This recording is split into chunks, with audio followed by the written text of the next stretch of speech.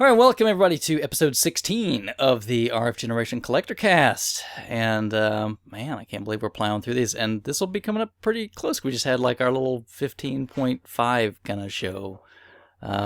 Which I really enjoyed. It was fun for me. Didn't know what to expect. Could have been a part of that. That was kind of a shame. Yeah, but me too. We really did have plans. We were gonna try to Skype him in. We were gonna try to pre-record some parts that we could just play at appropriate times, and it wouldn't. We're lazy. We couldn't. The internet was bad there, and then we couldn't get the other parts to work out because we're not computer geniuses, or at least not all of us. Yeah. So, but those voices that you hear there, I'm your host, Mr. Duke.togo, and joining me from the place where it never seems to get above 70 degrees. That's what I've just found out today. So Krabby. 70's too hot. Snow in July, right? Snow in July happened. is possible. It's happened. That's wrong. Just and flurries. Then that'd be a great Canadian band name, Flurries in July.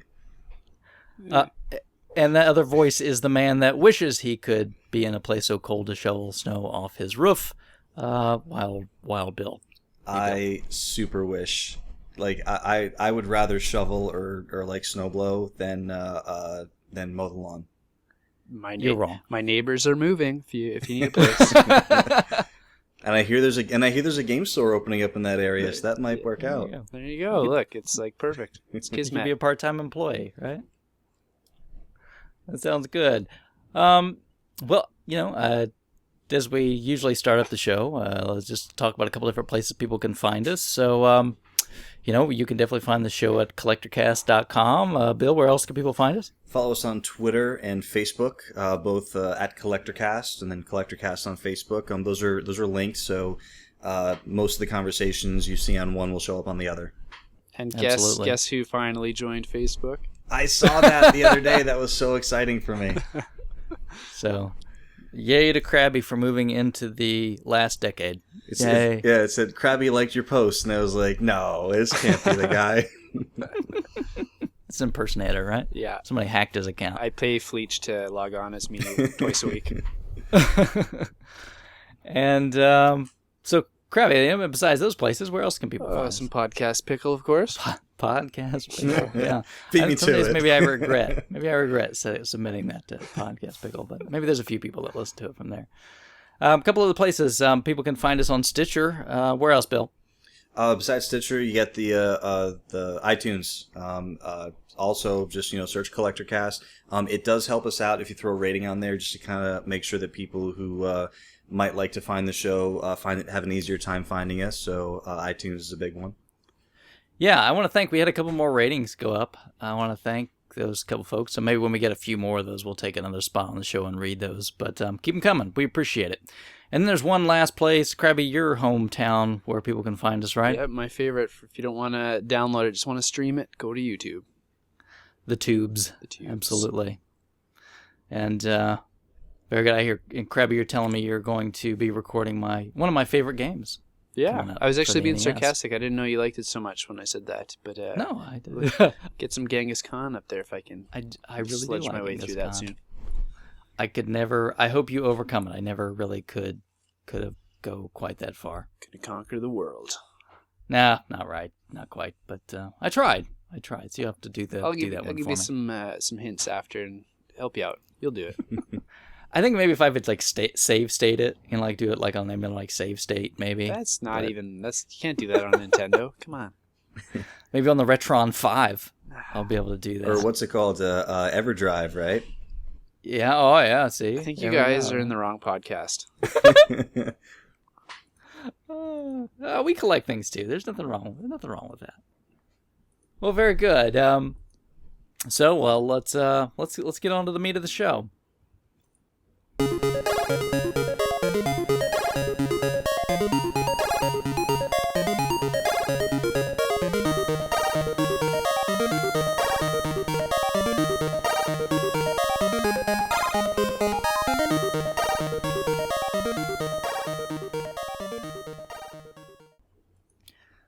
All right, so like we normally do, we like to kick it off by talking about some excellent grabs from people over on rfgeneration.com, kind of our home base.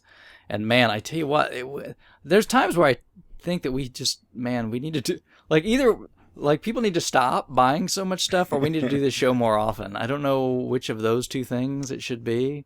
I wouldn't want people not picking stuff up, because it's it's great going out and having those great finds. But yeah, man, it's I feel like every month this segment gets longer, and as opposed to going to an 8 or 10 hour format, we're forced to kind of maybe not talk about every single thing people pick up. So we've been saying the last few months, we do apologize. There's going to be some things that just don't get mentioned, and it's not that we don't love that you're posting and being part of the community over there. We just have jobs. And at 5 hours, sometimes I think we're pushing it. So yeah. Maybe we can keep it at least to that, or a little less, maybe. All right, so let's get this thing started at the top of the alphabet with Mr. Addicted, right? He had a birthday. Happy birthday, John. Getting as old as Duke there. Hey, wait a minute. Not quite as old as me. I'm a little older than he is. I'm sorry. It's a very nice icing job. It was his wife made him that cake, right? Yeah, like this tiered, like Mario cake and everything. It's awesome, yeah. That's pretty cool. And like is that a Paper Mario style Mario? The Luigi down there looks like it. Yeah. Impressive. Very good. I usually get brownies for my birthday, but maybe I'll ask for Mario brownies next time.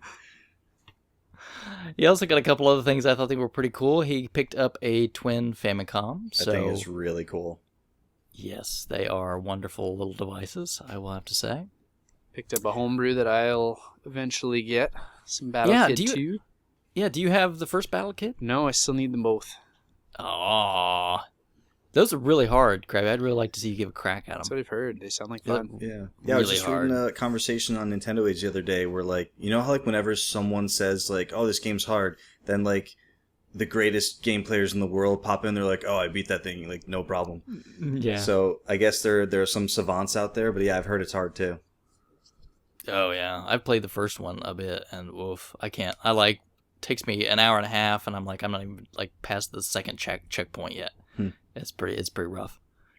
And then he also picked up, I know this is, not really worth anything, but I just wanted to mention Pinball Hall of Fame, the Gottlieb version for PS2. Man, I love these Pinball Hall of Fame games. Do you guys play those all? I don't. Not really, no. I think I picked that game up for $2 or something at a GameStop when they were clearing a bunch of PS2 stuff out.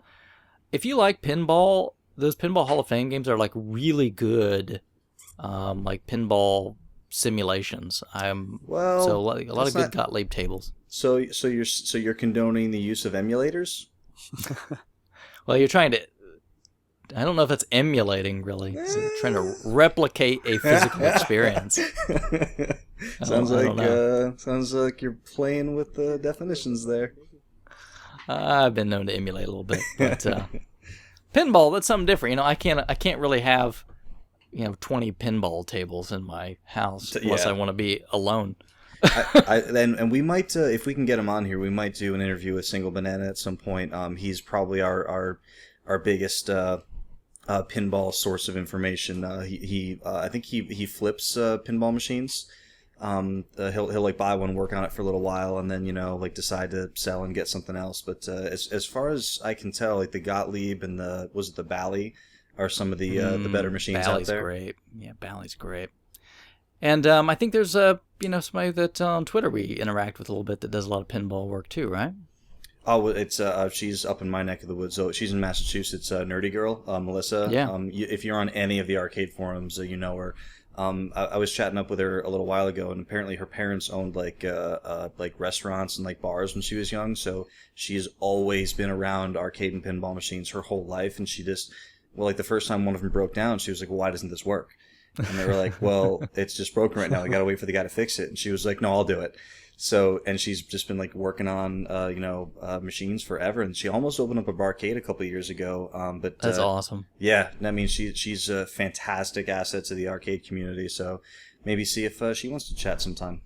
Why wasn't that one of my things on my dating list when I was like, must know how to repair pinball machines? Yeah. Must love Silver Ball. Yeah, but it was just a couple good things there, Addicted. So again, happy birthday and congratulations on a couple good pickups there. Totally. All right, so we Crazy the Possum coming up next. You mean Cray? Yes. Okay, so Crazy the Possum. You mean Cray the Possum? Cray? I don't know who wrote Cray the Possum. I'm pretty sure. No, wait a minute. That's Crazy the Possum. I originally typed Crazy the Possum in there, but someone had gone in and doctored my typing because I typed it all as one word. Well, that Possum Cray. So he's cray. So Cray picked up an Odyssey Odyssey 1 in the box, but what's even more interesting is that it was inside the original shipping box that was labeled crazy. Magnavox Odyssey, and that shipping box was in pristine condition as well as the original box. How did that happen? I don't know. And interesting again is, you know how most systems they come shipped in like a case of like 2, 3, 4. Yep. This thing looks like it was individually wrapped in that box. So it's state of the art. It really was. Magnavox went above and beyond with that one, but that is a Cray pickup. So well done. Yeah, you don't. I mean, I would love to have not that I think I would ever play it, just to have an original Odyssey. Yeah, me too. You know, they just look so strange. You know, with like the weird little controllers. Don't you guys find that like even if a system isn't something you're specifically collecting for, like most collectors you come across are like, even if it's like loose, they're like whatever system they find, like I'll hang on to that, just to have another system. Yeah, I do that most of the time. Yeah, unless you're trying to help somebody out, right?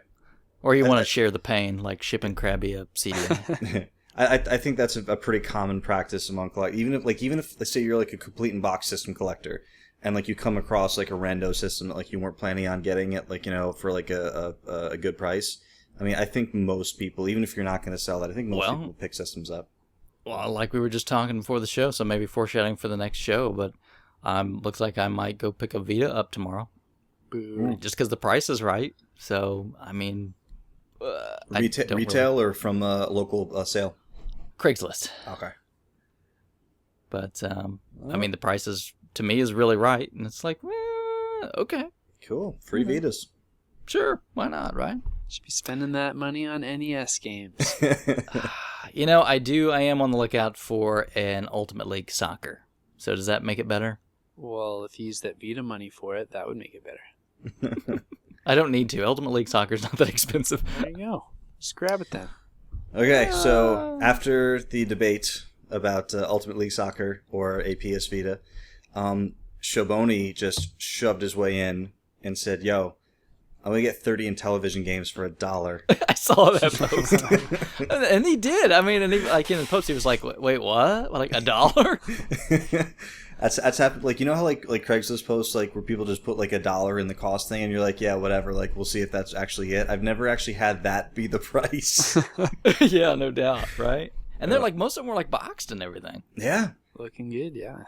Yeah, with the what do you call them? Like the inserts for the controller and everything. Those like overlays. Those are tricky to find sometimes. And then television games really aren't worth much. No. But that's still a killer deal. That's still a pretty killer deal. Yeah, also picked up Borderlands 2 for the 360. I don't care what platform you get it on. That's a fantastic game. I'm working my way through the additional what's it called, the season pass right now. And then you guys familiar with the Deer Hunter games? I would imagine those are huge up north. They are, yeah, hunting up there. So pretty sure there's one in our movie theater. Like a stand-up cabinet. It's like the Kabbalah or Kerbella or whatever they are. The Cabela's, yeah, the hunting games down here. So someone got angry and said, you know what, the deer need to stick up for themselves. And I always forget that these exist until I like spot one out there. So he picked up a couple of the Deer Avenger games. So the Deer Avenger games, if you've never seen them, they have the word hunter like crossed out, and apparently the deer spray painted Avenger over Hunter. So it's about like the Chick-fil-A kind of right. thing. So yeah, exactly. It's about sentient deer who are hunting the most dangerous game, which is man, if you're unaware. So yeah, good. I hope he fires those up and plays them. I believe he got them on PC, if I'm not mistaken. Because they wouldn't be released anywhere else. Yeah. Hopefully he gets those. And also, he picked up a super common Mega Man Soccer. I see those all the time.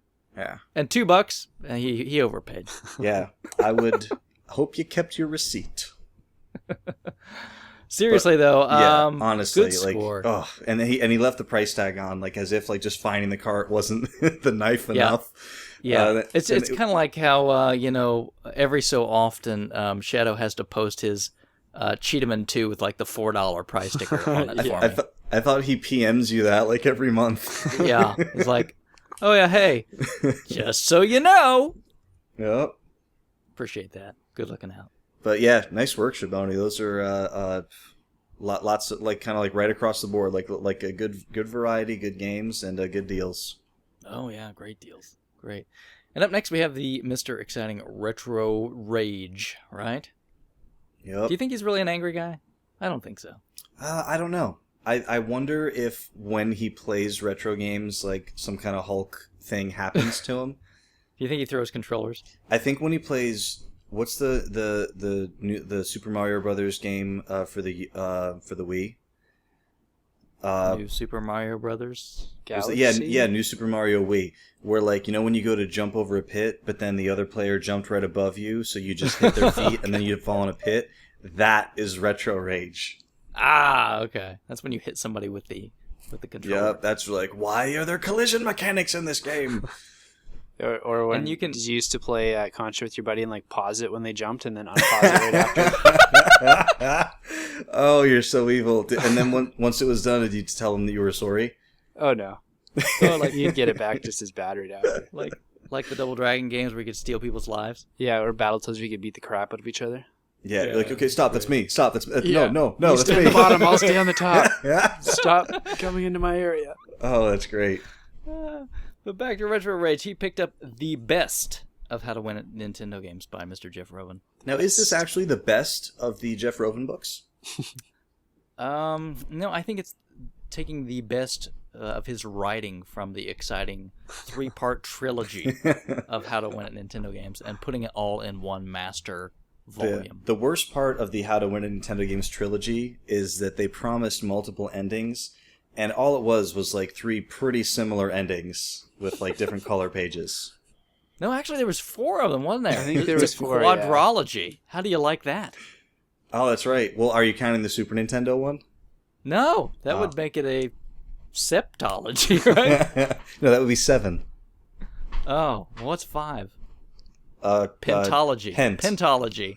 Can't we just start calling it an anthology at some point? I guess, right? And then this one I thought was, like, did you guys read this story about this Kirby's Dream Land thing? No, I didn't see it. Something about the garbage? Yeah. Yeah, so, like, Retro Rage, he works, like, he does stuff for, like, a charity. Where, like, I think it's kind of like a Goodwill kind of thing, where they, pick things up or whatnot. And so he goes and he finds, like, sitting around, there's, like, a Kirby's Dream Land cart. It's just sitting out. So he goes, like, he's going to go buy it or whatever. And he finds in the trash they had thrown away the box, all the inserts, and the manual. He just found it sitting in the trash. And they just gave it to him. They're like, here, yeah, sure. But why would you do that? That might be Retro Rage right there. How long has this been happening?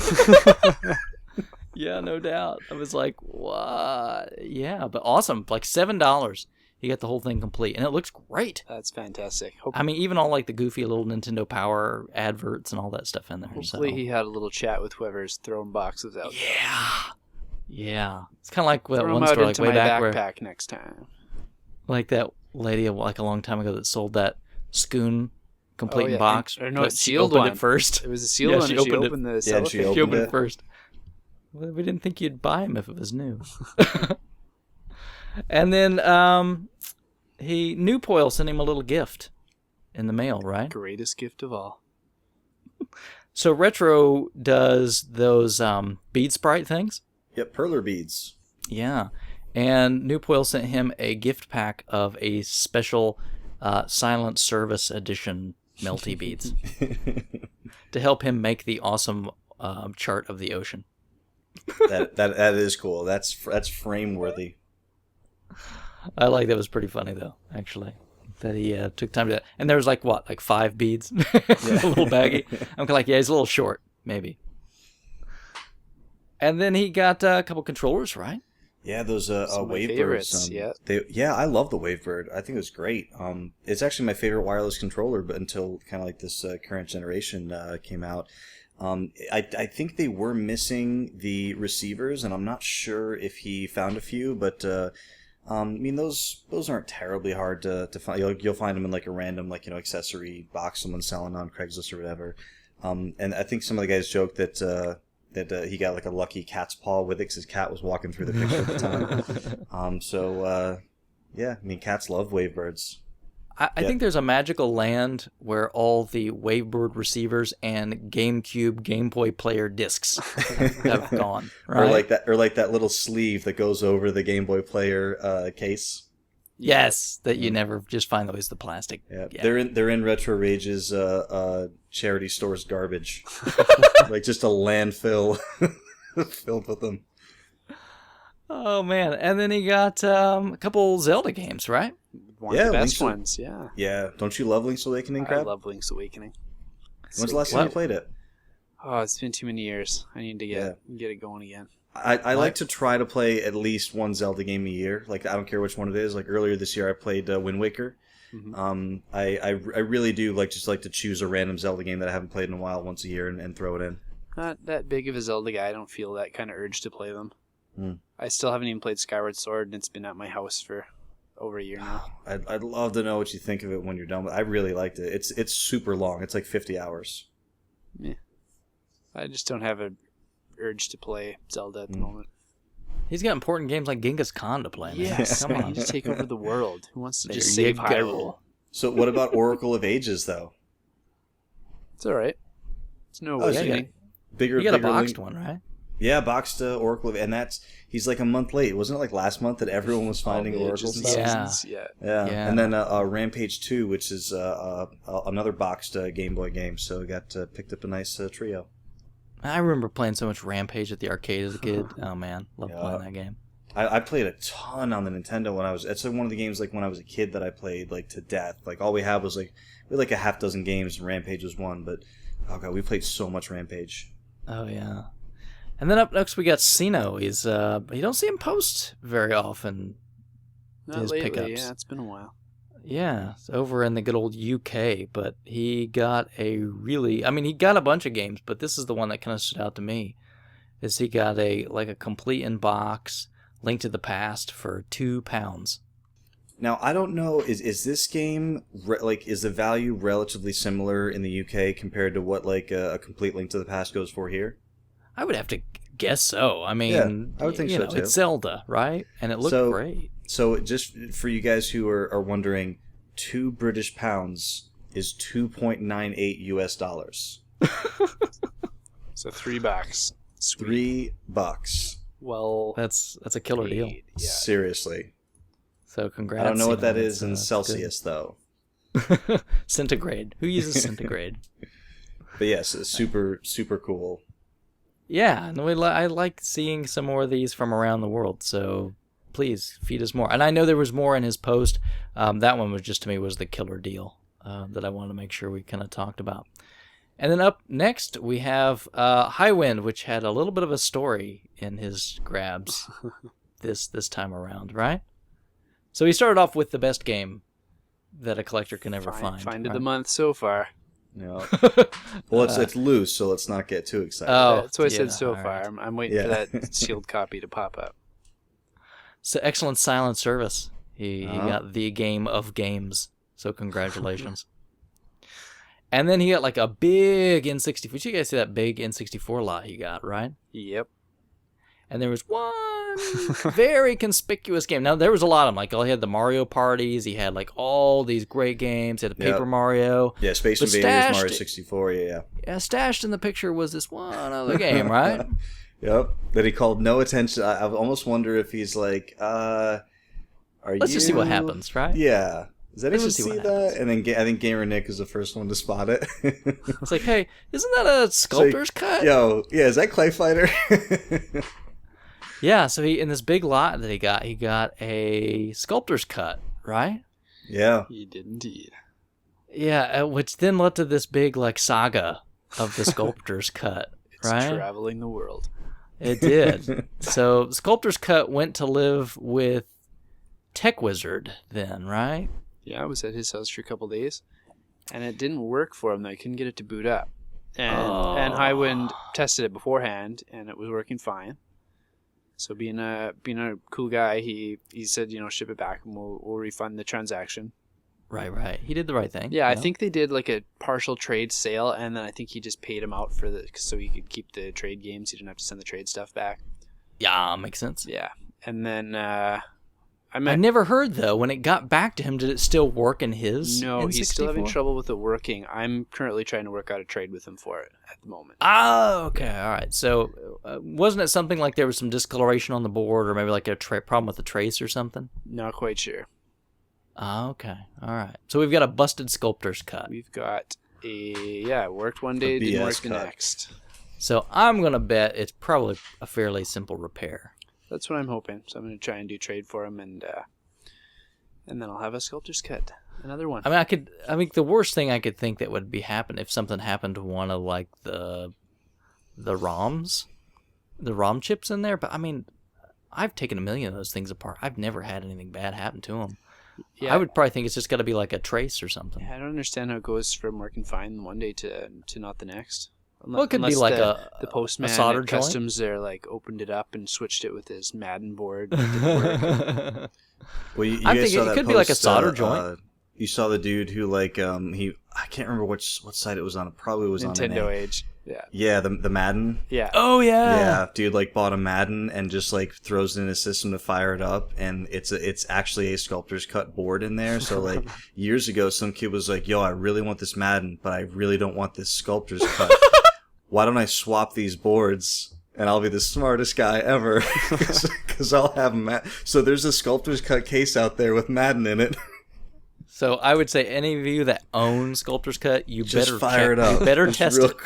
If you've never tested your copy, what's wrong with you? Go test it. There's one in the world somewhere that someone's going to be very upset about. So, well, sorry that didn't turn out quite right, Highwind. Hopefully, if you and Krabby can get together, I'm sure there's probably a fix for it. I doubt that it's probably dead for good, but very good. And then he proceeded to buy everything. We said, well, since I got all this loot rolling in from Sculptor's Cut, why don't I just go ahead and buy all the stuff? Yeah, I mean, he just has all. I mean, we're talking a bunch of GBA games. He's got some N64 Rumble packs. He's got Super Nintendo, Game Boy, N64. It does make me think that it might be a store buyout or something similar, because there's 3 copies of Wave Race in there. Yeah, he must have just gone and bought a huge lot. There's an awesome little NES cart carrying case. There's a bunch of NES carts that he bought. He's got an Untouchables cart in there, which is a little trickier to find. Yeah, I want to know what cover it is. That's what I want to know. Which one did he get? Because there's one I still don't have. But I think I need the movie version. I'm missing. Are you going for both covers? Eventually. Yeah. Eventually. You going for all the seals? No, I'm not crazy. I'm not crazy like our interviewee. Foreshadowing. Not crazy. No. But congratulations, Highwind. If nothing else, even a broken Sculptor's Cut has to have some value, I'm sure. Looks the same on a shelf. There you go. And then up next, we've got Monkeys. Monkeys. The Monkeys. He had a pretty nice little pick with a handful of games in there. The only one that I wanted to call out was his complete in-box copy of Extra Innings, the baseball game for the Super Nintendo, just because it reminded me of a story that happened to me earlier. I think it was this month or last month. And forgive me, I don't know if I've told it on the show yet or not. Basically, I wear glasses. I can see pretty good without them. I just can't see detail without them, so I don't always have them on. So I'm in Goodwill, and I'm looking around and I see some loose Super Nintendo carts. And I walk over to them and I'm squinting because I can't really see. And they're in a glass case that I can't, it's a locked case so I can't see inside. And I see this Extra Innings cart. Now, if you've ever seen the spine of an Extra Innings, it's kind of Extra Innings, it's the spacing of the word, it's kind of it's one word. I know where you're going with this one. So, and I didn't know what the spine of an Earthbound cart looked like. I didn't know that it was just like, just green Nintendo text because, Nintendo and everything. So all I saw with my squinty, non-focused eyes was a Super Nintendo game. The name of it is one word and it starts with an E. and your heart skipped a beat, right? And then I learned very quickly that, that's what that game is. So I just thought it was... They had that under lock and key. Yeah, they had Earthbound. Like, that's the thing is, like, I guess they don't know which ones are good and not good, and, like, they don't want to bother looking. So, like, whenever they get any video games in, they go in the case. Oh, I hate that. I know. If there was somebody that was starting a video game store that I knew I could tell, I would tell them, please don't do everything that. up, no prices. Put everything in a out case. Of order. And ask for, hey, how much for how much for Mario Brothers? Hang on, let me check. Look it up on eBay. That's what I want. And make sure I have like Nintendo games on all four corners of the wall, so they're really far away from each other. And the other thing I've told you about before about my Goodwill, how they have some kid working there who like whenever video games come in, they must be like, oh, Gary, come here. Like, what are these worth? Because all their N64 games are priced like differently. So, like, there'll be a few games that are $4, and then, like, Mario and Zelda are, like, $25. So, they're, like, looking... And then today I stopped by, and I was like, maybe I'll get lucky. And I walk in, and I see the kid who I know is doing all the pricing. He's like, he has, like, Batman pins on his, like, Goodwill apron, and I'm like, oh, nice. Yeah, he's the kid. And then I walk over, they have a Genesis 2 with a Sega CD Model 2. Oh, yeah. $75. Ah! So that's my Goodwill experience and why I never come away with anything. You look at him and go, Batman, it's not worth that much. Yeah, I just look over and I'm like, you know what you did, and I walk out. So. You've made me unable to help some poor person that needs a job at Goodwill because I can't buy your product. Yep. And then when I bought something actually earlier today. I'll talk about it later, but I bought something for like $4, and they have a new thing where they're like, do you want to donate? They're usually like, do you want to donate $1 to support our career centers? And like, I normally don't do that extra $1 donate stuff. I do my charity like on my own time. But like what they do now is like, let's say if your purchase is like $4.80, they're like, okay, your total's $4.80. Do you want to round it up to $5 and donate 20 cents to our career center? And almost everyone says yes. Right. All that adds up. Yeah. That's an easier yes than an extra $1. Absolutely, yeah. And you were like, no, thank you. I heard the 3 cents. Yeah, the 3 people in front of me, I heard it happen, so I was prepared for it. If I was not prepared for it, I might have fallen for it. You're like, you're not getting me, Miss selling Sega for $75. Yeah, this is my almost a quarter. You show him, Bill. And up next we've got a new member to RFGen from the Netherlands. Netherlands. Right? From Amsterdam, I think he said. Oh, really? Okay, I was going to say where in the Netherlands, but that's cool. Amsterdam. But Mr. Piles. Interesting name. Piles. Or maybe it's means something else. Maybe it's like Piles. Yeah, I don't know. Oh God! Now we sound like stupid Americans. Krabby, can you bring your worldliness to the pronunciation of this name? Pilsa. Pilsa. Love it. Sounds more Spanish, I guess. And we just lost all of our listeners from the Netherlands. Thank you. So he paid €250, which I assume is money. Yes. At the moment, I'm not sure. Sounds like it's not worth anything. Google's telling me that's $320 US for with some Queen's Day shopping. He went nuts on Queen's Day. We've had one of these big Queen's Day posts before, right? It's been a while. Is that like a yearly thing? I think last year we had a big Queen's Day post from somebody. I'd love to find out from him if that is a thing that's kind of like, the equivalent of one of our, big shopping days, like after holiday shopping Friday things. Friday type thing? Yeah, last year, Boxing Day, similar, yeah. Do you remember last year that story? Because somebody put a blog post together, and it's basically like where like all these people have like all these giant sales. Yeah, it's like all over. It's like a countrywide garage sale. It sounded like. Oh, yeah, sign me at least up. Wherever he was at. Let me go to that country.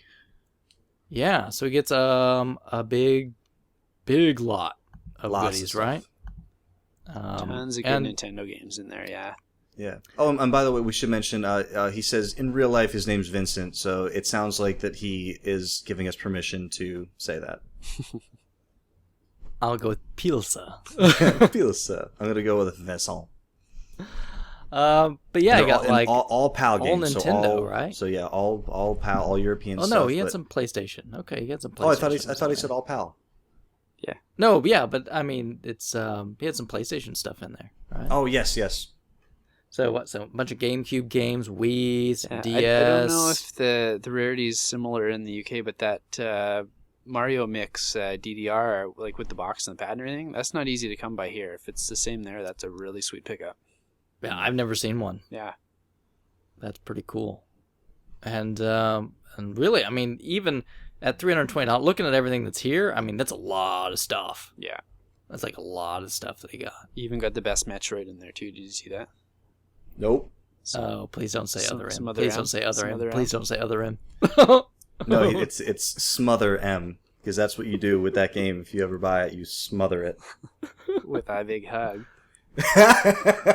Smother it in gravy. I smother mine with its shrink wrap. I don't let the evil out. Oh, and so he also picked up Ni no Kuni, and the proper response to picking that up is then typing, "I'm in love with this game," which I think everyone who played it is in love. I still haven't picked it up, but everyone I've talked to who has played it is like, "Oh, it's love." My wife just started working at Costco, and her coworkers the other day were talking about Ni no Kuni, and she knows about it because I'm talking about like I want to pick this game up, and I thought she might even like checking it out a little bit because she likes some of the Studio Ghibli movies. Mm-hmm. And she was mentioning that and trying to talk to them about movies to like be part of the conversation. And these like 5 guys who were talking about it had no idea that it was the same studio that did these movies. What? Cartoons? Yeah, pretty much. And I mean, to be fair, I mean, I know about the studio, but the first time I saw the game in person, I was at New York Comic Con. So like, you know, it was very clear from the way they were presenting it that it was like at the Studio Ghibli booth. Yeah. But yeah, like, and then when you see them together, you're like, oh, of course it's the same people. But like, but yeah, I could see how people who maybe aren't familiar with some of their, what is it, Mononoke and Totoro and yep. what is it, Howl's Moving Castle? Howl's Moving Castle is the other one. Yeah, it's the one I was thinking of. And so Final Fantasy 12 for the DS. Now, if listeners Revenant, will know Revenant Wings. Right, the Revenant Wings, like the spin-off. So listeners will know that Duke is a big fan of 12 on the PS2. Have you ever played Revenant Wings, Duke? No, it's a different style game, so didn't look interesting to me. I'd always consider like picking it up if I could find a good price on it, but I've never talked to a person who's played it. Yeah, I kind of looked at when it came out. I looked at some screenshots, and it's just a totally different style of game. So, okay. My theory is everyone hated 12 so much they didn't bother playing. Oh, right. No.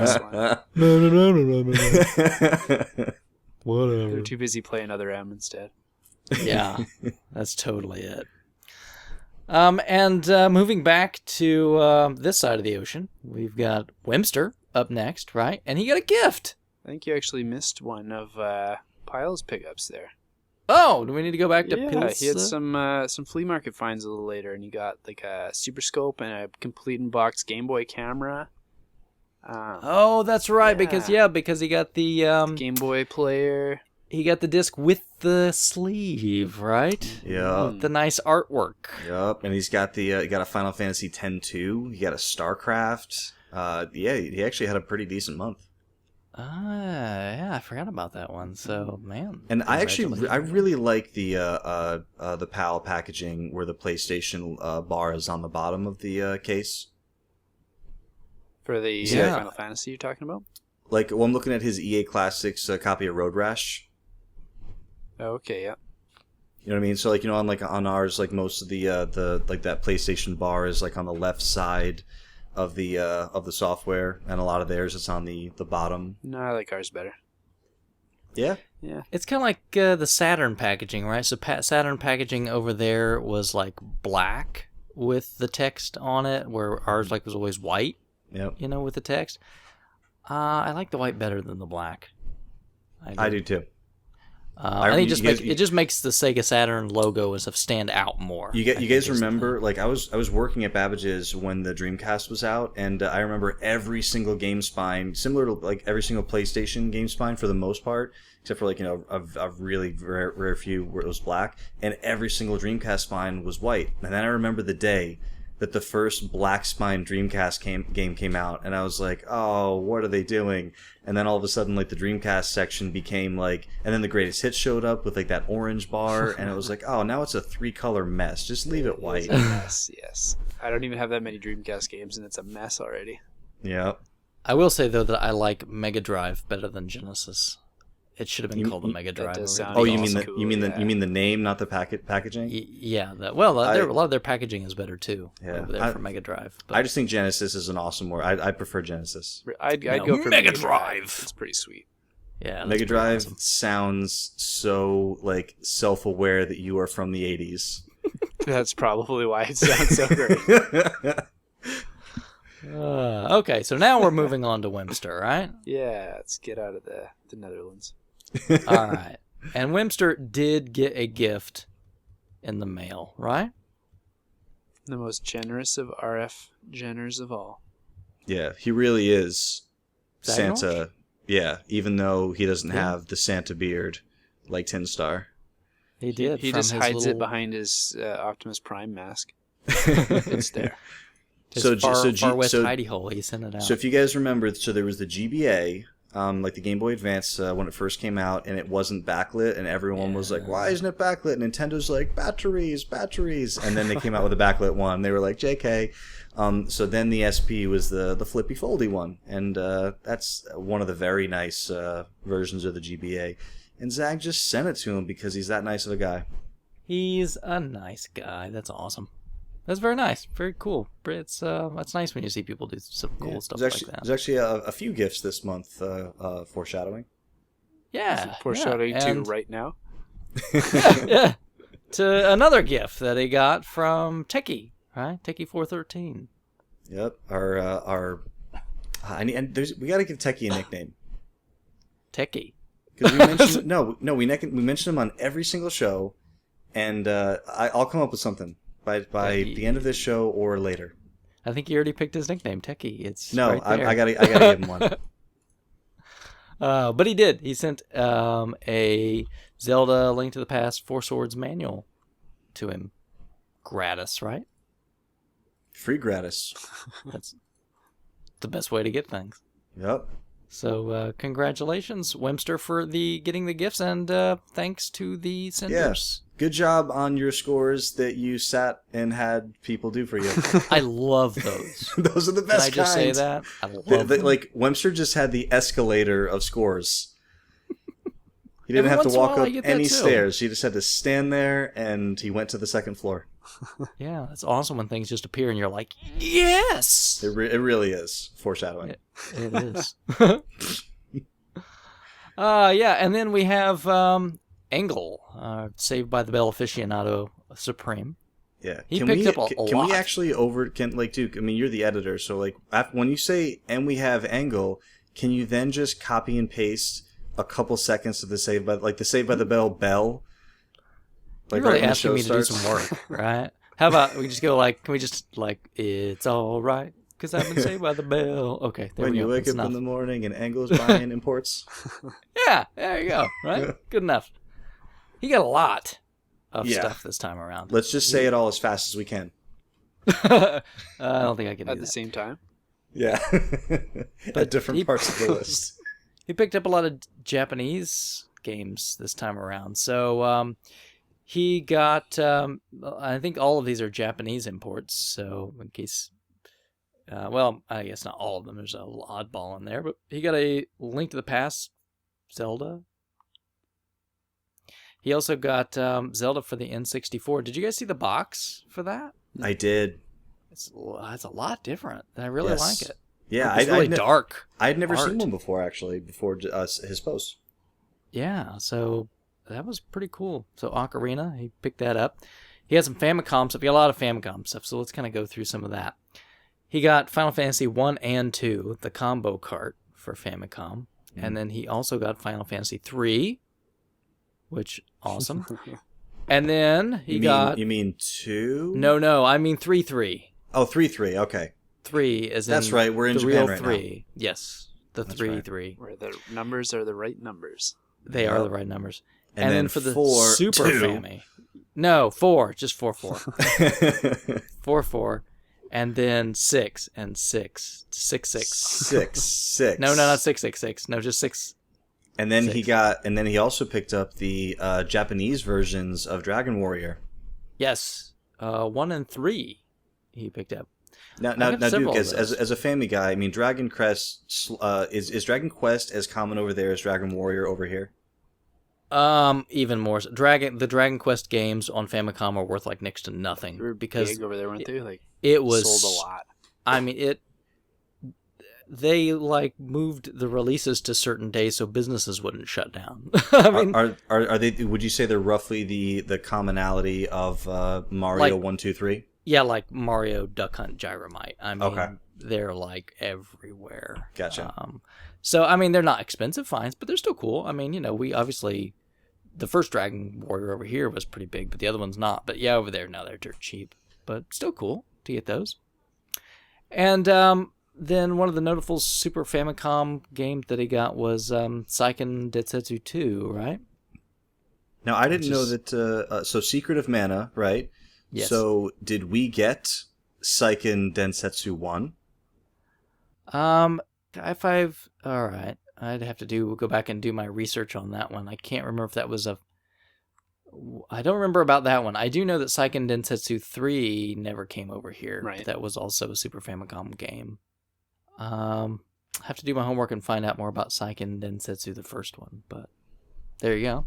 So you picked that one up. So I think I just did a real quick search. So the Mana series, known in Japan as Seiken Densetsu. So Legend of Mana, Secret of Mana, and actually, released the first one, Final Fantasy Adventure, released in Japan as Seiken Densetsu Final Fantasy Gaiden. Okay, so the Game Boy game. So it was the Game Boy game was the first one. Yeah. Well, there you go. It's an interesting. And released in Europe. Released in Europe as Mystic Quest for the Game Boy. Oh, very interesting. I didn't know that came out and called that Mystic Quest over there, because we've got Mystic Quest over here, but it's something different. So there you go, right? Yep. So I guess we did get Seiken Densetsu. We just didn't get Seiken Densetsu 3, which I know a lot of people... There's a lot of people that do like those, like the repros, right? And that's a big popular one. Yeah. Big popular to do that one that never came out, the third one. Now, is that a fan translation? I would have to guess so. I don't think it ever got a release over here. So a lot of those things floating around. We saw a lot of those at Too Many Games, right, Bill? Oh yeah, there was. I mean, and I'm not really in that scene, so every time I saw one, I was like, "I'm really sorry. Can you tell me what this is?" And people were happy to tell you, like, "Oh, this is really cool. It's this game." And there's a couple big repro makers in Connecticut here that I'm starting to find out about. So, like the guy who's doing the Fix It Felix Jr.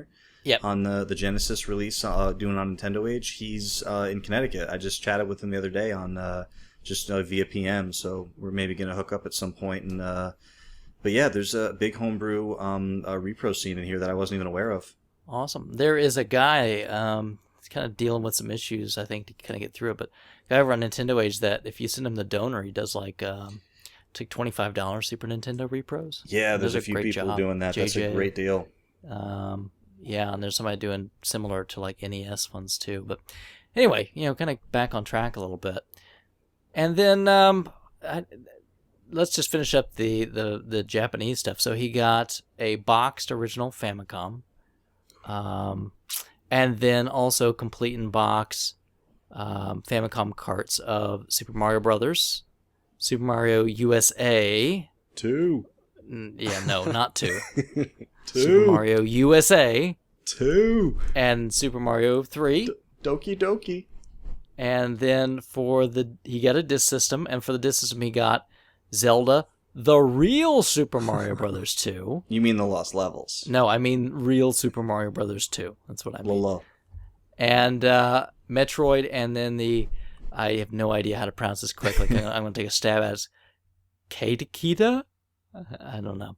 But Mario Brothers, we kind of chit-chatted back and forth about that one a little bit before we picked it up, because he got these from Arcade Gear, where I got some of my PC Engine stuff. And that was like a disc writer only game, and it's basically got advertisements for like this food company over there. But it's an altered version of Mario Brothers. It has like advertisements, and it also has the altered gameplay where you can control your jumps in midair, which the classic series that came out in Europe, that I've got a card of that, of Mario Brothers, uses the same mechanic, which is based off of that. I love that idea, like Mario Brothers with Super Mario jumping. Yes, it makes a big difference. It makes it a lot more playable. Oh, yes. And then he also picked up, they have like these handbills, like they're real popular. There are a lot of them out there for like Famicom games and stuff, and people collect them.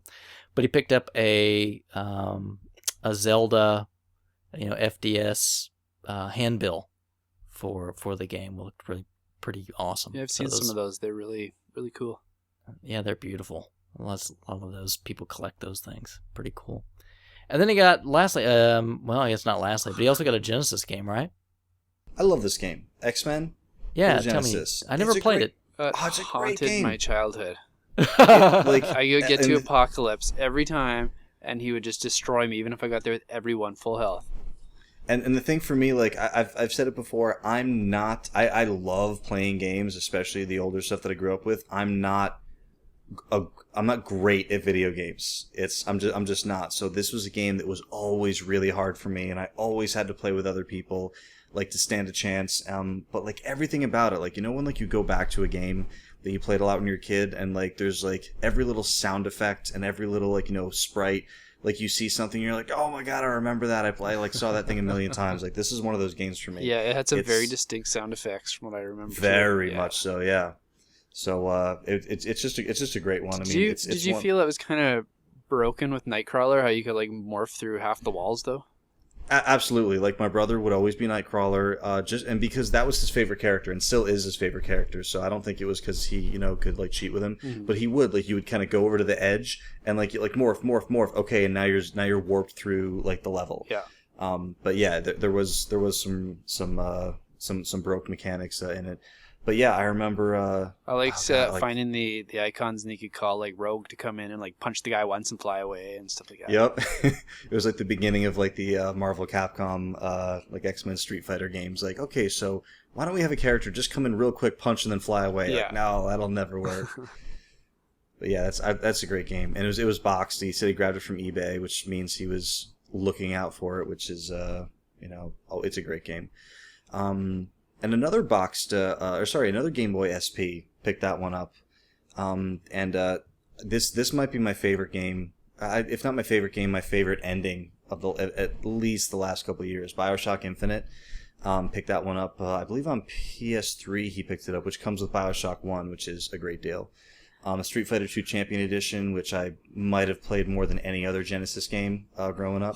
Oh, the voices on. I had that one too, because that was before I had a Super Nintendo, and the voices were so bad on that one though. We've had this conversation off air where like I remember playing the crap out of Street Fighter 2 Champion on Genesis, and then going to an arcade and hearing Ryu say Hadouken and like just getting goosebumps, like, oh my god, it's so good, because I was just so used to hearing. Yeah, it's really bad. Yeah. But the Genesis pad, that 6-button Genesis pad, was awesome. All the difference, yeah. And I think I might have had a fight stick for that game too, because I really wanted the 3 and 3. Oh yeah. So that was a big one for me too. Picked up Half-Life for the PS2, which I would say is not the best version of that game. But that game, like, in that era, had a really rocky release. Like, it was like rumored to be coming out for Dreamcast forever. And then it didn't, and then they were like, well, we kind of have this port that, like, we might be able to work on the PS2, but, like, they just had to get something out. So I believe that's kind of how that game came out to the PS2, but the problem is, like, by then it was so old that, like, all these console people who were like, okay, what have these PC guys been, like, talking about these past, like, 5 years about this amazing game? They're like, this thing isn't good. They're like, yeah, because it's like it's 5 years old now. You gotta, it's not fresh, but still, Half-Life's a great game to play through. Shadow of the Colossus, you can't. You can't. I think you guys have talked enough about that game. Play it. Past. Play it. I don't have it. Play it. And I don't have it. And then he also has he got a couple of 3DO games from myself. What did he get? I sent him Blade Force and Phoenix 3. Somebody needs to give me or sell me really cheap a copy of Mercenary for 3DO. Ooh, I'm so like you didn't see it in my sale thread for like a year. No, I didn't know. I just sold it to. Well, I don't want to tell you because then you'll go after. Oh no, I don't care. Just the reason is because when I had that one friend that bought the 3DO, like when it came out and spent the crazy money, and he had a Mercenary, and I remember it was so horrible. I just want to go back and relive the pain just for like 5 minutes. That's why I said give or cheap. Oh, gotcha. Yeah, no, I sold it to. It was a deal I did with Sector. All right, well, Sector, please enjoy the pain. You can tell me how bad it is. I'll relive the memories. And after my generous gift to him, Castlevania Bloodlines, which I think I've talked to Duke about this, and Duke's not crazy about this one. It's not my favorite. It's good. It's not my favorite. It diverges a little bit. You know, you have like that guy with the pitchfork thing. And it's a little different, right? Yeah. And then Mega Man 8 is one I've actually never played.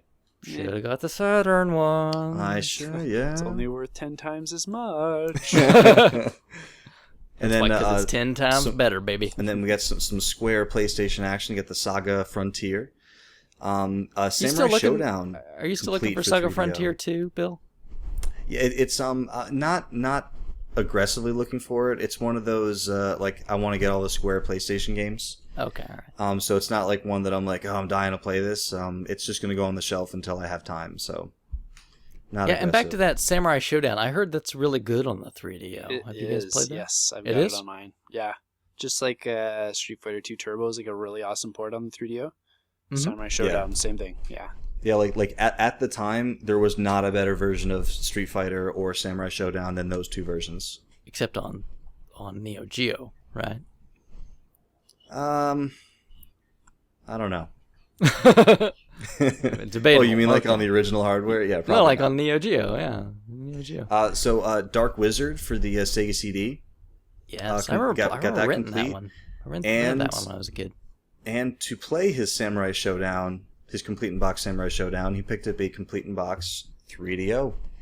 The FC1, which is my personal favorite. A lot of people like the 10 or the Gold Star. I think the FC1 is my personal favorite model. That's what I've got. I like it. That's the one I've got too.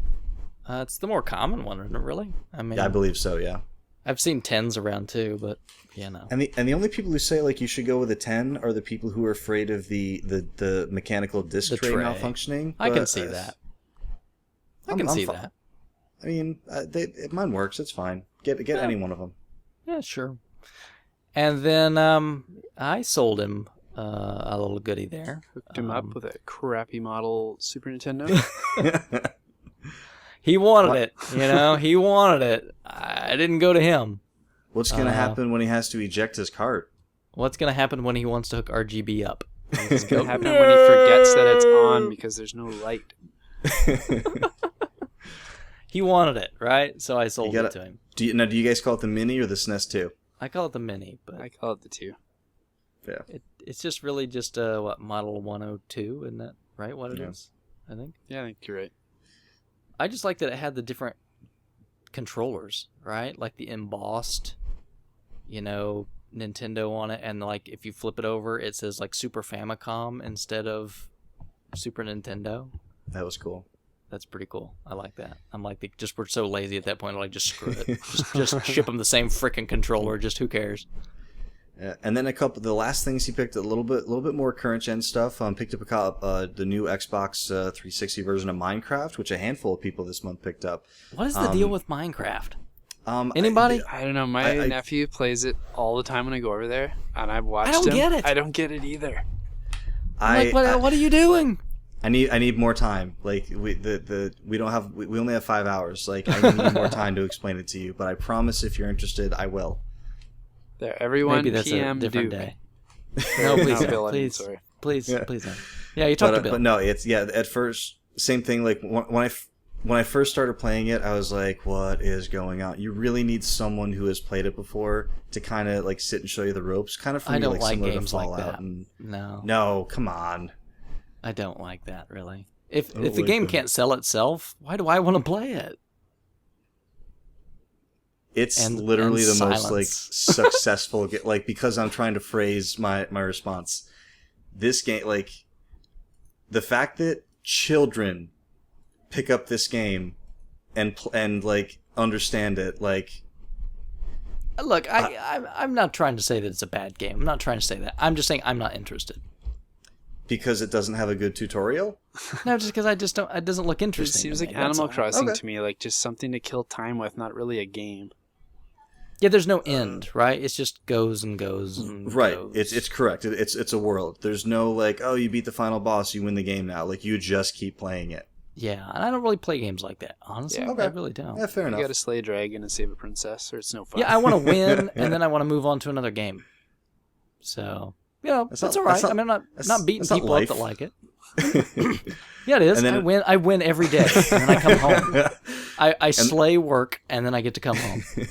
And then another one that some folks have been playing lately on the RFGen forums, Dead Rising. The original Dead Rising before it kind of became like a circus. But yeah, I love the original Dead Rising game. I couldn't get into it. Also, yeah, Never- I could, never tried it. I couldn't at first, and then once I know, like I just said this thing a second ago. Once I realized, oh, this is the way that the game wants me to play it, then I understood and got into it. But yeah, it's I'm playing it, and it seems like it should be so much fun, but I can't understand why I'm not having fun with it. I put in like Yeah. 5 hours, and I'm just like, everything that I did seems really cool. I hate it. Have you started over yet? No.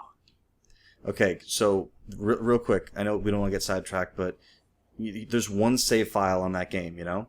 So it's not like you can have multiple like people like playing the game at the same time, and your save data doesn't reset even if you start the game over again. So basically, you know when you start the game and you're kind of flying through and you're like killing all the zombies from the air? Yeah. And like you level, let's say you gain like 2 or 3 levels. Oh, level 2, level 3, level 4. If you then say, okay, I want to like erase my progress and start the game over. You start back in the helicopter at level 4. And then if you like kill that entire swarm of zombies again, you get to level like 5 or 6. So you I can wanna start over Dragon again. Warrior grind your character in Dead Rising. Absolutely. I literally played the beginning segment of that game like 10 or 15 times till I was like a super high level, and I am destroying zombies and loving it. Because I feel like the reason I wasn't having fun was like, dude, like, I don't want to be like overwhelmed and powerless against zombies. I want to kill hordes of zombies. So once I made my character to the point where I could do that, then I started having fun with it. And I actually played through the game 2 or 3 times, and I don't normally do that, but I like as soon as I was done with it, I was like, I want to do that again, and then I played it again. I don't know if that would fix the issues I'm having with it. Gotcha. Well, let's move on to games we don't have issues with, like BioShock 1 and 2. I do have issues Nope. with those. No. Yeah, No, that's I don't not have- right. No. I There's don't no have any issues. issues with those. I The love issue them. that they're incredibly boring. Oh, All right, we gotta go. That- BioShock 1's great. BioShock 2, Minerva's Den is the best part of that game. Moving on. Krabby agrees. Moving on. This is All like right. Skies of Arcadia for me. I've played them both from start to finish. Don't understand what the hype is, what the deal is. Embrace the love. And that's the Embrace thing. And love. there's nothing wrong with you. It's okay. But like you also told me that you were incredibly bored by Borderlands, Oh, yeah. and that's okay. Oh, yeah. It might just be. It's just Well- not your kind of game. But how many hours did you play bases loaded games? Oh, over 100 between the three of them. I'm going to leave that out there for the listeners. I'm just going to leave that out there for the listeners. He's an adrenaline junkie. There you go. Yeah. And then he picked up the big Ninja Gaiden 3 Collector's Edition. Pretty cheap, right? I think he found a deal like at a GameStop or Yeah, they something were on that clearing one. them out. Yeah, I remember him posting something about that. Yeah, it's like a big box. And it has like the figurine and all that stuff, I think, doesn't it? Isn't it that one? I think Yeah, so. the one with the statue. Yeah. And Yeah. I almost bit because there was somebody was doing a clearance out of the big Street Fighter collection that just came out that has like the statue and like the where it's, gajillion discs. Uppercutting him? Yeah, that's awesome. Yeah, I almost bit on one of those. I think it was only like $60, but I didn't. Yeah, right. And that really wraps up Angle, I think. Jeez, wow. That's a lot. Well. Yeah, it's a lot of stuff.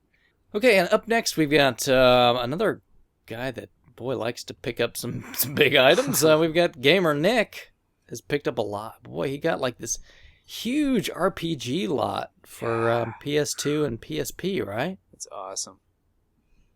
I mean, Yeah, I'm like, sorry we can't mention all of them, but literally just looking at the image just makes you just go, I don't know. yeah, like the Wild Arms, like some Suikoden in there. I mean, like, a bunch of PSP RPGs. I mean, geez, just really wow. Tons of stuff with Exceed and Atlas on it. That's awesome. Yeah, that makes Krabby a happy man. Yeah. And then he picked up a sealed NES cart, right? Yeah, and not the an easy one to even find loose. No. Yeah, Nope. and it looks like literally brand new. James Bond Jr., right? Well, yeah, and there's I think he said he sold a whole bunch of his school books, and I think like the store that he sold the school books at, he was like, "Yeah, show me where your Nintendo games are," and they had one of these sealed, and he was like, "All right, Done, right? Done." That's pretty cool. I mean, and looking at the pictures, I mean, seriously, looks like somebody just took it out of like the box of like the crate of them or something. It's pretty amazing. Yeah. And then he found like his dad was like a TurboGrafx distributor. Yeah. And so his dad had these two coffee mugs like hidden away forever and wouldn't give them to him, right? So he finally gives them these two mugs. And they're awesome. Do you guys see these? Yeah, I love those. The Bloody Wolf and the Legendary Axe mugs. Yeah. And like they have like the TurboGrafx logo on the other side of them. Those are sweet. I haven't drank a cup of coffee in my life, and I would love those. You'd drink coffee if it came with the mug, right? Yes. As long as it tasted like Bloody Wolf coffee. That's pretty cool. I love swag like that, right? That's just awesome stuff. And like you said, his dad, I don't think his dad ever used them. Just packed away because those things were shiny still. Yeah, they look brand new. Yeah. So really cool. And then, most like when we were at Too Many Games, like there's some places that gave some free stuff away. Like I've been to enough conventions both for work and for play that like I've kind of accepted that like most giveaways are garbage. So when you find stuff that's really good, it really is a treat. Yeah. And then he got Breath of Fire 3, right? With the guide. Yeah, Breath of Fire 3 is a cool thing to find by itself. It's a pretty cool game, but that guide is not an easy one to come by. Role-playing guides, they're awesome. There's something about them with all the maps and dungeons and stuff. Yeah, I mean, I do not buy strategy guides, but like for and actually I don't buy strategy guides for most like newer games I buy, but there's something about like that PlayStation era, like that golden era of RPGs, foreshadowing, that I always bought Final Fantasy guides, even if I didn't use them. I just had to have the guide to go with it. And then he also picked up a very nice complete in box NES game, and this was a little harder to find too, right? Yeah. Yup, Jungle Book. Yeah, it took me a while to find that one. Yeah. I don't think this is the first Jungle. I don't think this is the last Jungle Book for this month either. I think that's one that people kind of forget about when they're like listing off the Disney games on the NES. I don't hear Jungle Book come up very often. Well, we had that weird thing, right, where we got some of those. We got like Little Mermaid, we got Jungle Book, DuckTales, Chip and Dale, Darkwing Duck. Yep. But we didn't get some of them. Europe only got like Beauty and the Beast and Aladdin only came out in Europe. Yeah. So really just kind of weird, just late in the cycle, just how things panned out. But eventually I hope to get copies of Beauty and the Beast and Aladdin. I could have sworn you had a Beauty and the Beast for some reason. No, it's expensive. Yeah. I don't have that one. Maybe you were mentioning someone had it in their sale thread or something one time then. No, I think I want to say that I might have a copy of Aladdin. I don't know. I'd have to go look. I've got a couple to the point where he games, doesn't even know. That's awesome. I don't keep track of PAL as much as I do that. I know I've got quite a few of them, so I'd have to go out and look to be sure. But, and then another sculptor's client shows up. I mean, these things are a dime a dozen. They're here every show. I know. I'm starting to think that these aren't that rare. Especially with the box. Like, and I saw him post this, and I think he said this was one of the games that he's been kind of like making payments on. Like he called it layaway, but he's been like paying another member for like a little bit for it. I think it's from another member. So he finally got it, and I said, I told him about that manual that we saw on sale at Too Many Games. For $1,000. And I think we're going to talk a little bit about that later, so I'll leave that for later. But yeah, a sculptor's cut cart and box in very nice shape. Yeah, crazy. Yeah, the box doesn't have a sticker on it. That's pretty awesome. Yeah, super rare especially for this thing shows up at Blockbuster, the way they tear things open. So I almost wonder in cases like this if somebody who worked at the Blockbuster just kept one of everything and just took it home. Could be like a store manager, or yeah. I mean, who knows, right? Yeah. And then another Minecraft buyer. They know the secret. Yeah. And then this next, is this the one that's terrible? I think a little bit more foreshadowing. I believe that a certain Jason is not crazy about the production values of this Dragon Ball GT Final Bout. I know it was a tricky one to find, back when Dragon Ball was big and people were going after everything they could grab Dragon Ball. But I don't think this one's known for its amazing gameplay. Oh well, sometimes you got to fill slots. Exactly. Collection, so there you go. Yep. And then this last one box here. in there, yeah. Oh man, yeah. I mean, this game's phenomenal. I've never played it on PlayStation. I played the PC version, but there's a lot of publications that come out with a top 100 PC games of all time list, and XCOM is still at the top of that list on some of those. So it's a phenomenal game if you're into strategy, and it's kind of it's a turn-based combat game, but at the same it's actually turn-based everything, because it's there's the combat's turn-based, and at the same time you kind of go back to your home base and things are happening in turns around the globe. You have to kind of make sure you're keeping an eye out for UFOs by launching satellites, but you also have to respond to countries that are calling for help. Sometimes 3 countries will call at the same time, so you have to choose, and the one you help will be nice to you, and the one you don't help might take their support from you. So it's a very push and pull system, but it's very good. And the new one, the XCOM Enemy Unknown, that just came out last year, is extremely close to the original. Just kind of modern. They modernized all the systems. So if it sounds appealing, definitely pick up the new one. All right. Well, wow, that's a nice lot of stuff you got there, Nick. So congrats. Now up next we've got Grey Ghost, who boy, he's a big PlayStation guy as well. Yes. But PS2 stuff mostly, right? And he got quite a few odds and ends here. Looks like he did a deal with Noise Redux, and he got quite a few games.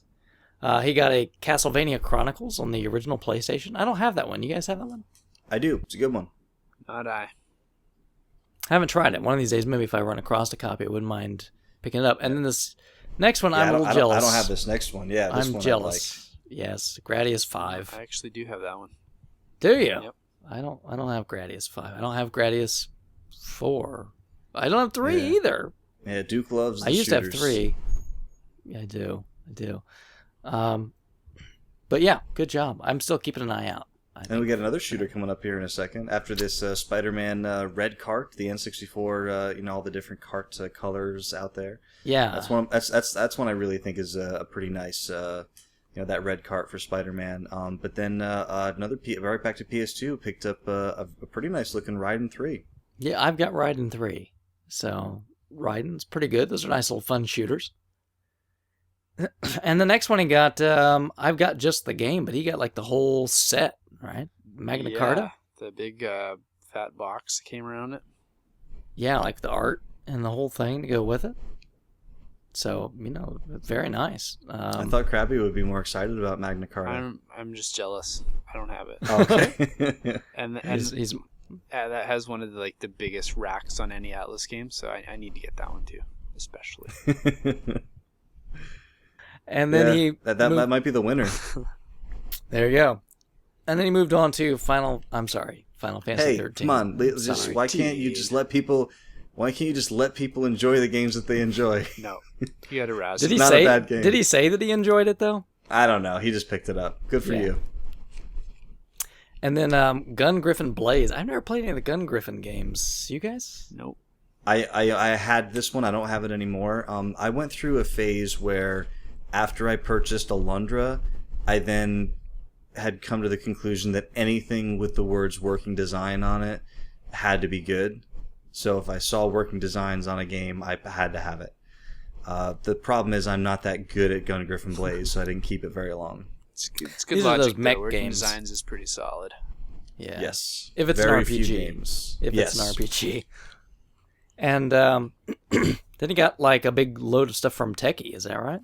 Well, yeah, you guys. Most people know that Techie cleaned out a closing play and trade. So a ton of games, like lots of discs, lots of carts. The clear standouts being NHL 94, NHL 95, NHL 96, Taking a theme. NHL 2K for the Dreamcast, the first of the 2K hockey games with Brendan Shanahan right on the front. And then, of course, you got it's only loose again, but you got a silent service in that deal as well. Nice. Winning. Part of the club, buddy. Yep. Welcome And then to it. he turned to eBay to go back to the RPG theme with Threads of Fate. Yeah, not familiar. I've heard of it. I haven't played this one. The next one he got, I had never heard of before he posted it. This Magic Penguin. Mhm. Yeah, no familiarity. I checked it out after, though. It looks awesome. It looks like something I'd really like. I think I need to find a copy for myself now. Yeah, so what go is for it. what is Magic Pingle about then? I don't know. It's Is like he a this penguin? weird, like strategy role-playing, goofy hybrid, kind of childish theme to it. I don't know. It just looks very quirky. Is Huh. he a penguin? Is Pengle a penguin?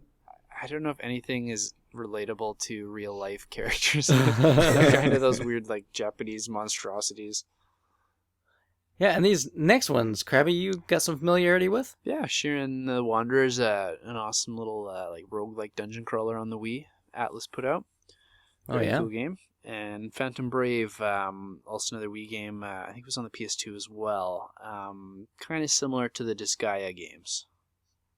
Like a No, okay. strategy. I think I've got role-play. one or two of those Yeah. somewhere. Yeah, both decent pickups. Not terribly common to find on the Wii. Very cool. Well, congratulations, Grey Ghost. That sounds like you had a very good month there. And then we move on to another fellow Canadian, right? We're got good old Fleech. Yep, doing a great job on the community playthrough. It's spanning July and August, so if you feel like playing some Super Mario RPG, Legend of the Seven Stars, just we decided to spread it out, or Fleech and I were talking about it, and it's just so many people are busy with like vacations and stuff, so we just decided, let's do 2 months. So if you feel like playing Super Mario RPG through from now to August, jump on the forum and Fleech will get you hooked up. Don't There you be go. deterred by hearing it's a role-playing game. It's not as long as most role-playing games. It's very doable. No. Yeah. There you go. And then he started off with some GameCube games, right? Some Pikmins. Yeah, both the Pikmins, right? Yep. And I like Pikmin. Every time I start playing it, like, because there's the whole timer mechanic Oh, to it. love that. Every time I get to a certain point where like I just feel like I've messed something up, and it's beyond repair. I've never played a Pikmin game, so I no familiarity. especially love the first one. It's so good. Well, there you go. Really psyched for 3 to come out soon. Because that's a return to the first form, right? You mean the third one? The third one is like a return to the mechanics of the first one. Is that the idea? I know there's a strong co-op mode to it. I'm not quite sure other than that. Okay, all right. And he was nice enough to work a deal with Tech Wizard for Pikmin 2, right? Mm-hmm. It was very nice of him to do that. Yep. And Fellow countryman.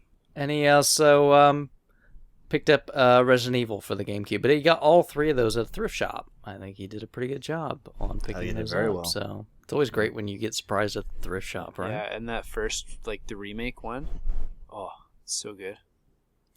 Yeah, What, I you mean know. the new play control Pikmin. No, No, the Resident Resident Evil. Evil. The GameCube Oh, remake. that one. Okay, the first yeah. one? Yeah. Yeah, I've heard people love that Oh, game. It is. It's really good. It is the best one. It's the best Resident Evil game ever. By far. No It's pretty comparison. Well, Don't even then- say 4. Don't. and then that's the worst, is what you were gonna say. No, 4's not the worst. 4 was where they changed things, and then it got really bad after that. Gotcha. And then he picked up some personal hygiene items along with the next game. Yeah, he mentioned, so he, like a lot of people, have been looking for copies of The Last of Us. I didn't realize that they were, kind of super duper hard to find, but I guess he, has been given the runaround by a few stores. So he finally found a copy, and it came with a free copy of, it came with some Axe, like, deodorant and body spray. That's so they said, really common I guess up that's, really? Every time I go, I've that's... literally got, like, half a dozen of those little packages. It's like a one body wash and one deodorant that comes together, and the deodorant's like a really small size, so I give them all to my son. And we got. I've literally never seen that. They've been happen. packing them in here. They throw them in every bag. Oh man, that's cool. So yeah, so we picked up Last of Us, which I haven't heard pretty much any bad things about. So I'm excited to play that once once the summer settles down a little bit. And Earthbound. Yeah, he got a big like raise or like a bonus, He right? treated himself. Yeah. I forget what the occasion was. Yeah. Yeah, I think it's like a union bonus or something. Yeah, I think they actually sent him a copy of Extra Innings by mistake first, and then they sent him Earthbound. No, he got like the whole complete in box shebang. Yeah. Right. The guide and all that. Went for it. And then this last one, the second to last one, he found a copy of Eco while listening to the show. So on behalf of the show, I just want to say you're welcome. I just sent him a copy before last episode too, so he's set. Oh, so now he's got two. Yeah, is that it? For all of your Eco needs. You're going to just have to pass it on to another Canadian listener, I guess. Hook somebody up. Yeah. And then you grabbed another little Atlas one there to finish off his month, Cartia on the PlayStation. Yeah, now that we've talked about it a few times, I would like to run into a copy of that. I really like the cover on there, yeah. It's so shiny. It's Amano. Yeah. I love Amano's art. Well, I don't know. Amano's great. I have a Amano art book that I love. But me too. Me too. I just want to put it out there. The Last Remnant had a shiny cover, and we all know how that ended. I've got a guide for let's that move too, on. Bill. You want a guide? It's so thick. He'll make you a great deal on it. God, it took that guy writing the strategy guide so many antidepressants to get through writing that guide. I flipped through it. There's like blood stains all over from where he shot himself halfway through. We're a little unorganized here because we've already hit Highwind and he's back on the list. Well, we apologize. We were trying to save time by making the list at the same time as each other, so looks like I didn't see that Highwind was already on the list, so let's go back to him real quick for a sec. Show prep, who needs it? He picked up some Japanese stuff, and these packages look super Japanese that I love. He says he has a friend over there that's been sitting on some stuff. I'm almost wondering... Do you know which Pokemon that is on the front there, Bill? I could imagine red and yellow. No. What's the name of the Pokemon? Not the game. Oh, the actual Pokemon. Is that Charizard? Yeah, The one who looks like he would char anything that got in front of him. Yeah, we had a Pokemon exchange before the show. The winner of next year's donation drive will get to hear it. But yeah, so no, they won't. Picked up a bunch of Pokemon games, and Japanese packaging looks really good.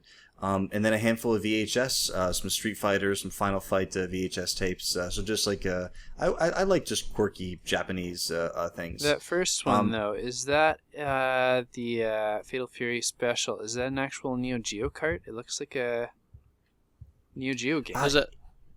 It might be, but I mean, like all he said in the post was here's some stuff that my friend in Japan's been sitting on. So it could be. I mean, because you see the emblem on the top left.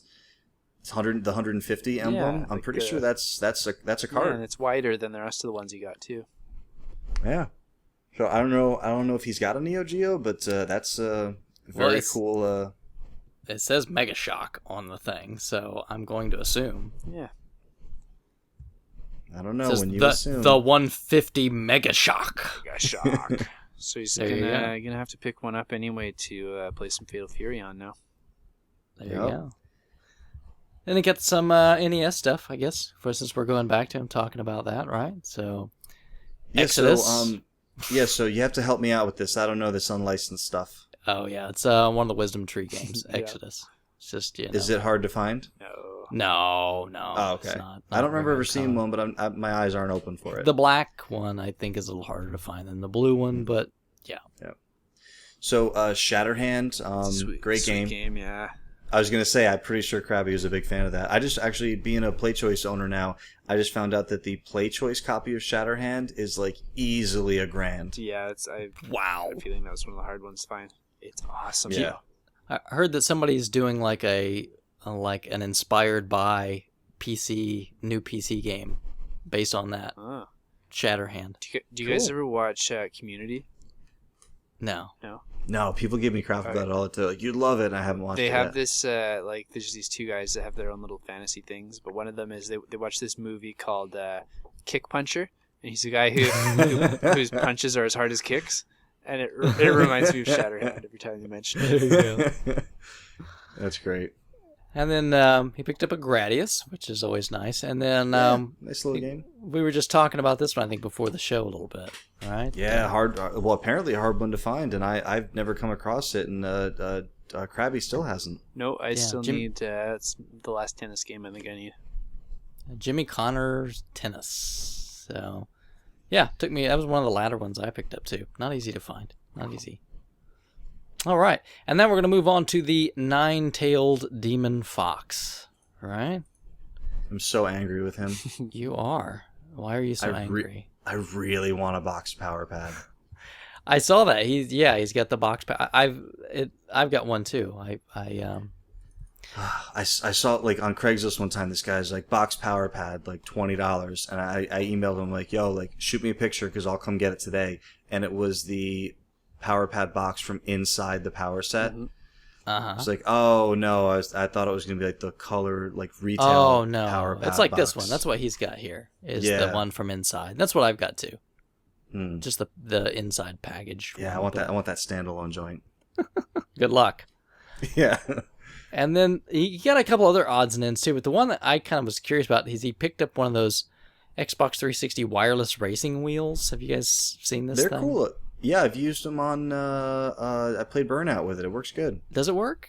Because Yeah. I've got like the force feedback Xbox 360 wheel, but The one that like you kind of like put that thing in between your legs to hold it.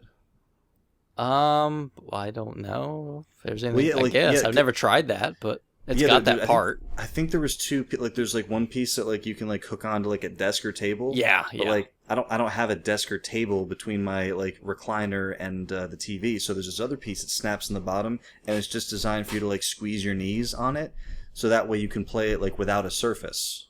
I've just like stick it on a TV tray. That's how I Gotcha. played. But Well, my food's there, so I can't do that. your gamer juice, I guess is the thing. I was just curious. I mean, looking at this thing, I mean, you just kind of hold it. I mean, doesn't your arm doesn't it get tired just holding this wheel out in the middle of nothing?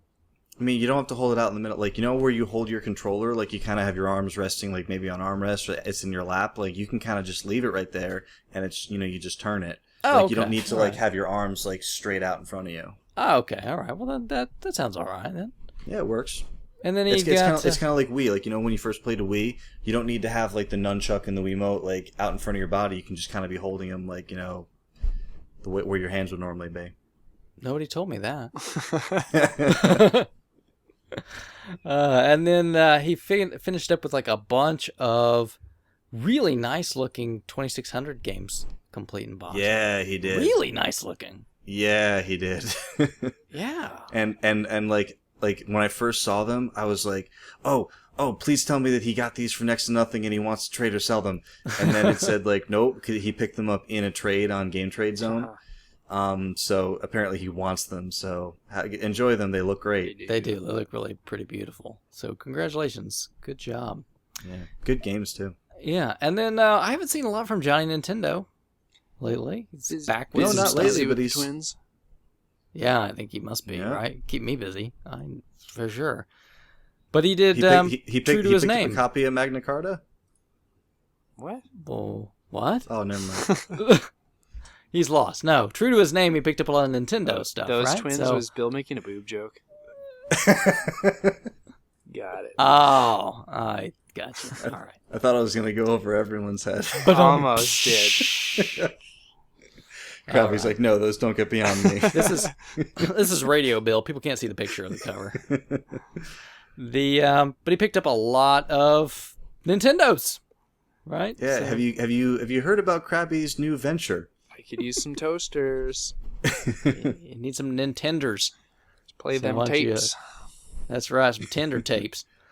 About like 4 toasters. He picked up a top loader, Nice. right? Bunch Yep. of carts. Just AV mod that top loader and you're good to go. Yeah. What? No, leave it alone. Yeah, It's leave fine. it alone. And then bunch of carts and some goodies were stuck in there, though, right?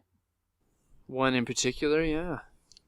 Yeah. I thought it was like 3 in particular. No, it's one in Yeah. particular. One big money. One big money cart, right? Wait, it's not at all about the money. It's about. It's also the best one to games and play having of fun. those that you're talking No, about. it is not. Oh, yeah, it is.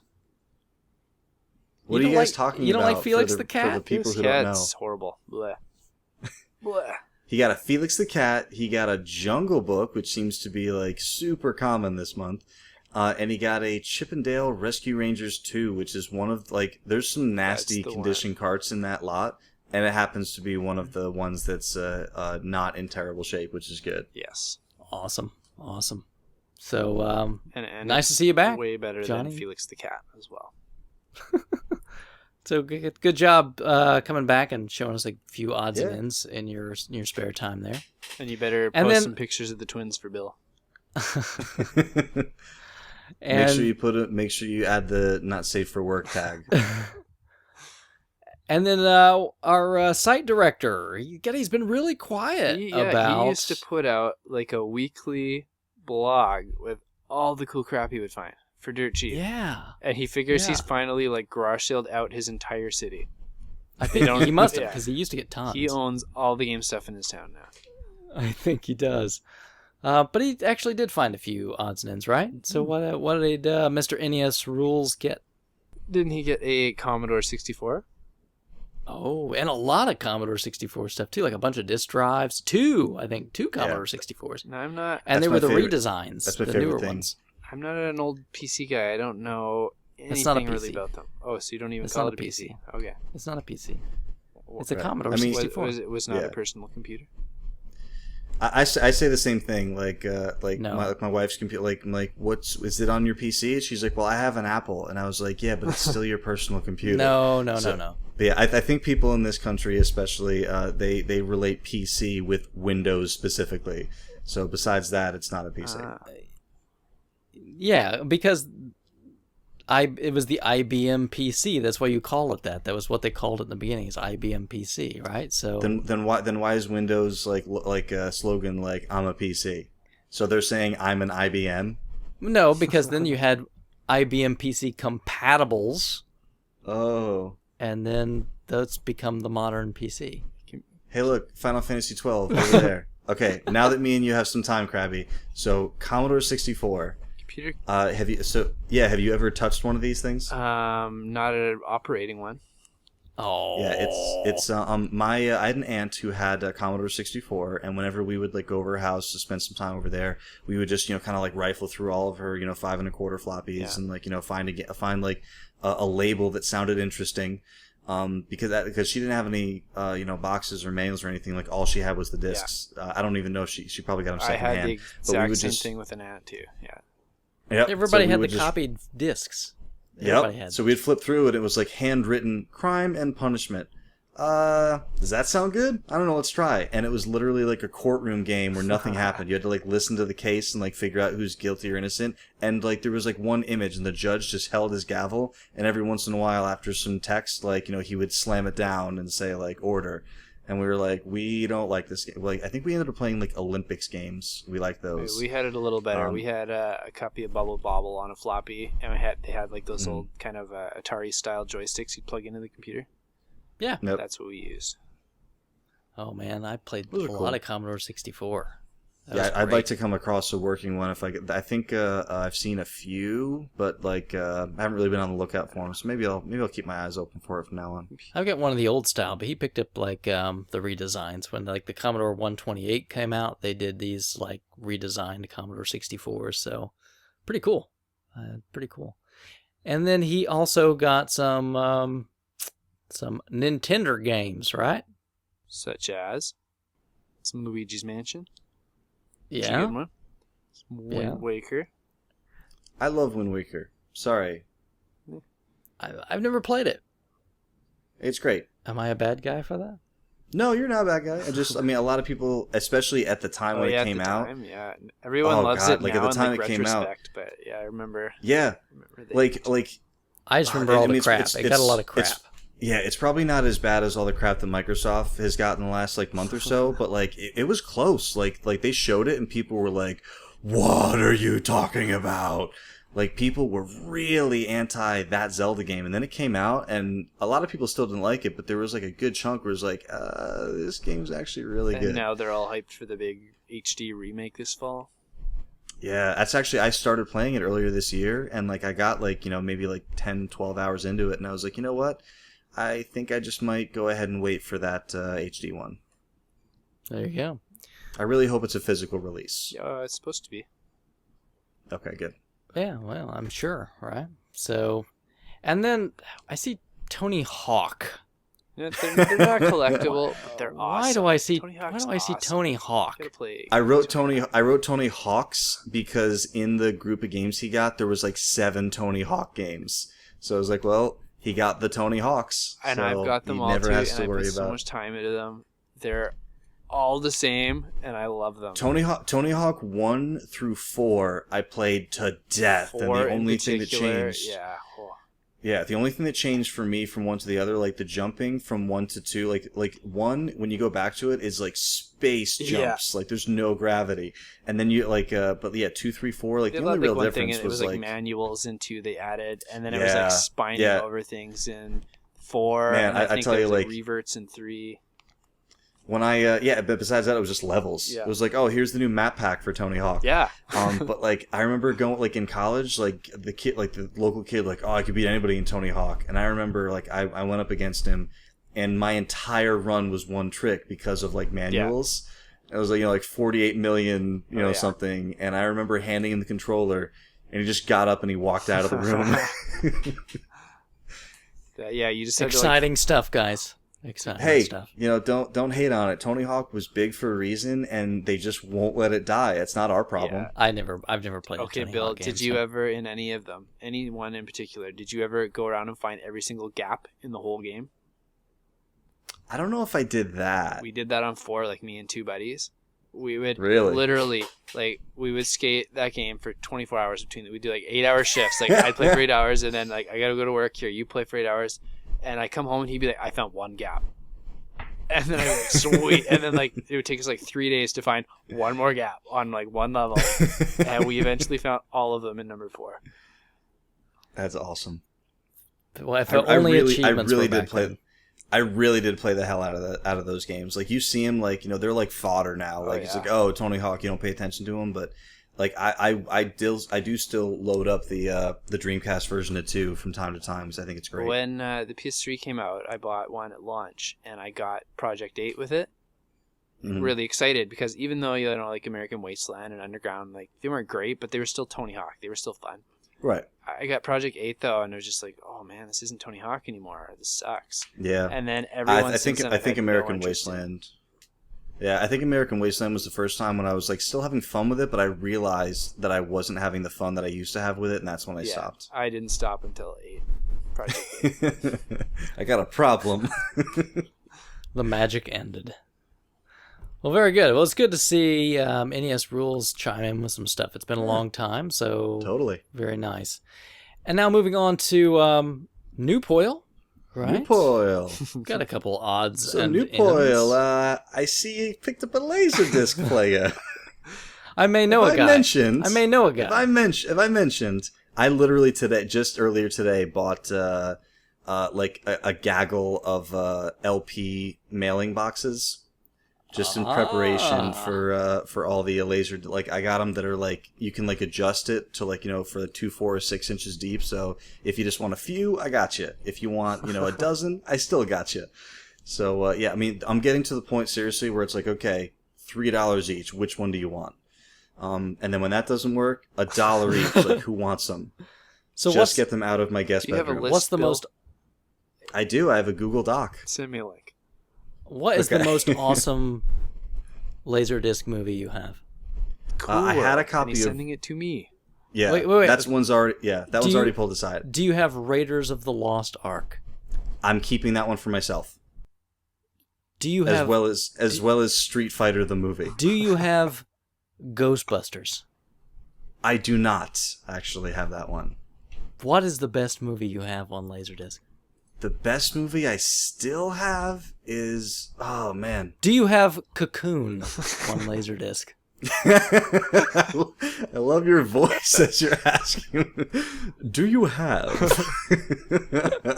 Why don't you just tell me the name of the movie? Oh, Seinfeld, please come back. Yes, please.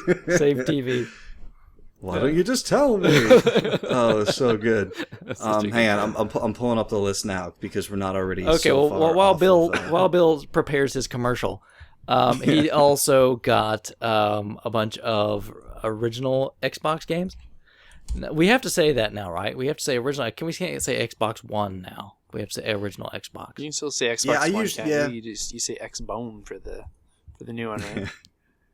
Yeah, I still say original Xbox or Xbox. Like I when normally if I'm talking about 360, I'll just say 360. Yeah. So now though, what's gonna be official? Is it gonna be the One or Xbox One? Xbox. I think I'll just call it Xbox. See, like on like the Major Nelson podcast, they're just saying the One. It's the One. So it's Jesus. Maybe something like that. But You he get did a pick up Jesus or a what PS4. he picked up. I think was it Soul Calibur 2? Is that one? Yeah, of the ones he that's picked up? that was the highlight of New Poil's original Xbox. I mean, there's a whole bunch of the stuff that you kind of see with most original Xbox lots in there, but that was the one that stood out as one that you can pop in and have a good time That's with. the one with the Spawn in it, wasn't it? Spawn. He was really On the- cheap, I think, in that on the version, Xbox too. version. The Yeah, other ones had like what, Link, and then that guy from Tekken. Heihachi Hayachi. Mishima. Oh, you got Yes. Mask of the Phantasm. I might need to add that to my. Oh, here we box go. Laserdiscs. So, Bill, what is the best movie that you have available on Laserdisc? I mean, it depends on where your collection is. Come on, focused. dude. I'm trying to help you out. I here. have- Just tell me a I have movie. I have a lot of sealed Disney. I have Batman: Mask of the Phantasm on Laserdisc.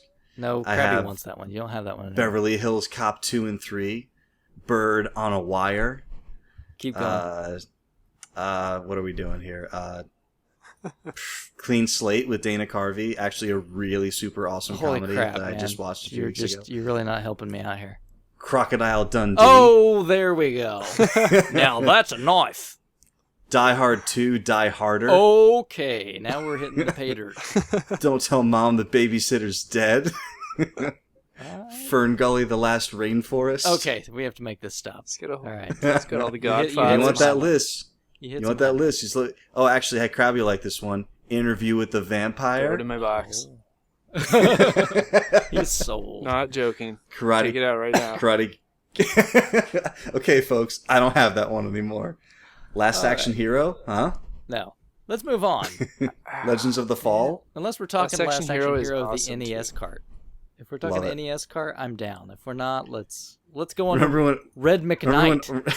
Remember when Arnie's like, "I'm not dead. Get me out of here." Not a tumor.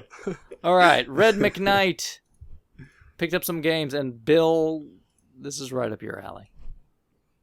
Hang on, I have to go from my Laserdisc list. He got back some to my 32X show topics games, list. Bill. Oh, please buy my Laserdiscs. Naked Gun. Oh man. Please buy his Uh-oh. Laserdisc so we can get back to the show.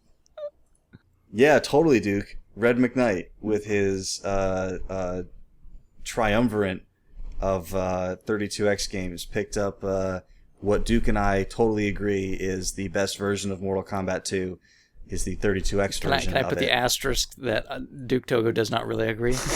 And then Tough Man contest with Butterbean, and then Virtua Racing for 32X if you don't want to use that Genesis cart that's like 10 inches high. I will give it to the 32X. That is a decent version of Virtual Racing, but not as good as the Saturn. Except for that it is. And then the CDI console that he picked up is also a source of my jealousy this month. I still haven't come across one of those guys. I think he eventually later on found the controller for it too, right? Didn't he pick up the controller? Yeah, that's right. He picked up, and it was a 6-button, right? 3-button. It's the same. same. Okay, yeah. It's the same one I sent Krabby. Yep. It's not a bad controller. It does the job. But it's like a Genesis controller, pretty much. Yeah, it's CDI though. There's nothing that requires lightning fast reflexes. Really. Not overly though. No. I mean, even the game where you would think you would need like lightning reflex, no, you don't, because they're broken. But well, congratulations, Brad. Welcome to the CDI club.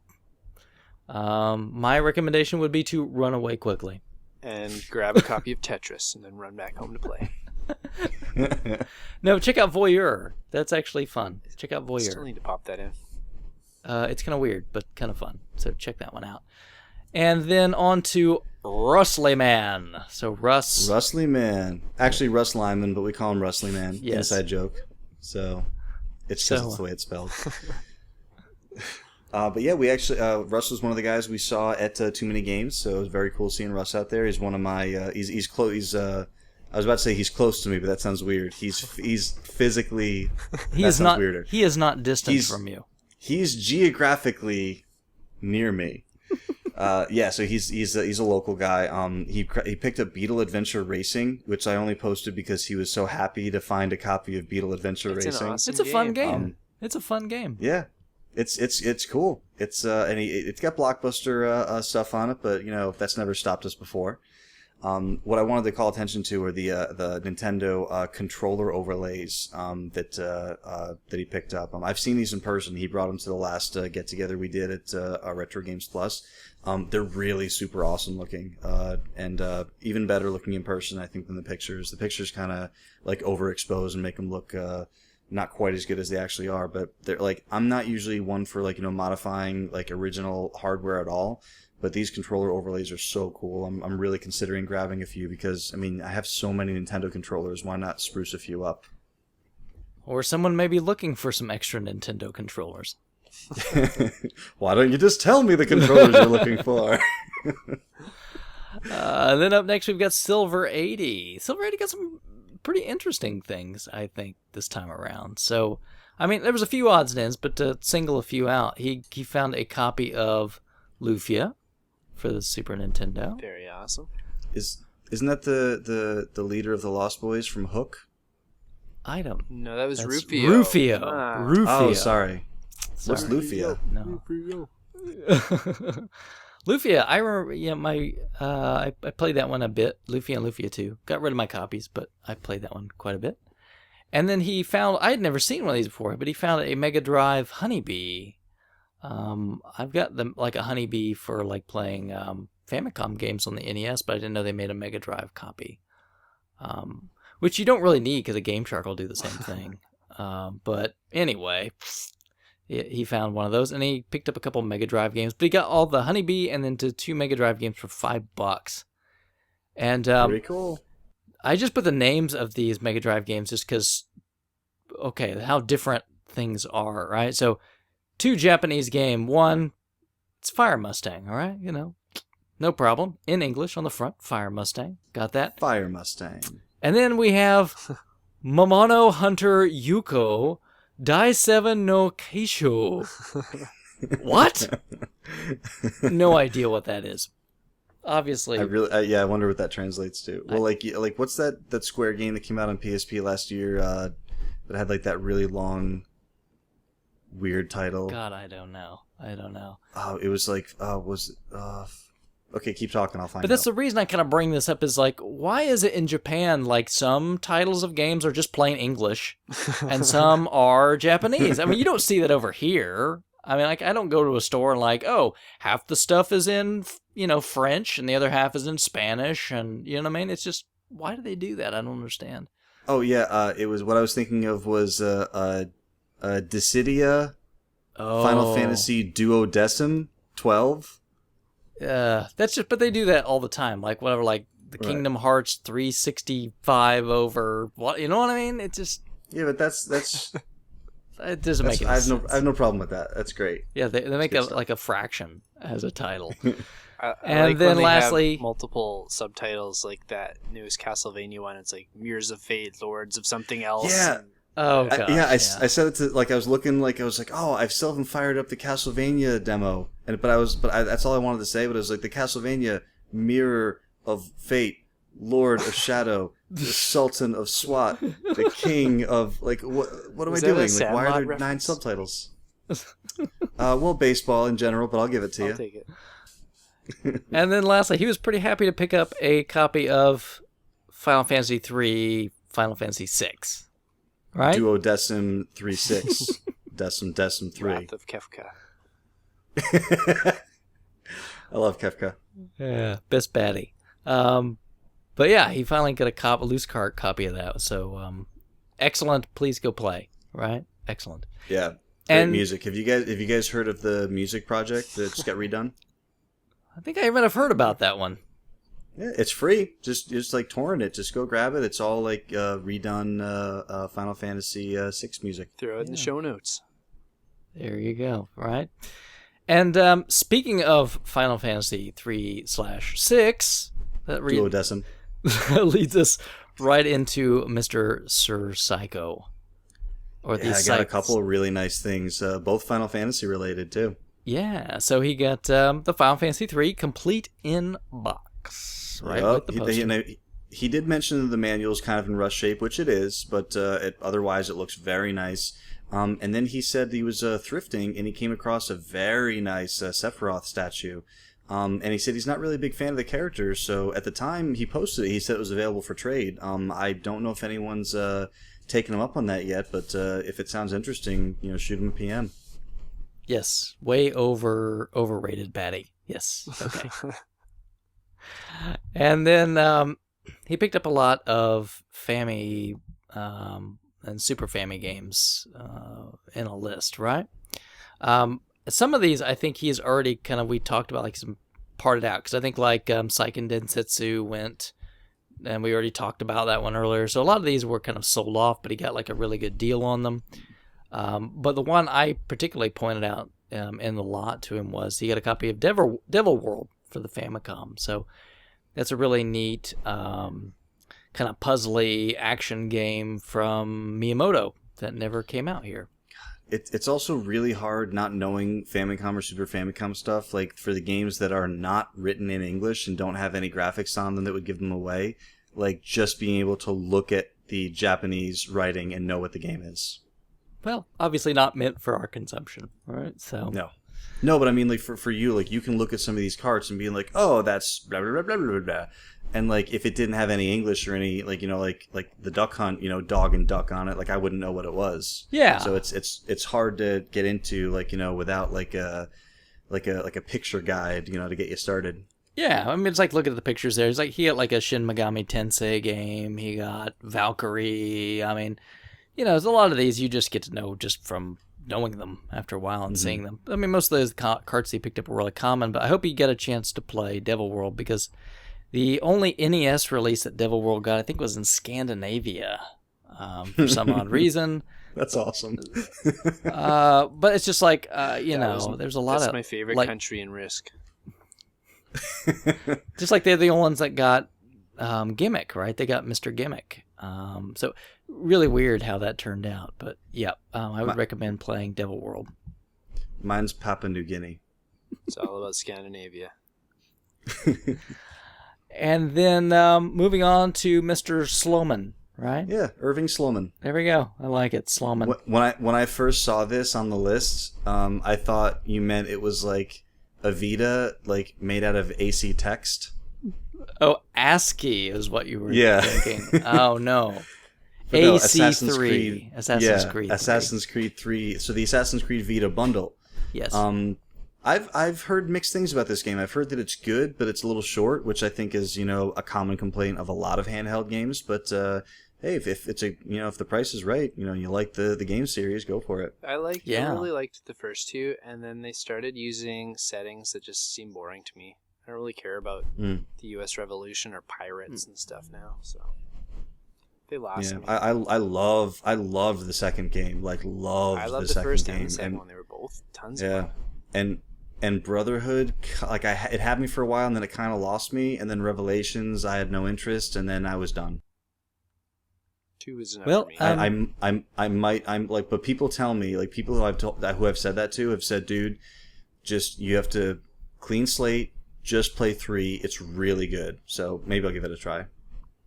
Well, being maybe a potential Vita owner soon, maybe somebody can give me some tips on something to play on it. Gravity Rush, that looks cool. All right, I'll have to check it out. He also got some awesome Nintendo stuff, though, right? Yeah, a nice top loader with Bucky O'Hare on top of it.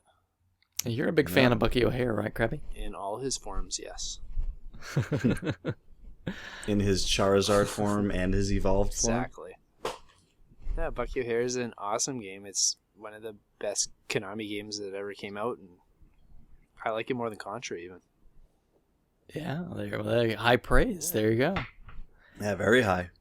And then he found a copy of Maxi 15 for just a few bucks. $3. At Savers, yeah. Wow. I mean, it's not a crazy expensive cart, but still, $3. Yeah. Fantastic. Fantastic. Good job. Good job, Irving. Mr. Sloman. And then we get to Techie. And boy, Techie literally bought out a store, right? Yeah. Okay. There's no way. Like we can't list all this stuff because he literally bought out a plane trade that was closing. Like everything, like signage. Like I think that some of the science fiction signs. That was someone else. Someone has science fiction signs like in their movie collection now, like from a closing like Hollywood Video or something. But yeah, Techie, there's a handful of things that just stood out to me in Techie's what he describes as his tedious organization of all of this crap. A lot of work. Yeah, it really is. Yeah. So a Fallout New Vegas, which Duke is I'm a big fan of Fallout 3. Duke's a bigger fan of Fallout New Vegas. Oh, so fantastic. You got that collector edition box. You got a Final Fantasy Anthology greatest hit, a Dark Forces greatest hit. You got Myst for Sega Saturn. Whenever I see this game, I wonder if people buy it as a case replacement because it's super common, and I don't think anyone's playing Myst out there. So I think this might be a case replacement. He got all the Genesis football games. Mass Effect 3. Oh, good one. Hey, play some Mass Effect 3. Awesome. Now, I wanted to ask Krabby if he's familiar with or has played Ju-On. No. Now, Ju-On, like the movie. Yes, the movie folks out there will know it as the Japanese title for The Ring. So I thought it was interesting that that what the movie was called in Japan, they released that game as its Japanese name here, which I thought was nobody would know what it is. I think it's because they didn't have the licensing deal. Oh, gotcha. Yeah, except for the hardcore people. So I'm curious about that game. And also, not being a CDI guy, I had no idea there was a Monty Python CDI game. I didn't either until I saw those pics. That's awesome. So I'd love to hear about how good that is. And then after the store cleaning post, he comes across a $50 post on Craigslist for 2 tubs full of stuff. He said it's got to be at least $600 worth of stuff. Yeah, I mean, awesome stuff. And let me just put it out there. I know a guy who's opening a store, and he could use some systems. And I don't think Idaho is that far from Western Canada. I've driven just a hop, there skip, before. and a jump. Yeah. Just a couple call outs. Just a couple call outs. Yeah, I mean, Genesis, Sega CD, Saturn, Dreamcast, PlayStation. You got some Kingdom Hearts games, some Devil May Cry, some Dot Hacks, more Shadow of the Colossus, Onimusha, God of War, Phantasy Star Online, Soul Calibur, Mega Man X4. Like, it just goes on. Streets of Rage 2, you missed the most important one. Well, I was leaving it for the guy who thought it was the most important one. And this next one I threw in there because I'd never seen a Gizmondo game before. I have not either. So he found Pocket Ping Pong 2005. Doesn't that sound dirty? Yeah, you can find you can find us on Podcast Pickle. Pocket Ping Pong. And on the cover there's like a bikini clad girl. Of course. Why wouldn't there be? That's where they all hang out, in the pocket ping But pong you need tournament. something to look at while you're playing pocket ping pong, right? Exactly. This next one is great. The gifts from Slacker. You guys see this? I did. So, a Connect 4. Why doesn't everyone have this game on CDI? There's no cleanup. It's awesome. Nope. You just flick the switch off. Amazing. And then, the other... now, this is a really cool one. I had never seen the Worlds of Power books till I just picked a couple up at a flea market this past month. So I've got one. Yeah, they're cool. Yeah. So they're these Capcom, kind of like very small little like novella books written for, the kids who were playing the games at the time. So not at a super high reading level, but still fun to read. And they're all Capcom, right? No. No, there's because there was Ninja Gaiden, there was Bionic Commando, there's Infiltrator. Yeah. I've got Ninja Gaiden. That's the one I've got. Yeah, I'll tell you about the ones I got later. But yeah, so he got an Infiltrator as a gift from Slacker, I think it was. And as well as a Pro Sports Hockey, obviously, for TurboGrafx 16. Cool. And what's that Chrono Trigger that I see in the image there? It looks different than anything I've seen about Chrono Pro before. Sports Hockey. That's TV hockey. Oh, I'm sorry. Yeah, TV Sports Hockey. Yeah, Mr. Hockey Guy. I had Pro Sport in my head because we were talking about it earlier. I think it's the soundtrack CD, Chrono Yeah, Trigger. I think he's right. Oh, cool. You guys ever played You Don't Know Jack? Yeah, Love it. That's fun. Hilarious. Love it.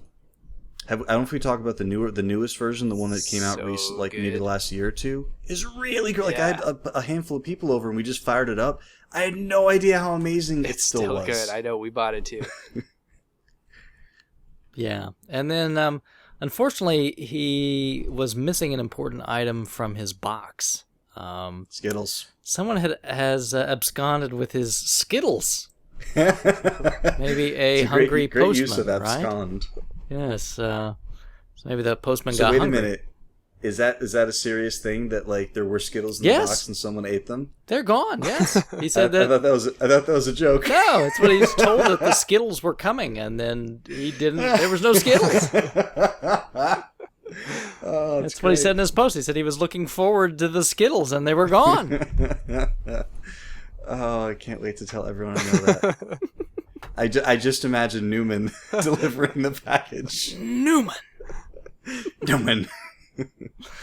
Oh man! But he also got a couple of odds and ends. So he got Zelda, the GameCube game that's got the Ocarina of Time, and then that secret Master Quest thing, right? That never came out here. Yeah, and that Master Quest, it's also on the 3DS version. The Master Quest is on there. Winning. There you go. Yep. And here's the next excellent grab. Yeah. So yeah, big one. Yeah, RC Pro-Am 2 from Craigslist. Yeah. Awesome. Yep. There's a lot more games in Idaho than I thought. Man, we're in the wrong place. I'm telling you. I got systems coming out of my ears here, but nothing else. All right, very good. And then we're moving on to another Canadian. So, Krabby, who do we got? Fellow countryman. Tech Wizard. Yeah. What all did Tech get? Or Tech Wizard, sorry. Yeah, a lot of techie There tech is, people. yeah.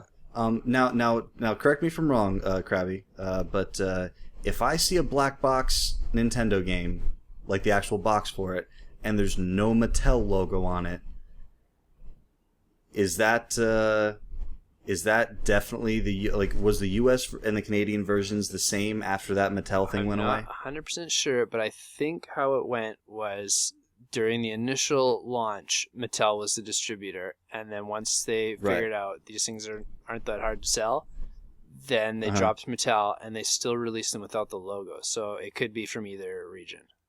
Gotcha. Yeah. So this Super Mario Brothers does not have a Mattel. So it could be Canadian, could be just the North American release, but a Super Mario Brothers, a Ninja Turtles. That one's missing the manual. So if anyone's got a spare Ninja Turtle manual, I mean, shipping a manual to Canada can't be more than a couple bucks. So just help them out. TurboGrafx 16. You guys play Falcon? I haven't played Falcon, no. Yes, it's not one I'm familiar with. I didn't know. It's like a flight sim, I think. Yes. Yeah. I haven't played it, but I've seen it. Looks cool. And I don't know what this next one is. If this is my typo that's or your not. Typo, yes. Oh, sorry about that. It's not Charlie Blast's territory. It's Charlie Blast's territory. I'd never heard of this one. I've seen it around a Um, ton. I played it like when it was new, and I haven't touched it since. I don't remember much about it. Did we get it down here? I've seen it. I've never. We played don't it, get but- exclusives up here. You definitely got it. Hey, wait a minute! No, you have the Wii No, Mini. you got that. The Wii Mini. And didn't you? Lucky And didn't you ass. get that French Canadian translation of a game? Kirby's Adventure? Yeah, that's what it was. Yeah, we get the odd thing. See? I think there's like an Asterix and Obelix game on the 360 you guys didn't get. There's not a lot. Yeah. So who is Charlie Blasts? Is he just a guy with like a working construction, just building roads? He's a Canadian hero we all sing folk songs about. So him and Wolverine, just they're the two guys. Exactly. And Mischief Makers, a good game. Yeah, nice complete in box, and it's a nice looking Yes. complete in box that he got. Yeah. My copy of Yeah, Mischief very- Makers very is a little little. beat up, but his looks really good. And for I don't know why. I mean, I guess this is popular with the kids, but I see Tigger's Honey Hunt, like the loose cart, in almost every N64 lot that I see. Really, Who I've doesn't love never that? seen it. I see the cart a lot. I don't see the box very much. You got a nice looking box. I've never seen it. So there you go. Well, if you need it, it's up in the Northeast United States. That's okay. I think I'll pass.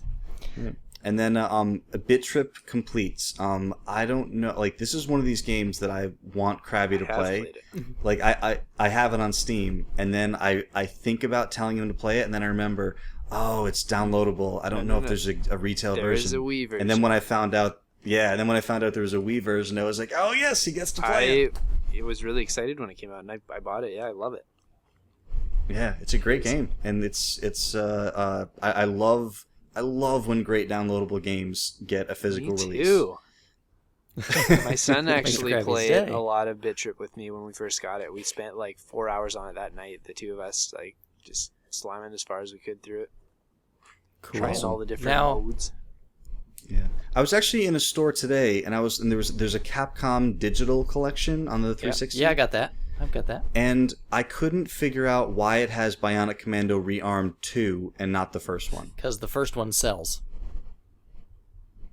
Oh, that's one way. I mean, I played the hell out of the first one. I loved it. I only played the second one for like a minute, and then I was like, I'm not feeling it. There, exactly. The first one Okay. sells. They don't need to put it on a disc with a bunch of other Yeah. games.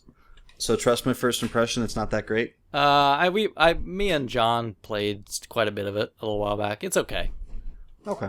Did you tell it's John not that the- Assimilate is better than Animal Crossing for me? I Oh, need no. you to tell him that. I don't know. Oh, He's he- really been into yeah, he playing just- that game. Tell him to put it down and Yeah, pick up as- his as- Assimilate and play that instead. as well as my wife. My wife, she hadn't touched her DS in a little while and picked that up the other day, and that's her jam right now. Well, she really loves it. Nintendo really wants me to buy it, obviously. So they've sent me a survey. Why aren't you buying it? Really, that's it. It's kind of like peer pressure. Like, really? Come on, you haven't bought this yet? Come on, all your friends are playing it. Yep. So back to Tech Wizard. So besides Bit Trip, he also picked up BioShock Infinite, which I'll say it again. I don't care what platform you get it on.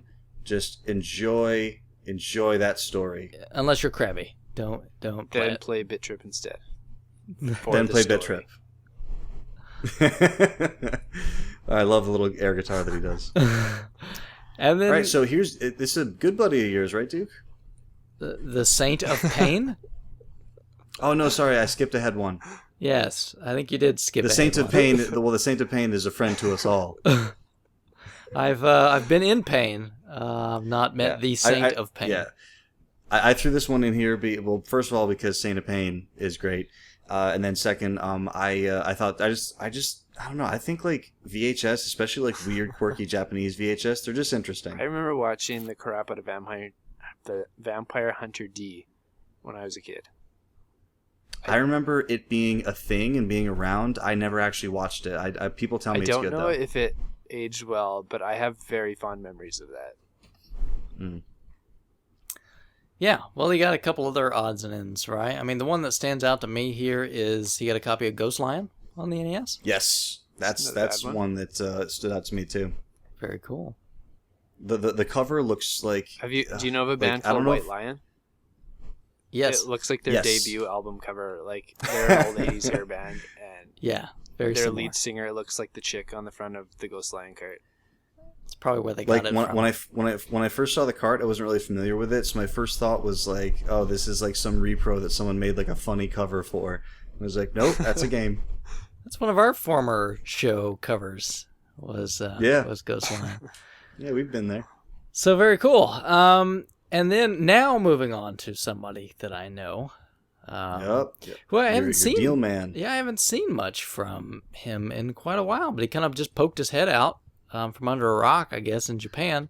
But Sensei Man. He used to do a lot of sales over at Famicom, but he had to move, and he found the...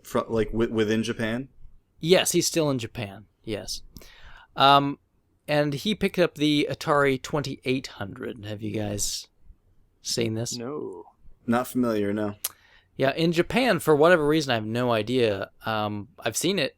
The Atari 2600 was branded the Atari 2800 over there. Still the same system. It had 200 more of something in it? I'd have no idea. Maybe they needed to make the Japanese feel like they got the better version, maybe. I almost wonder if by calling the games like 2800 games, if they would fool certain people into thinking, oh, I can't import these games and play them on my 2600. I'm thinking maybe 26 is an unlucky number or something, maybe? I don't know. It's like but double anyway, the 13. That's super unlucky. Yeah, when I was at CGE, I saw a box 2800 that they had over there, and I mean, yeah, it's the same thing. Not any different, but just interesting to see and even the box looks like a very American box, but yeah, just 2800. So I would imagine in Japan, it probably wasn't terribly popular. So I'm going to guess that was probably a pretty big score for finding one of those over there. All right, and up next we've got the exciting Mr. Smith 45885. What on earth does that mean? I bet it's like THX 1138. What does that mean? It's his own science fiction opus that he hopes will have the same cultural impact as THX 1138. Are you betting part of old phone number or part of social security number? I thought he was just born on the 4th day of the 58th month. Oh, I thought that was a lesser known piece of trivia, the phone number thing. I didn't know everyone knew that. Maybe it was the 45th day of August. Could be, which would be sometime in September. All right, let's get to Smith. So there's been a lot of discussion. Well, not a lot of discussion. There's been a little discussion about no discussion. There's been discussion, all right, about the Ouya. A lot of people seem to be either on the fence, or maybe not deciding whether or not they want to get it. A lot of people are trying it out. I think most people are observing the fence from a far distance. Yeah, I'd say it's pretty. I mean, there are some people who I know who are real. I mean, we talked to Jason, and he really enjoys his. Dvorak. I know he was enjoying his Ouya very much. And so yeah, Smith wasn't maybe feeling it as much. And a pretty good sized trade came his way. His cousin apparently really wanted his Ouya. I didn't catch if it was one of the Kickstarter models or one of the new retail models. Probably retail models, since I've heard Kickstarter still aren't getting some of theirs. Nice. I don't think it's the majority, but yeah, it still is a really bad state when, there are people who did back the project who don't have it. Yeah. I ran into the same thing. I know no one cares about board games except for me and all the cool kids, but I backed a project on Kickstarter and it was available at retail weeks before I got my copy. And nice.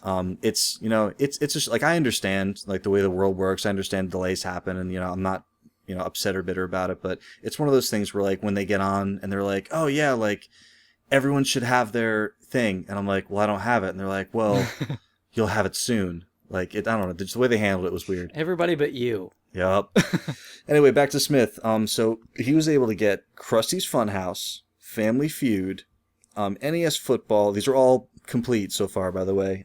He got some Super Nintendo golf games, or one or two golf games. He got complete Donkey Kong Country, Donkey Kong Country 2, Miss Pac-Man. He got a Felix the Cat, which Krabby doesn't like. I don't yeah. like, yeah. No, Krabby's not a fan. I like the character. I don't like. How about Darkwing Duck? It's a little better. He got Darkwing Duck. It's all right. Is Darkwing Duck your favorite Capcom cartoon-based NES game? Definitely not. How about Knight Rider? Knight Rider wasn't Capcom. No, I'm sticking on the Capcom joint for a second. I know. I'm trying to go through his scores here. Sorry, he got a Knight Rider as well. He did get a Knight Rider and a handful of others. But he says the best one in the lot is his Ogre Battle for the Super Nintendo. Definitely, that's a cool one. Which puts him up over 100 NES carts. So very good work. And the Ouya probably cost him roughly $100. Yeah, Congratulations. So yeah, decent little trade. So before I forget, Krabby, do you have a favorite cartoon-based Capcom NES game? I really like Rescue Rangers. 1 or 2? I like them both, easy. but the first one a little bit more. Yeah, one's definitely better. Yeah. It's a very good game. DuckTales really good too. So, and then also at a later date and time, a top-loading NES, very good. Very Purdy. Yup. It's purdy. And just keep it on channel 3. You guys know you have to have it hooked up RF to keep it on channel 3, right? No AV. It's a different input. It is. Whatever. You just hate AV mods.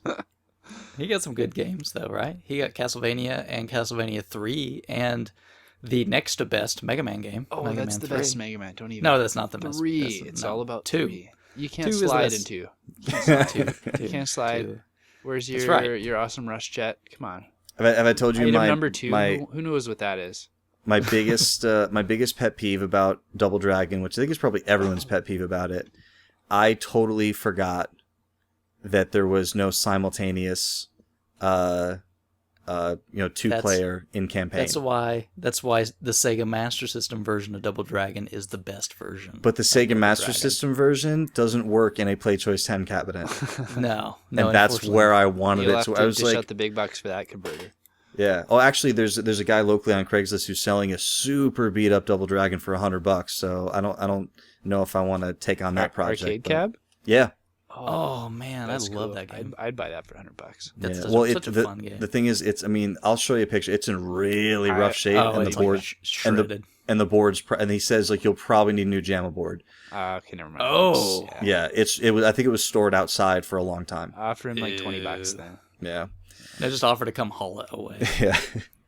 So not to get too far away from Smith for the second time in a minute. So Double Dragon, he picked up X-Men, which you'll see on my small scores thread pretty soon. Ikari Warriors, Burger Time, always super fun. I love Burger Time. It's just simple, and I love it. Yeah, it's a fun game. It's all right. I played it mostly on Intellivision for some reason, but yeah, that's good.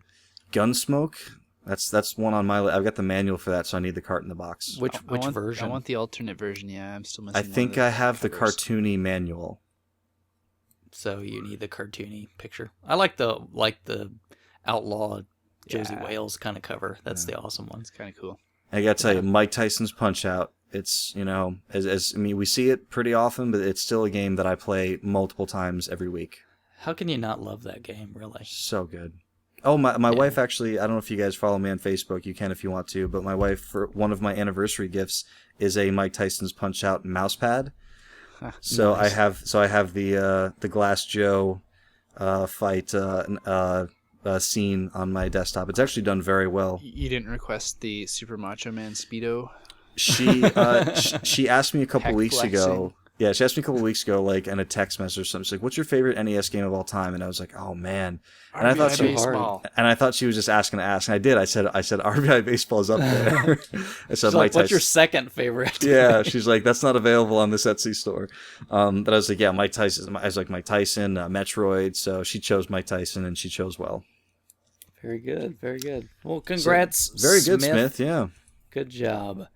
And then up next we have the one, the only, the mighty powerful Single Banana. And he got a couple odds and ends. I think the first one, Tricky Kick for the TurboGrafx 16.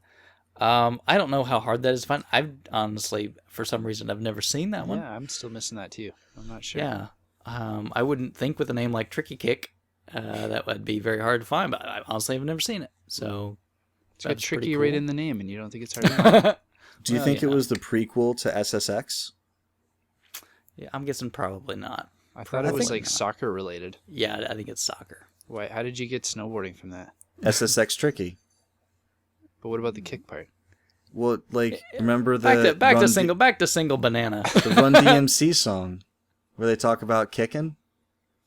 Right. He got the best thing was for free. Yeah. Right. So his local like store owner or something really like hooked him up. Yeah, I picked up a cart locally a little while back, Snow Bros, and I knew he needed it still. So I sent him a PM. I said, I got the Snow Bros. Do you want it? It's got a little damage on the back and stuff. And he's like, I don't know. And he's humming on. He's like, there's this one at the store. I can get it for about the same price. And I don't have to deal with shipping. So I'll try and deal with this guy. And then like a couple months after this happened, like it's quite a while, then he said the store owner, just gave it to him for free because he knows he needed it for the end of his collection. He's been a great customer. He's wanted him to keep coming back. Yeah. That is amazing. That is, it's awesome. Congratulations. That's a heavy hitter to what get. What are they going for these days? Like 120 something? Yeah, that's about right. Yeah. Geez. Very cool. Well, congratulations. That's totally pretty awesome. He's getting pretty close. Catching up to you. He's got the pace going ahead of you these days. And wasn't there one more score that he posted? Yeah, he got after we wrote this list. Oh, yeah, he got a big lot, right? He like tournament fighters, yeah, and this wacky races. Yeah, like six Wayne's World, like six really, really big, like all in one score. Yeah, I don't know if he got them from the same person or if they all came in different times. Yes, he did. They were he from got an RF member, were they not? Yeah, Ben G, whatever is the number is. Yeah, I think I've done a trade with him before too. Yeah, out of those 6, I still need 2 of them, and they're all awesome games, both for playing and collecting. It's just awesome pickup. Yeah, there's one of those I needed in there too. So, congratulations. I mean, he's getting pretty. I think I've still got a few leaps on him with the unlicensed stuff, but. Oh yeah. Is he going for? Oh, and he's going for unlicensed as well. I think he's primarily focused on licensed, but I think he just kind of picks up the unlicensed as he sees them. Sure. Yeah, very, very, very cool. No, seriously though, congratulations. It was some pretty awesome lot. And he hooked me up a little bit this month, so we'll get to that in my scores in a little bit. And then, 10 Star drops a bunch of nice items on the list, right? It's been a while since we've heard from him. I know. The master of cardboard. Heard from him other than complaining about the lack of cardboard in people's collections. Not mine. I don't hear that complaint from him. Yeah, I guess for those that don't know, he's really a stickler for complete games. Not loose. Really doesn't appreciate loose very much. Nope. But he started off with, a couple of these are pretty common, like for some box and television games. He got Poker, Blackjack, Armor Battle, which I think like Armor Battle is like a launch game, I think, for the Intellivision. Yeah, I think so. Triple Action. So those are pretty cool in television. Nothing really rare, but I think you got like some really nice copies of those for sure. And then he jumped into the Odyssey 2 bandwagon, right? Grab that big box, Quest for the Rings. Seems to have gotten, people are really doing some Odyssey 2. Yeah. So let's blame it all on Newpoil. Odyssey Squared. Do you think whatever. that, how like sometimes when you, I don't know how to explain it, but like, when you notice something and like once you're looking for it, then you see it more. Like I can't tell if there's actually more Odyssey 2 stuff happening or if we're just noticing it more since the Newpoil explosion. Maybe it was always there. Could be, right? Could be. And Maybe then he picked up Sonic Adventure 2 for the Dreamcast. I think he's down to his last like 10 or 15 Dreamcast games. Yeah. Like he's getting close. I was really surprised that was one of the last ones. I was gonna say the same thing. I was surprised he didn't have that because like when you're 8 or 9 or a dozen games away, you would think, well, Sonic 2 is not terribly hard to come by, but I guess he just hadn't come across it yet. Yeah. And then a couple 2600 games he picked up? Yeah. Pretty common ones, right? Yeah, but still, they look nice. So Indy 500 and Star Raiders. So Star Raiders, I always tried to figure that out as a kid. I had that one and it had like that little keypad, that came with it. So you had to like play it with the joystick and the keypad. I never knew what the heck I was doing in that game. I was like, I have no clue. It's kind of like have you ever like played Space Shuttle on a 2600? It sounds like you had. Oh, you know what? That's one of the 6 or 7 games I got with my 2600 that I just picked up as Space Shuttle. there's like a special overlay that's supposed to go on your 2600 because you actually have to use the switches on the console to help fly the space shuttle. I love that. Yeah, it's like supposed to be like a space shuttle flight simulator. The 2600 was the original Steel Battalion. Seriously. Like, right? It sounds like I've heard you mention other space games before. It sounds like you had a really rough childhood with those like space sims.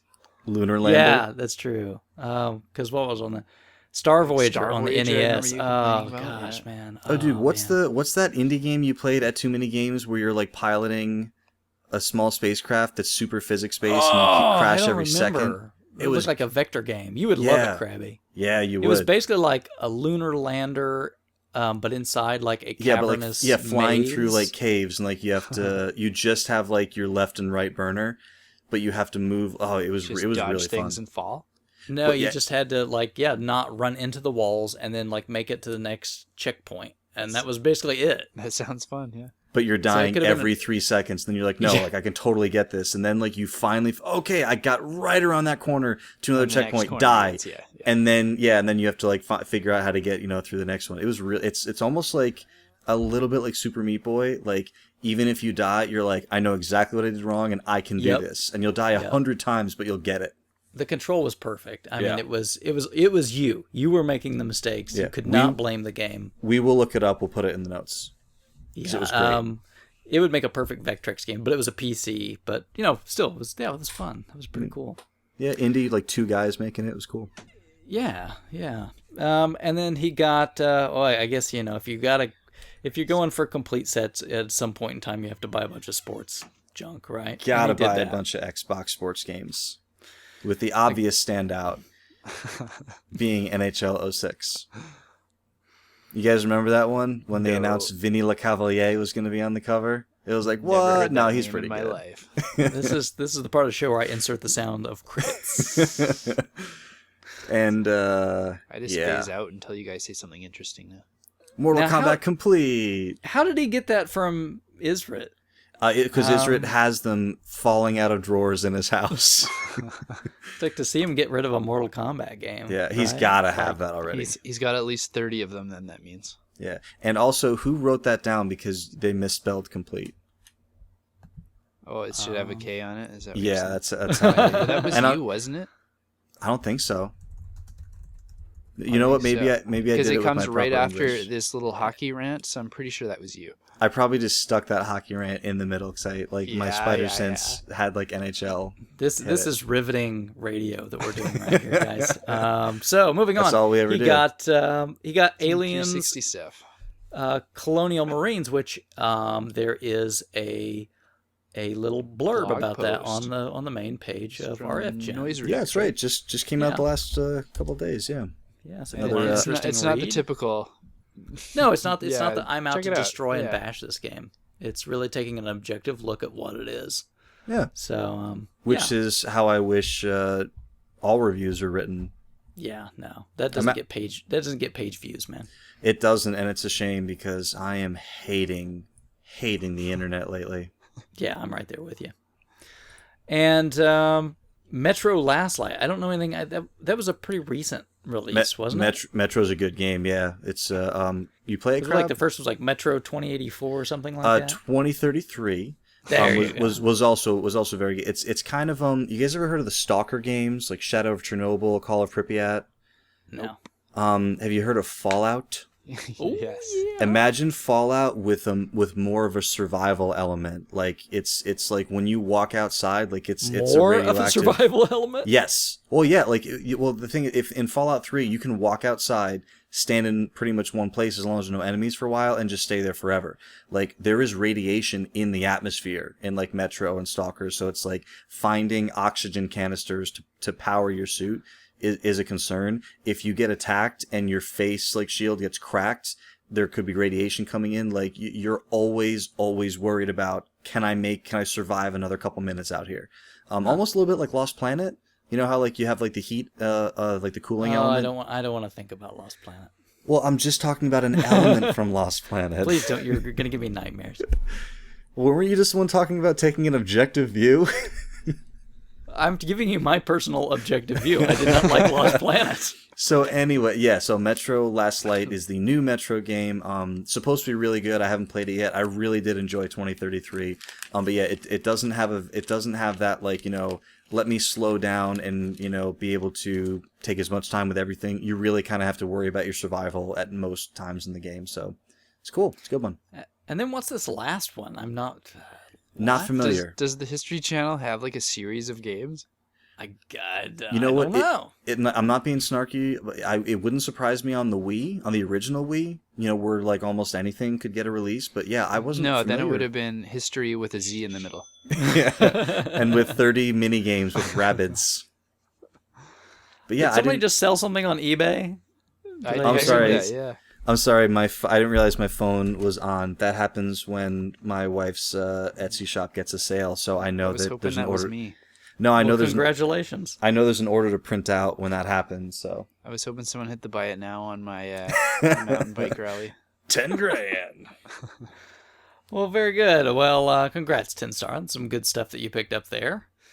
And then next up, we've got the Norch, right? He's been slowing down quite a bit here. Maybe he's bought everything. Well, I'm pretty sure that I wrote this, and you guys can make fun of my typos in a minute. But Zag actually did have a good number of posts. He's been hitting lots of flea markets and stuff lately. Yeah, just I mean, there's a handful of things that stood out to me, but Zag is one of these guys that if we talked about all the stuff he picked up, it would be, you know, mostly him on the show. So he did pick up a bunch of stuff. This is just kind of the stuff that besides all the Nerf guns and the Slurpees. Yeah, and the Transformers masks. And he picked up a complete Super Airwolf for the Mega Drive. Is that a good one, Duke? I can't say as I've played it. Oh. And I'm wondering how he came across a Mega Drive game. Yeah, out in Cali. Out west. But doesn't out west see a lot more Japanese stuff because of just, you know.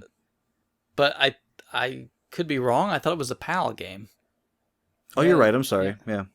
Yeah. It was. You're right. It's that Mega Drive. Oh, not the Japanese Mega Drive. Okay. Same, yeah. And then he got a Final Fantasy 12 guide. Congratulations. You're welcome. I put that in for you. On making a good choice. And the next one's for you, too. Yeah, he picked up the original KOTOR. Very good. I'm sure that's a flip for him. Do you think there's anyone who doesn't know what that means? Yes. I didn't know that Old meant Republic. Until talking with you two. Okay. Really? Yeah. No. Because growing up, like when I was high school, when that game or college when that game came out. So I mean, everyone I knew it as KOTOR, but like now that we're getting up there, I do wonder. I hate abbreviations. I don't know what they mean half the time. I have to Google them. That's funny. Well, there's the KOTOR game now, right? No, that's Sweater. Sweater? Yeah. Star Wars. Star Wars: The Old Republic. The Old Republic. Oh. SWTOR. Sweater. Yeah, people were saying SWOTOR for a while, and it's just Sweater. Like SWTOR. They should have stuck with KOTOR and slapped something on after it. Okay, I think Knights of the Old Republic Online sounds terrible. They could figure something out. They could have just went Knights NIGTH of the Old Republic. Yeah, NIGHT. And then just have the Black Knight from Monty Python on it. There you go. Just a scratch. Such a fun. Actually, I picked that one up myself just recently. KOTOR. It's fun. And then the Castlevania, the PSP Castlevania, the collection. Was it Rondo? It's got Rondo and Symphony of the Night on it. Correct. You're right. And you know what's weird? Do you guys ever play that one? Which one? That the Castlevania, the PSP one. Yeah, I've got it. So I thought it was weird how when you boot it up, it's not just okay. What do you want to play, Rondo or Symphony of the Night? It's like you got to play through Rondo. Yeah, it's just Rondo, and you have to get to like the 5th level or something, and then like hit like a secret brick, and then that opens up Symphony. It's like, how can you do that? How can you tell someone you're buying Symphony of the Night, but like, oh nope, you got to work for it. Well, and I think it even starts out like with the remix. You can't even pick like the original version right off the bat. Yeah, they make you work for everything in that one. Yeah, they do. They do. I don't like that. And then, boy, what's this? What's this next pick? He got Atati Supercharger carts. I'm pretty sure they're not carts, but it's yes, for the Atati Supercharger. It still doesn't. That sounds like an Italian car, doesn't it? Yeah, it doesn't beat Rogue Aquadron, but it's close. Yeah, I thought this was another Star Wars reference. AT-AT? No, it should be the Atati Supercharger. I don't know what the Atati Supercharger is. I'm sorry, you have to tell me. The Atari Supercharger. That's not what he got.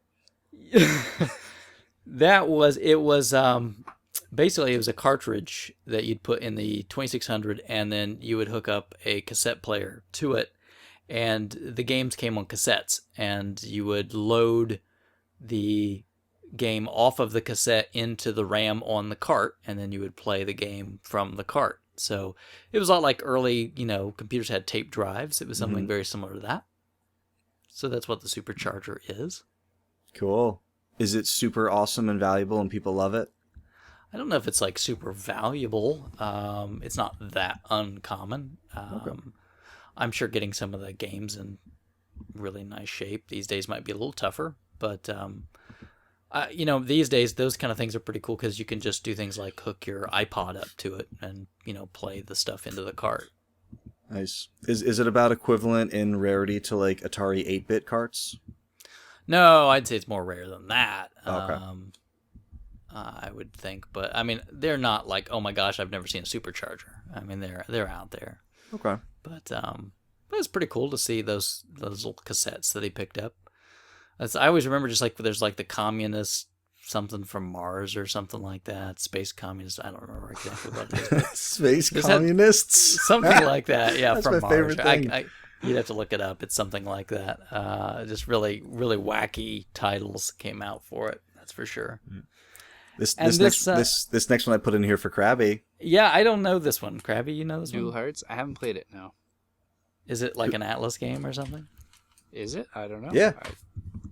Yeah, It sounds like Atlas. either add Atlas it to or my list. Xseed. Yeah, that's why I threw it on there. I saw the picture and I was like, oh, Atlas, Krabby's. He either knows about it or he'll want to know about it. I want to know about it. And then I have to add that to my Atlas list. I don't actually have a list. I just grab any game that says Atlas on it when I see it in town. You should actually like organize all the PS2 games by publisher and then just have a list. It's like, this is all my NIS games. This is all my Xseed games. This is all my... Yeah, definitely. That's half my PS2 collection. I'm sure it is. And then you guys see that page of pins? Yeah. Yeah, I got a That's lot. pretty cool. Some interesting ones in there.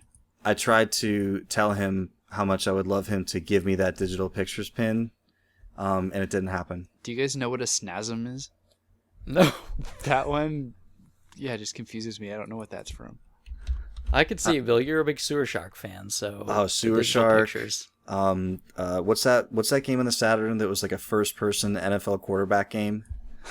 Oh, no, it wasn't Quarterback Club. What was it? Quarterback Attack. Quarterback Attack. Yeah. Quarterback I'm Attack. telling you, Digital Pictures did some good stuff, and I know I'm the only one who thinks that, maybe me and a few other people, but oh man, that digital... And actually, I think it was Slam City for the Sega CD 32X combo. It came with a Digital Pictures rub-on tattoo. So I knew that when I got my copy, I had to have one with, and I do. I have the unused rub-on tattoo, which will never get rubbed on because I'm going to get an actual Digital Pictures tattoo. Modeled after the robot. But yeah, a very, very good month for Zag. Those were just some of the things he picked up that I threw in there. So just some of the stuff that he finds like in his local, he's got like this, the Goodwill you wish you had. Like he's got those. Yeah, the one that steals all the Target throwouts there. Yep. So next up we have Razor Knuckles. Razor bit the Wii U bullet. Yeah, I'm going to have to add them to my friends list now. I'm going to have 4 friends.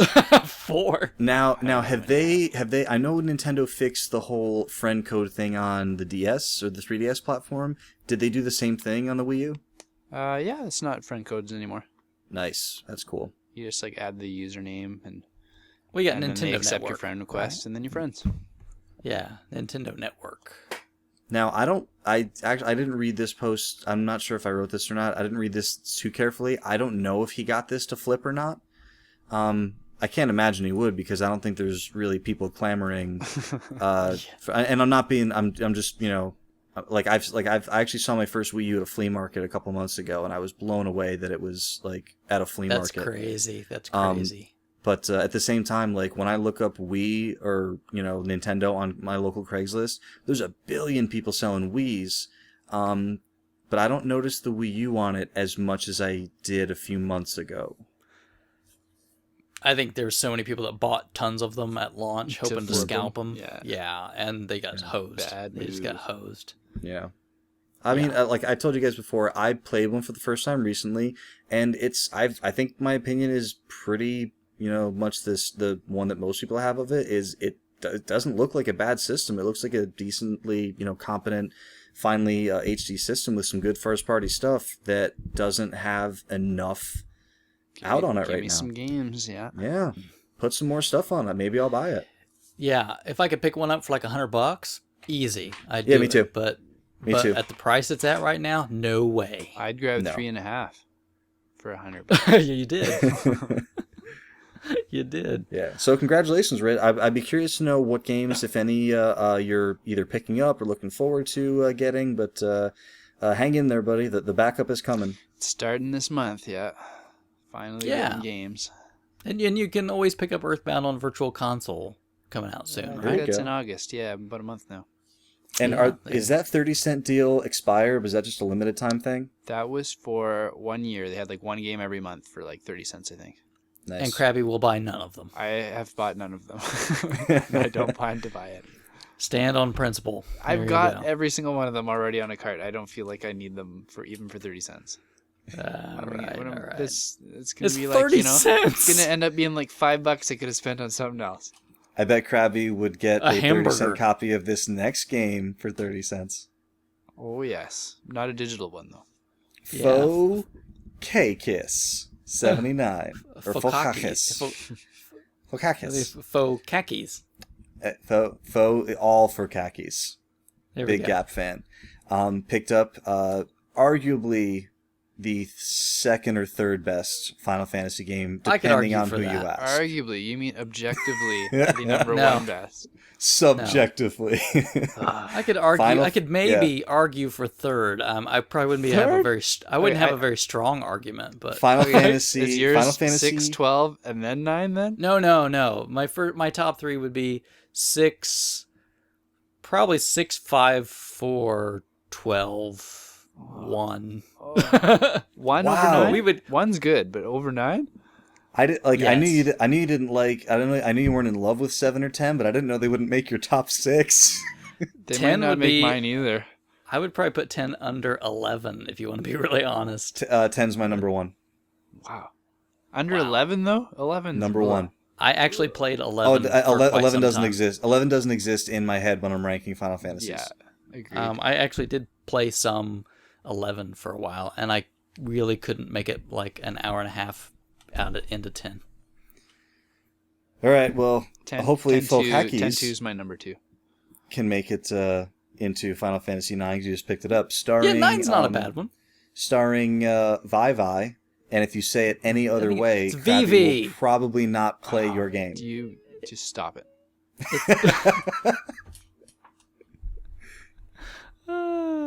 So besides Final Fantasy on to the Shaq 9, Fu. I can't take anymore. No, he got some some Brad Pitt love. I put your boy in there. You got Brad Cool World. You're making fun of my other boy, so I just wanted to skip over this one. You got Cool World for the Super. Nice. And he got a complete copy of Shaq Fu on the Genesis, which is one of the first Genesis games I bought myself. Is there still that project that was started? I mean, I know it's been years now, and I don't know if that page has died. I don't think so. The project to gather all the Shaq Fus and destroy them. No, but there was I don't know if it was a Kickstarter or something. There was like a petition going to get a Shaq Fu 2 made for a little while. Oh God, that died real fast. Really? Shocking. I thought people would have Kickstarted that just out of because it's fun. Yeah, I thought they would too. Like, oh, I'll throw in a buck. This sounds stupid, but yeah, it didn't happen. It was, even though he wouldn't admit it, it was probably Shaq that was behind that Kickstarter. Yeah, Shaq created 40,000 Kickstarter accounts. He's like, holy crap, I can't keep doing these product endorsements forever. And then he picked up the Ultimate console. Ultimate. He picked up a console. Better than anything Xbox has ever put out, right? Oh man. Oh, that's really you're stretching. But it does have that's Voyeur. not a stretch. I can play Dragon's Lair, Space Ace, horrible Tetris. The CDI controller is better than the DualShock, I'll give you that. I could probably vote for that. But he picked up an awesome Philips CDI. Very cool. I think I need new hosts. Mine are go broken. play Skies of Arcadia. Oh. And then jumping back across the sea, we've got BuildStar, right? Potato lover extraordinaire, BuildStar. And he got a nice lot, but the thing that impressed me most out of that was he did pick up, in that big lot, that he got a backup RAM cart for Saturn. Those are still a little pricey to find. I want one, but I'm the not official ready to ones. dish out what they go for. Yeah, the I want official one ones are with not that cheap. sweet Dragon Force sticker on it. Those look cool. Oh, you want somebody that's sort of defaced one of them, is that it? Yeah. You mean Dragon Force the band or Dragon Force the Saturn game? I'd settle for either. Well, there's guitar solos in the Dragon Force the band, but is there really as much screaming as you need? I like the power metal though. I can deal with it. And then he got like a big bunch of PSP games, like a whole big screenshot full of PSP games. So I would say that, man, now's probably, if you want to get into PSP, it's probably a fantastic time to do it. Yeah. Yeah, a handful of people have said that on the forums. It's actually, I've noticed a lot of people trying to, scrounge up all those, clearance PSP bins at all the big stores. I mean, you can get a lot for a little right now on PSP. Yeah, I wish I could find some. I'm around here, most places have already clearanced them. I don't really see very many, except for the movies. Yeah, lots of the punch ups here have That's 40 all we have. UMD movies and 5 games.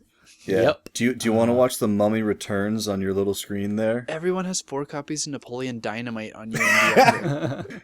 Oh, what a great movie. It's all bad. I would, there's probably only 2 that I want to try to really track down that I can think of right now. I want Valkyria Chronicles 2. Oh, yeah. And I think I really want to give the Third Birthday a shot. Birth by Sleep, dude. No. I know you're not a fan, but that's a big one. Do you have the God of War games? Do you like those? No, but if I was going to play them, I would just get that one collection on the PS3. I'd rather play it on a TV, given the option. Okay, so how about not given the option? Okay, not given the option, then yeah, sure. Because I got to tell you, they're really good. And they play really well on the PSP. Yeah. See, I'm going to hope that in maybe 2 years, all the PS3 games will be dirt cheap and I can go scoop some of those up. That's why I don't have any of the God of War games on PS3, because I really want to grab them all when they're next to nothing, because I really like the first 2, and I didn't play any of the PS3 versions. And that's the only good thing about no backwards compatibility is you can pretty much guarantee those old games will go down to next to nothing. Yep. At some point, so rock and roll. Yep. Anyway, very good job, BuildStar. That sounds like you got some cool little goodies. And then up next, who do we got? The Grey. Yeah, it's sounds like he's got himself a nice little grab of items there, right? I can't tell you how much I appreciate yard sale proprietors putting prices on all of their items. Yeah, like these cool little stickers, and when you look at the prices that he got some of these things seriously on the stickers, at first they weren't even jerks putting the stickers on the labels either. They put it on the. They put them on the cases so you can pop tags. You can let me switch this game with this game. Some nice mom was like, "Oh dear, let me put these in the right place." I gave some juice. So, but no, at first when I saw this picture, I was like, "Oh damn, he paid $25 for NES cards." I was like, "Oh no, $0.25." Good, 25 cents. Yeah, good for you. I mean, and a boxed Wii, the original, this Wii Sports bundle, $25. which is $25. not bad, especially considering, like, people give the system a lot of crap for all the shovelware that's on it, but there's still a lot of great games on it that you can you can get a system for $25. But there's good stuff all Right. over the place there. Yep. And they got some GameCube games, so considering the Wii he's got, those GameCube games work on that Wii. So picked up Luigi's Mansion's an awesome one. Luigi's Mansion. He got both the Super Monkey Balls. I know these guys don't like Mario Sunshine. I still think it's something you can play and have a fun afternoon. I'd rather play Monkey Ball. And some NES I think cards. I'd rather play the stare at the Wii box game. Yeah, I might go for that. I need to have like a hater song that I play that will come through on the record. But that's the thing is, then Duke edits the show, so you just edit my hater song out. Wah, wah, wah, wah. Hater, There you go. hater. So and then you get a little GBASP. Yes. GBASP Yeah, a in little. there, What too. was that one called? Cobalt? I don't know. It's like looks like. Possibly. I can't. like that nice, like, I can't light remember blue exactly kinda- what because Nintendo always has like words for the colors. I want to say they call that one Cobalt, but someone's going to tell me what the real answer is in the show thread. You got a couple of DS games in there, which are really good DS games. You got New Super Mario Brothers, you got Mario Kart, and one of the Professor Layton games. Oh man, those are great. I mean, they're loose, but who cares? Like, well, TinStar cares, yeah. but yeah, those are great games. He Layton bought the is games were only awesome. $1 a piece. Those DS games, $1 a piece. Yeah, this is one of the yard sale. Like a lot of times with the yard sale finds on the site, I'll look through and I'm like, oh yeah, like I would have bought this, and this also, maybe not this stuff. Like this is one of those where I would have bought all this stuff. Oh yeah, I still do not have New Super Mario Brothers for the DS. It's great. So I mean, Oh, man, I'd be it's all great. over that. I'd be all over. If you want to play it, I'll let you borrow it, but you have to give it back. Oh, I'm sure one of these days I'll probably run You across can't it. borrow mine. That's the bad thing about those games is that the saves are on the cart, right? So Yeah. Oh no. Well, so it wouldn't help you with DS games, but you guys read about that 3DS system update that just happened? yeah, the transfer tool. Yeah, right? you can copy your save game data to the SD card, like from That is pretty awesome. from carts. And I know Krabby's against it, but from carts and from digital releases. So you can like digitally download a game, back up your save data to an SD card, so that way if you go to another DS or something, you still have your save data. So that's pretty cool. It is really pretty awesome. That was a really smart idea to do Yeah. that. So congratulations. That's a really awesome haul to grab there. Definitely. So, congrats, Gru. And then up next, a relatively newcomer to the site, right? With just a great avatar. I love Evil Ash. I just watched Evil Dead, the remake of Evil Dead, the other night. Without my wife, she wouldn't watch it. She's like, I used to love scary movies, and now I can't watch them. And I showed her the Evil Dead 2, Army of Darkness, and Army of Darkness. Oh my gosh, Yeah. that is like one of the best movies ever. And I haven't seen it in so long, but yeah. So Evil Ash, with Bruce Campbell staring right at me when I look at his stuff. I got a great little NES and Super NES pickup. With the big ones being 2-box Legend of Zeldas. Both versions.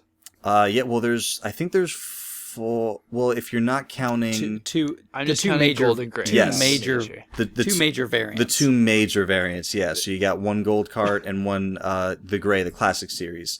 If you want to be a stickler, there is an oval seal gold cart, but we won't go that 10 far. variants to that one. Yeah. There's like 5 or 6 that we have listed on RF.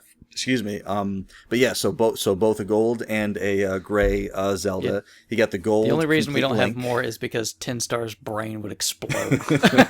If he had to approve any more variants. Also got a black box, got a pinball. So one of the less tricky ones to find, but still great. Always great to find black box games. Do you ever feel ripped off with pinball that they just like abused Mario on the cover? Well, Like, no, because he's got here, protection. buy it. Really, Mario's in there. Yeah. Yes. They Just just like hit him wearing up in weird the colored secret clothes. spot, and you gotta sink it into that place that's hard to get into. I actually You picked get up to a go save the pinball as well, princess. but that's for a few minutes from now. And then an awesome silver box game. Yeah, Solver. the third best Castlevania game on the NES. I would agree. I like it. I would Got- agree. I like it too, but It's it my is favorite of the 3. Really? Yeah. Oh, interesting. Castlevania 2, Krabby's Quest. It's like Something like that. survival horror. on the NES. And then one that Krabby was just talking to us off air about being not difficult, but just tedious and time consuming. Bill and Ted's Excellent Adventure. Mm-hmm. Anticipation is not bad. Wheel of Fortune Family Edition. Yeah, I love Renegade. I don't know if it's still as good as it was when I was a kid, but I remember being a kid and loving Renegade. What about like Monster Party? My brother loved Monster Party. My brother loved Monster Party.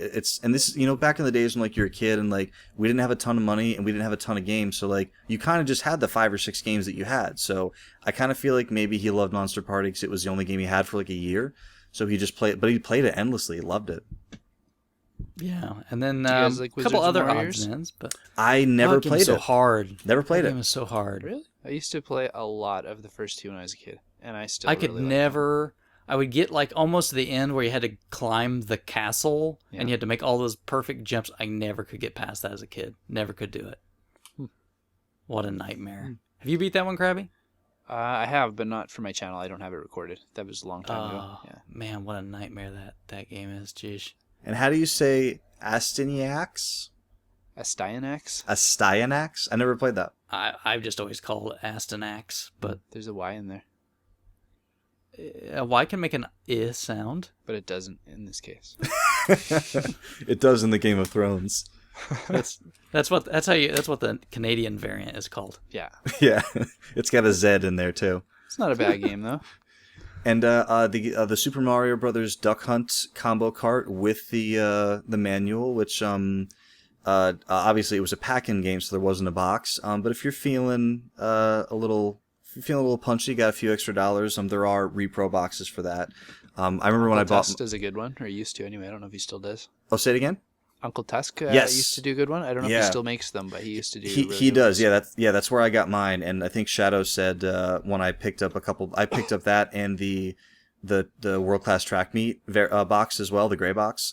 And I put a picture of those up, and Shadow's like, that those games that doesn't make them count as complete in box, right? I'm like, yeah, of course it does. They're complete. That's my point. Is what kind of cardboard sickness do you have that you have to invent fake boxes to put your stuff in? It's not a cardboard sickness. It's the same sickness Krabby has, where like he wants his games to be uniform across it. Like if Krabby had every single game in cardboard except for 1 or 2, he would find a way to put that game in cardboard. So I was just gonna say, does this count as sickness? I really want one of those display boxes for Mario Tennis to put my Virtual Boy Mario Tennis in. It was a legitimate box, but it wasn't like a release with the retail version of the game.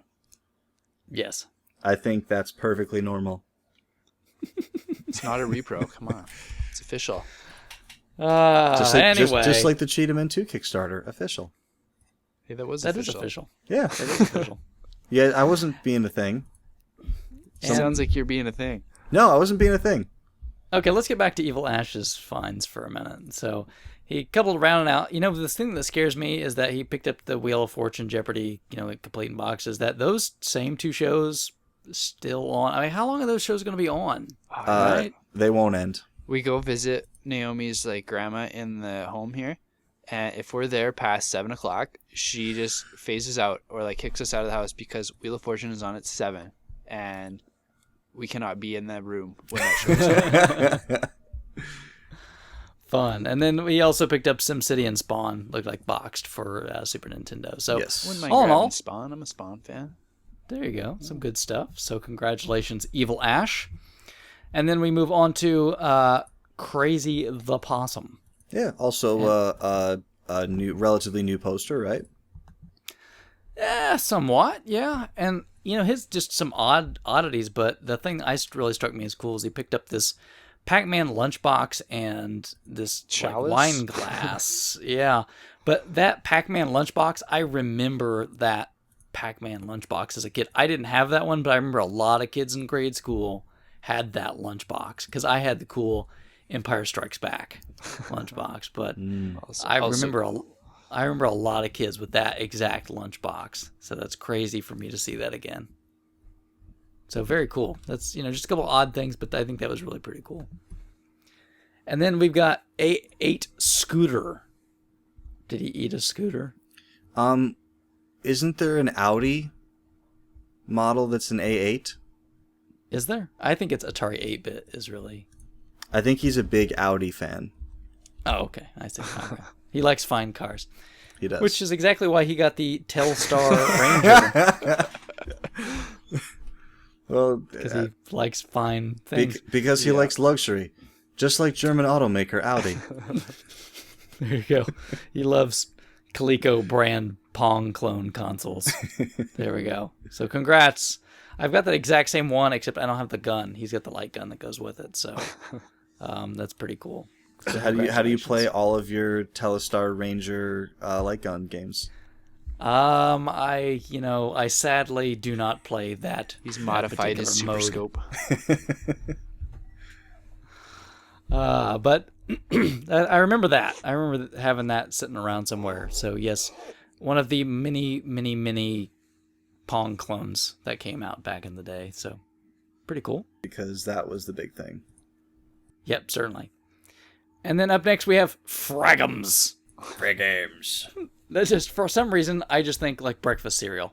It reminds me of Fraggle Rock. Yeah. Start your day off the healthy way with Fragums.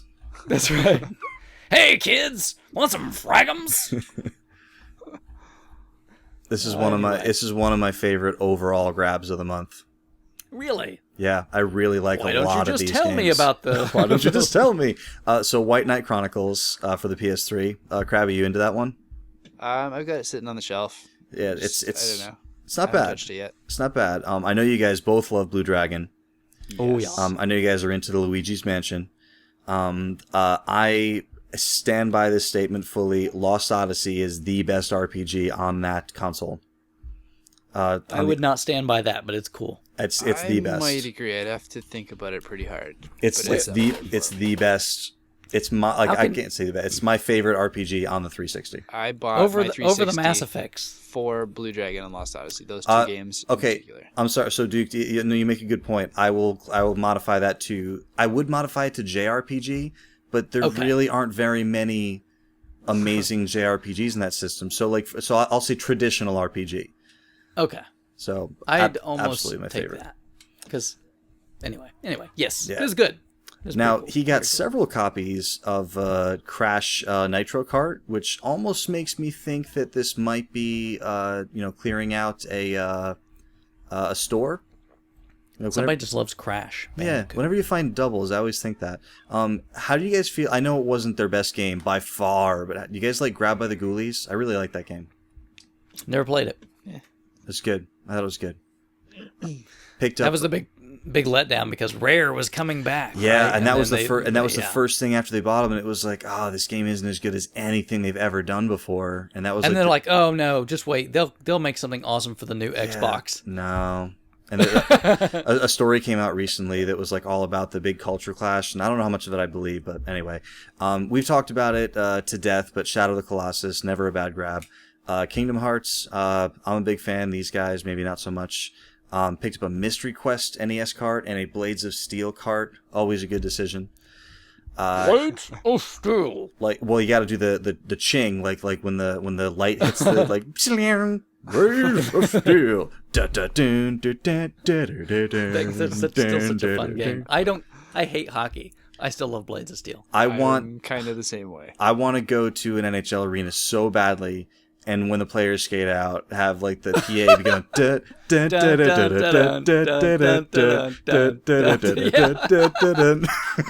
Yep. And have them all skate in concentric circles. Yeah, and do like a halftime show. Yeah, that'd be awesome. I would love it. And also picked up a Logitech Wingman. This stood out to me a little bit because there's like a Duke is one of them, but there are accessory collectors out there who will just grab something cheap and quirky they don't have. Yep. So this is a serial port PC controller. For those who don't know what that is, they don't make serial ports on computers anymore. But this was before USB. This is what people use to connect most gamepads and like the Gravis gamepad and stuff to their computers. But oh god, before USB, like I think people underestimate how much of an impact USB has had on the world. It really is amazing when you think of how ridiculously universal that connection has actually become. But yeah, so a fun little Logitech Wingman flight stick for $25. Cool. Well, congratulations, Fragums. And then next we've got Ryudo. I can't do it. I'm sure that it's got like a really like traditional Japanese pronunciation that I refuse to butcher like I do everything else, because it probably is like super like it needs to be. How would you do it? I would try to Ryudo. I can't really roll my tongue, right? I can't really do that thing. I think you have to breathe a little bit more like Hyodo. Maybe. I don't know. Ryudo. Ooh, that was the best one. That was pretty good. Krabby's gonna leave us for his voice acting anime career. That's going on the resume.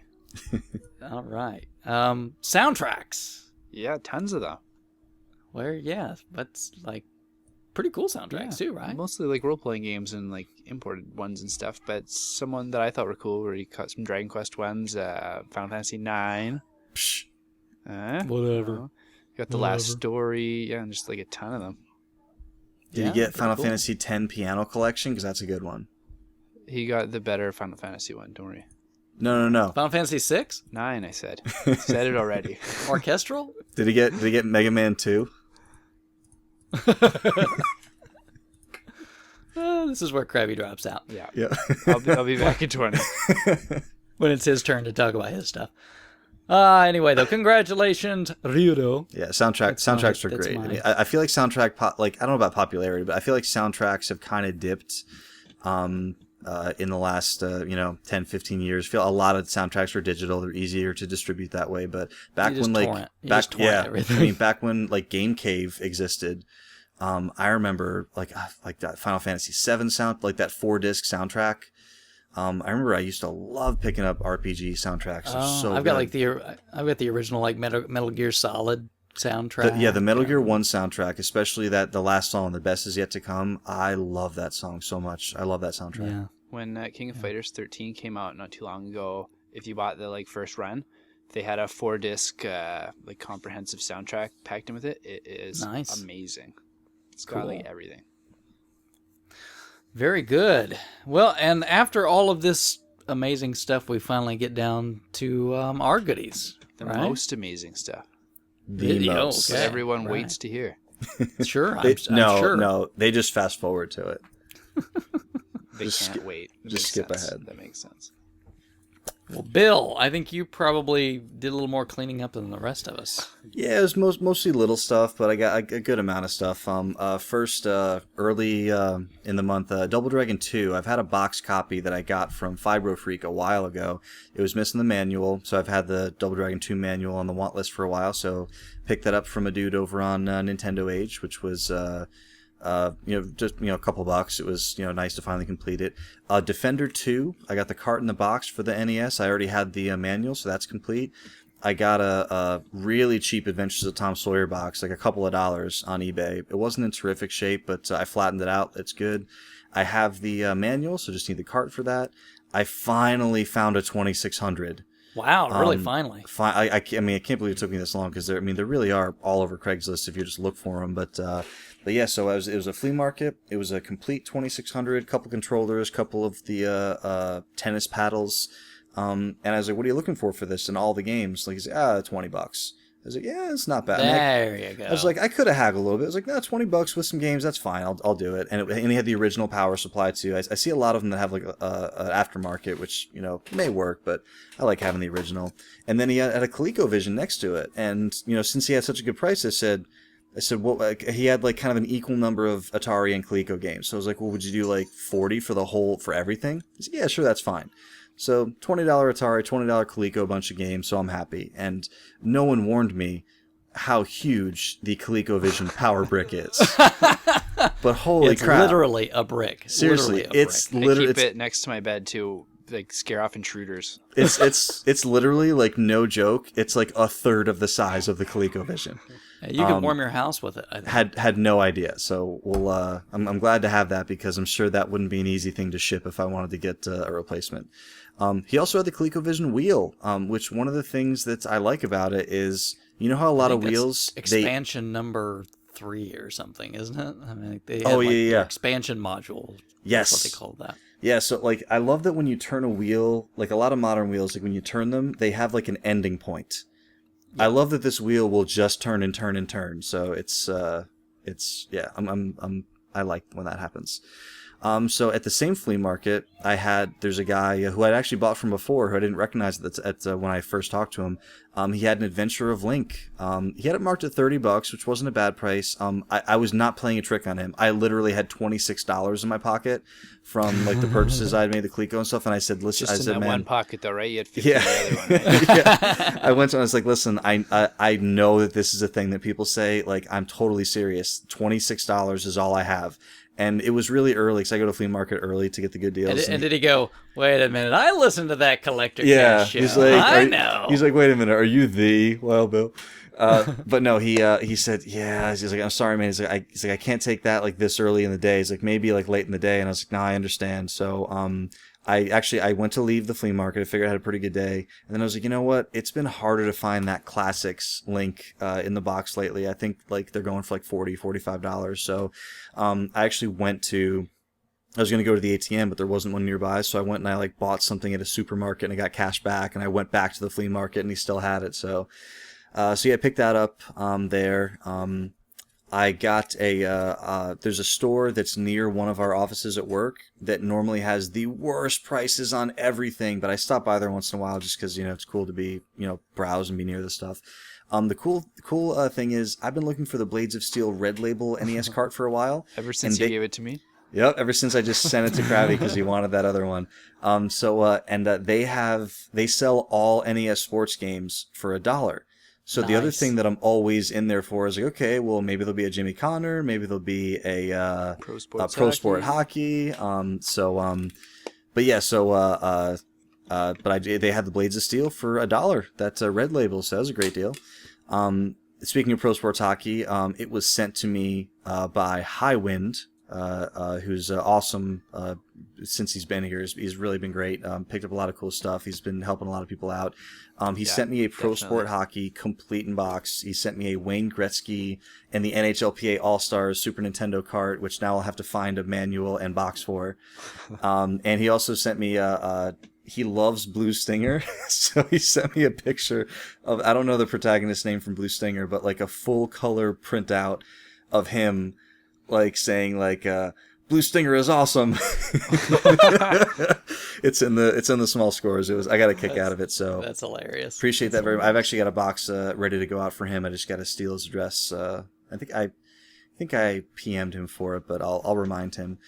I think in that same. Oh no, this was different. This was Gamer Nick, I believe. I'm really sorry if I get my trades mixed up, but shot me an NHL '97 box and manual for Super Nintendo. I think he had a handful of extra boxes.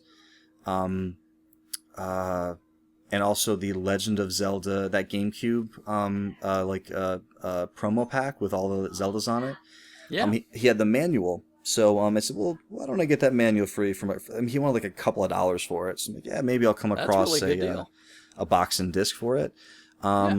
And at Too Many Games, which, by the way, in case we haven't said it enough, it was a really, really fun show. Thank you to everyone who came out.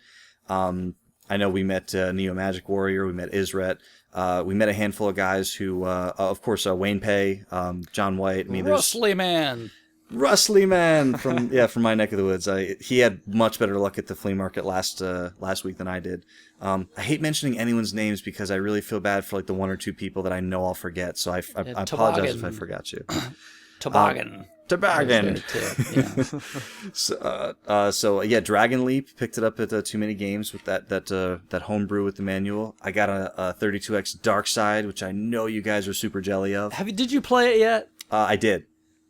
And how is it? It's good. It's like I explained to you what it was before. I think it's like a 360-degree space shooter, similar to Descent. Yes. Yeah, right. Yeah, very similar. Very good. And honestly, like one of the more impressive, like visually, like, I mean, like, Star Wars was obviously a very popular title. It's very common. Well, compared, like, when you're talking about 32X games, it was very, one of the more common ones you find. It wasn't a great looking game. Darkside's a really good looking game. You could YouTube it if you wanted to, or you could just buy the repro because it's really, really good. And you get that repro is pretty high quality, right? It looks Really good. Yeah, I mean, I've seen lots where, you know, like the labels are kind of like, you know, not really great and they're kind of tearing up a little bit. Like this thing, like if you really, if you know, you'd really have to examine it really hard to not think that it's legit, other than the fact that, you know, it wasn't released in this country. But yeah, very high quality. It was made by a kid named Mickey who works at Retro Games Plus, the store I usually frequent. He does have a site that he's putting together. It's not done yet. I will give you guys the info for that when it happens because he does really good work. Trying to get through my stuff quickly. Young Indiana Jones for the NES. Very good. I found the cart and instructions at the flea market for like $15 a couple weeks ago, like a month ago. And Battletoads Double Dragon, which I ended up selling because I needed to fund something else. As much as it would have been nice to try to... it was the cart and manual. As much as it would have been, you know, cheaper just to buy a box and complete it, I ended up flipping it on Nintendo Age to fund some Play Choice purchases that I really wanted to make. Which just goes to show that I need to be buying and selling more often so my PayPal is in better shape than it was when I wanted to make those purchases. Yeah, there you go. So, yeah, it's a shame on me. Gotta go garage selling more. Mylon's Secret Castle, got the carton box for that because I already had the manual. That's complete. That game is so hard. It is. A friend of mine like just randomly texted me like at like 2 p.m, like on like a Wednesday a few weeks ago, and was like, "Has anyone ever beaten Mylon's Secret Castle?" I was like, "I'm sure someone has, but it's really hard." So Punch Out, the classics. I found that also at a flea market. I think it was like $6 or $7, and I already have Dream. Yeah, I already have the Mike Tyson version, which is obviously preferable. But you know, as a box collector, the box is different, so I see it as a different release. Gotta get them both. Gotta catch them all. Is it just me, or is it like I just think it's really ugly. Oh, it is. Yeah, the box art's not attractive. The cart's not attractive. I mean, the and even Dream's not attractive. Even the game, little Mac's like, uglier. When you start, because when you start the game up, you know that very first screen, like after the bell dings, where it's Mike Tyson is on the screen, like the whole point of that, like, you know, I'm singing so many NES tunes on the show, but like when you start it up and it's like dun dun dun.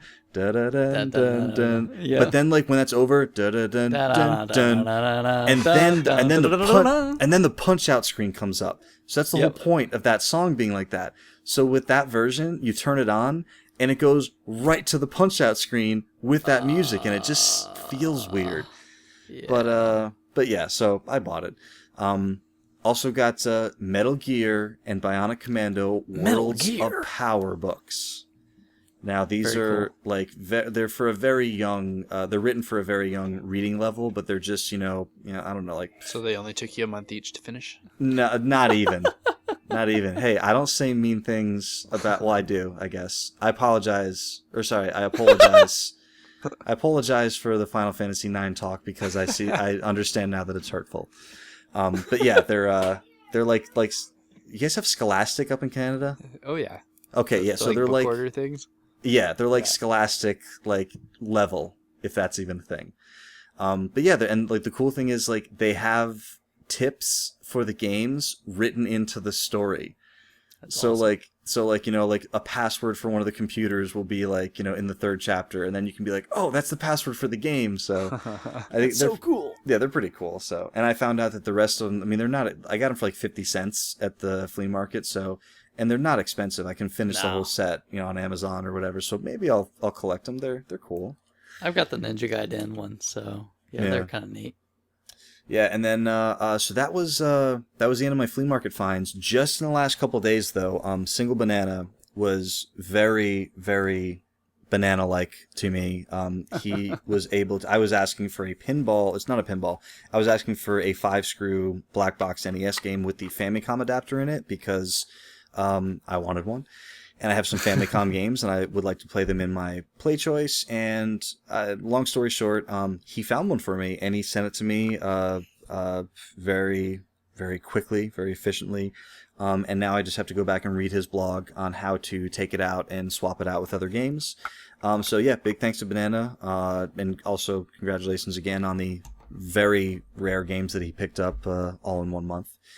And also at at Goodwill, of all places, I found two. I only bought one of them, but they had two red Nintendo 64 controllers. Very nice. And I don't come across. I don't see the red ones that often. So for $5, and one of them, the analog stick was dead, and I was like, well, you can replace those, but once you buy the controller and then replace the stick, and then it's. I was only buying it to flip it, so I bought one with the intention of selling it. So that's going to be in the trade pool. And I found a Lord of the Rings: The Battle for Middle-earth, which Techie had hooked me up with a while back.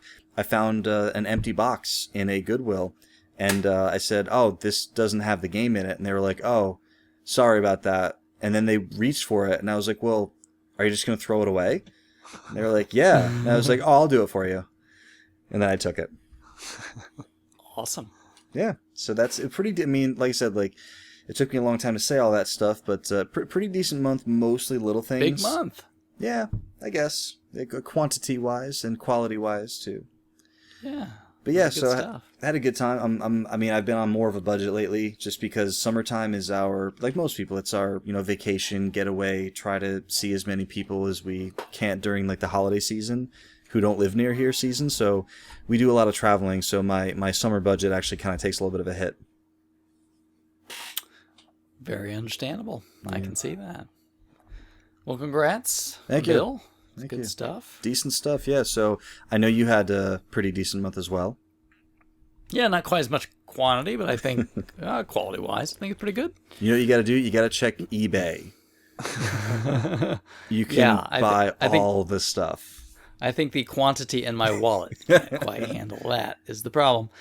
But I did pick up a couple more NES carts that got me a little bit closer to the end. So one of those was Linus Spacehead, which I found on Craigslist because I'd been looking for that one for a long time. By itself or in a lot? It was in a lot, but I just said, hey, will you just sell this one game? Because the other ones he had were really commons and he wanted too much for them. So I was like, whatever. So would you sell this one? And he said, yeah.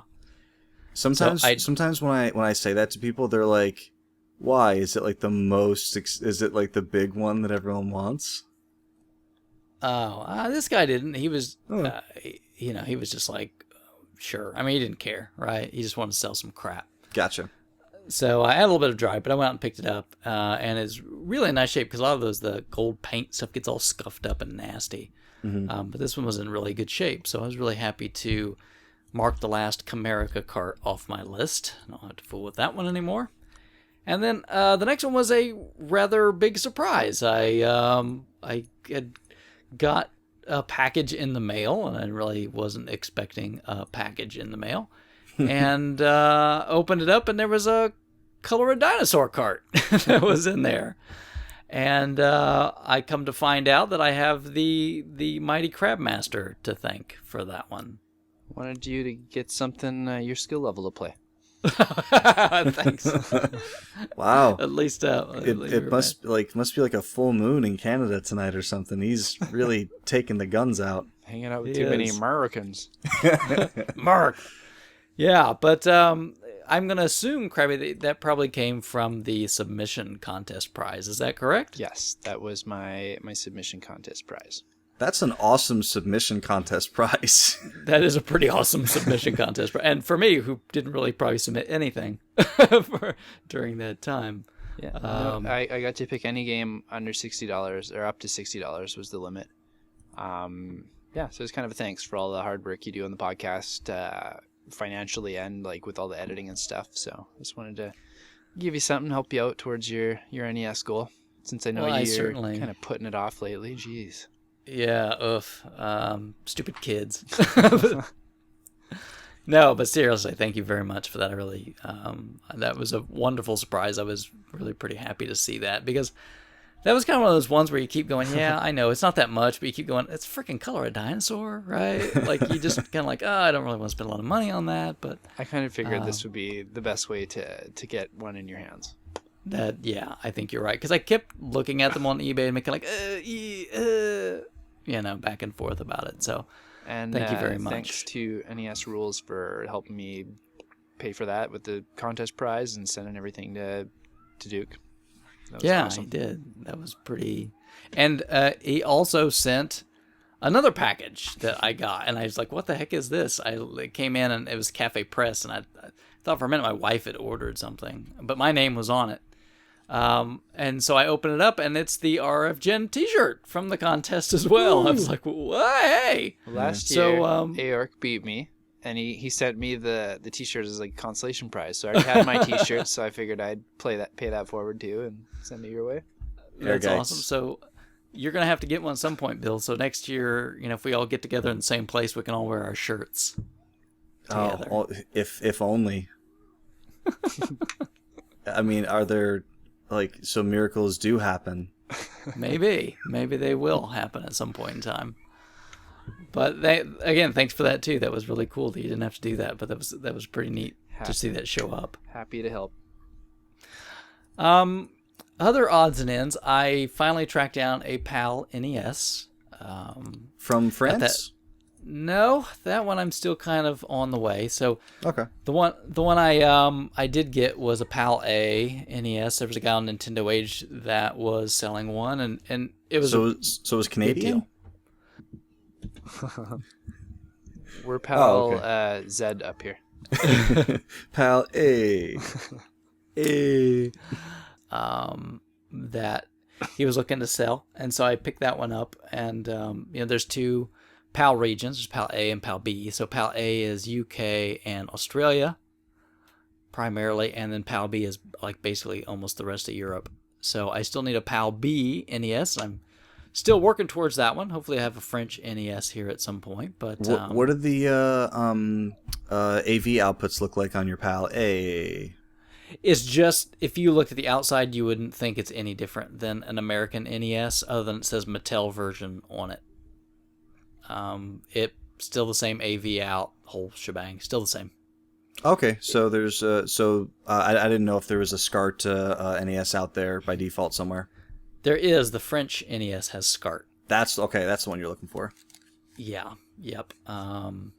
So I picked that one up, and the only thing you would probably notice different is that when you look at the RF adapter, the plug is really a lot different because they use different, plugs over there for RF. But other than that, and I played a little cricket, the international cricket. I played for a little bit. I don't have very many PAL A games. Most of the games I have are PAL B, so at least tested out, fired that one up. I don't know anything about cricket, so there you go. And I know a guy that's local, and he's selling off some of his stuff, trying to get a house. And he's got some Sega Master System games, a couple of them a little harder to find. And so he was selling some of this stuff like on Amazon and whatnot. And I noticed he had a copy of Dragon Crystal. And Dragon Crystal is a European-only Sega Master System game. And it came out on Game Gear over here, but it's basically the Game Gear version except on a Master System cart. So I picked that up, really nice, wonderful condition, complete in box. So that was kind of cool. I like some of those odds and ends that are regional variants or specials for that. And then cheap games that I got at the local store was Wonder Boy and Monster World and Chakan, the Forever Man. Did you guys ever play Chakan? Nope. No, I'm curious too, though. I like the cover. It's terrible. I don't really know what the heck I'm supposed to do. It's here it just dumps you in this world and go figure something out. I didn't play it a lot, but I didn't really enjoy it. But it was like a couple dollars, and those two were complete in box, really cheap. So I was all down for that. And then I got in a couple games that were gift to me. Yoshi's Cookie, the Famicom version, Spectre, and Race Driving. Those came in from Highwind as gifts. They just kind of showed up on my doorstep, and Race that was really Driving. very nice. That is an awesome name. Yeah, have you ever played it? No. No, I played the prequel, Leisurely Driving. It wasn't. But seriously, it was not a lot of action. There was a prequel, Hard Driving, actually. Hard Driving was... I'm talking about the prequel before that one. But these were in the arcade first, and that's where I played them. They were like really early polygon, like 3D games, and you drove a car over this really simple track. And this is a Super Nintendo version of it. And I played it. It's not bad. There's like next to no frame rate. It's probably like 2 frames per second or something, but it kind of recreates the idea pretty well. It's kind of fun to play that. And then I've been looking for a while for a copy of the Dragon Age Origins Ultimate Edition for Xbox 360. Great game. And Krabby, you'd want to look for that one too, because that's the one that includes everything, all the expansions. It's all on disc. No downloadable DLC. Nice. I haven't tried any of the Dragon Age games yet. For some reason, I don't have much desire to. It sounds like something I'd like, but I just don't. I think you might like them. Probably Give would. them a shot. I've got a few of them here. Yeah, I wanted to. I've got the first Dragon Age Origins on PS3. Maybe I'll just throw that in your stuff, Krabby. Now that I've got this version, and you can try it on PlayStation. You like PlayStation? Anyway. I might have a copy already. I'll have to take a look. Oh, well, let me know. And I had that one, and would just rather play it again on 360 with all the DLC. So kind of happy about that. Then this next one. For those folks that don't know already, and I think we've mentioned it before, we don't record all of this necessarily like in one giant shot. Nope. So earlier I had talked about maybe picking up a Vita, and some time has elapsed since then. I did go pick that Vita up on Craigslist.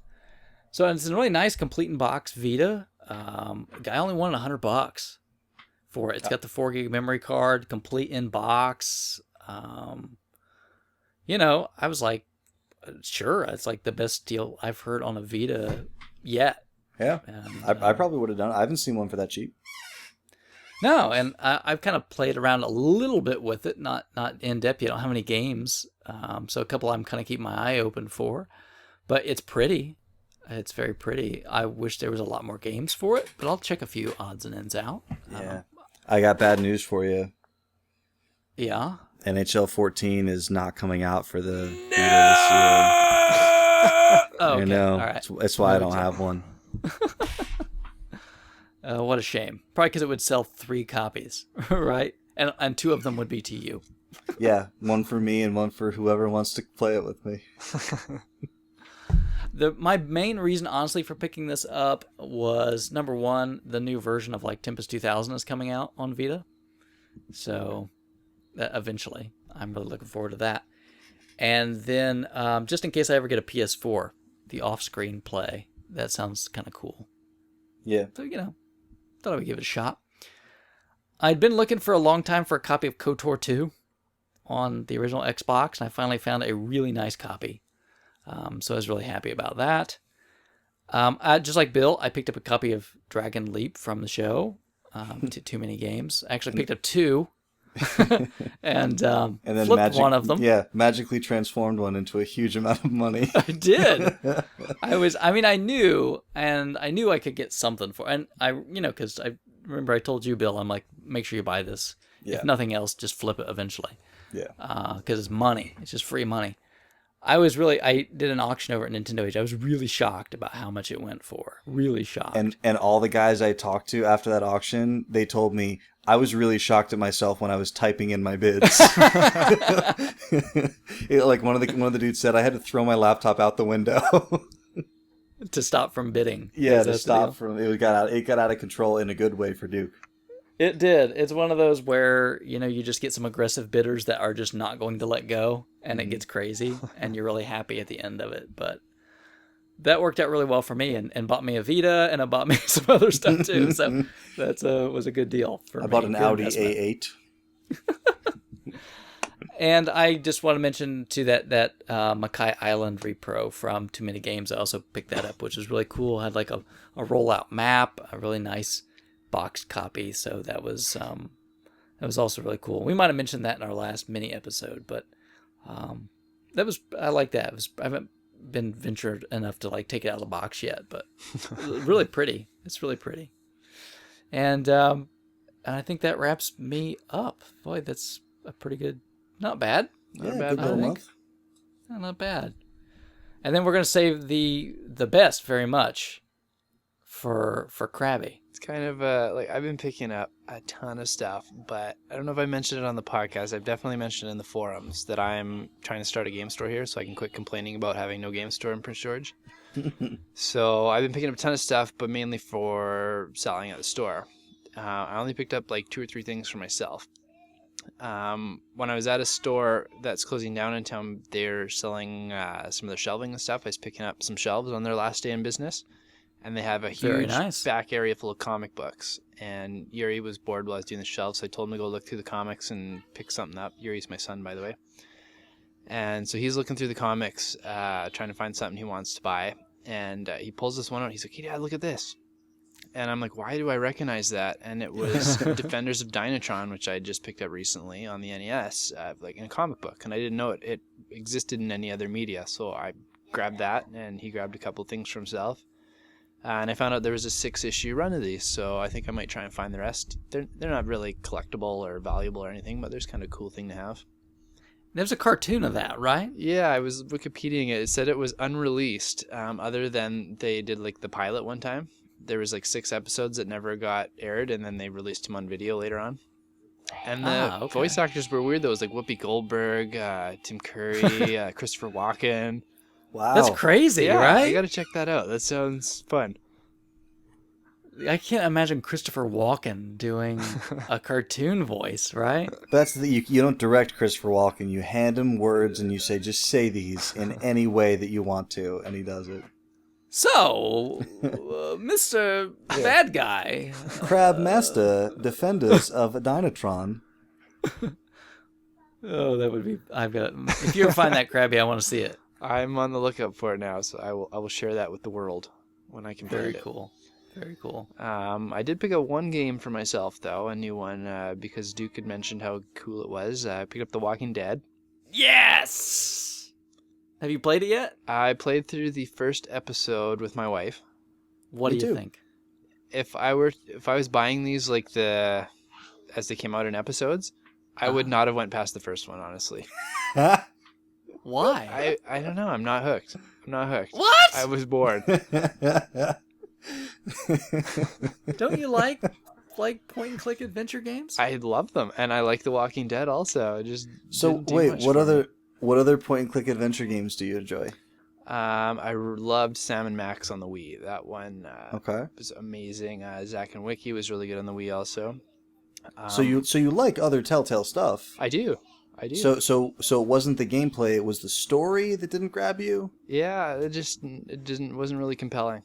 Okay. It was really keep going. Scripted, really obvious, and I heard a lot about how good the story and stuff was, and I was taken out of the story a lot by how video game-ish it was. Like it really wasn't. It didn't flow very well. Keep going. Do you think you might play another episode to see if it pulls you in? Yeah, I might try one more.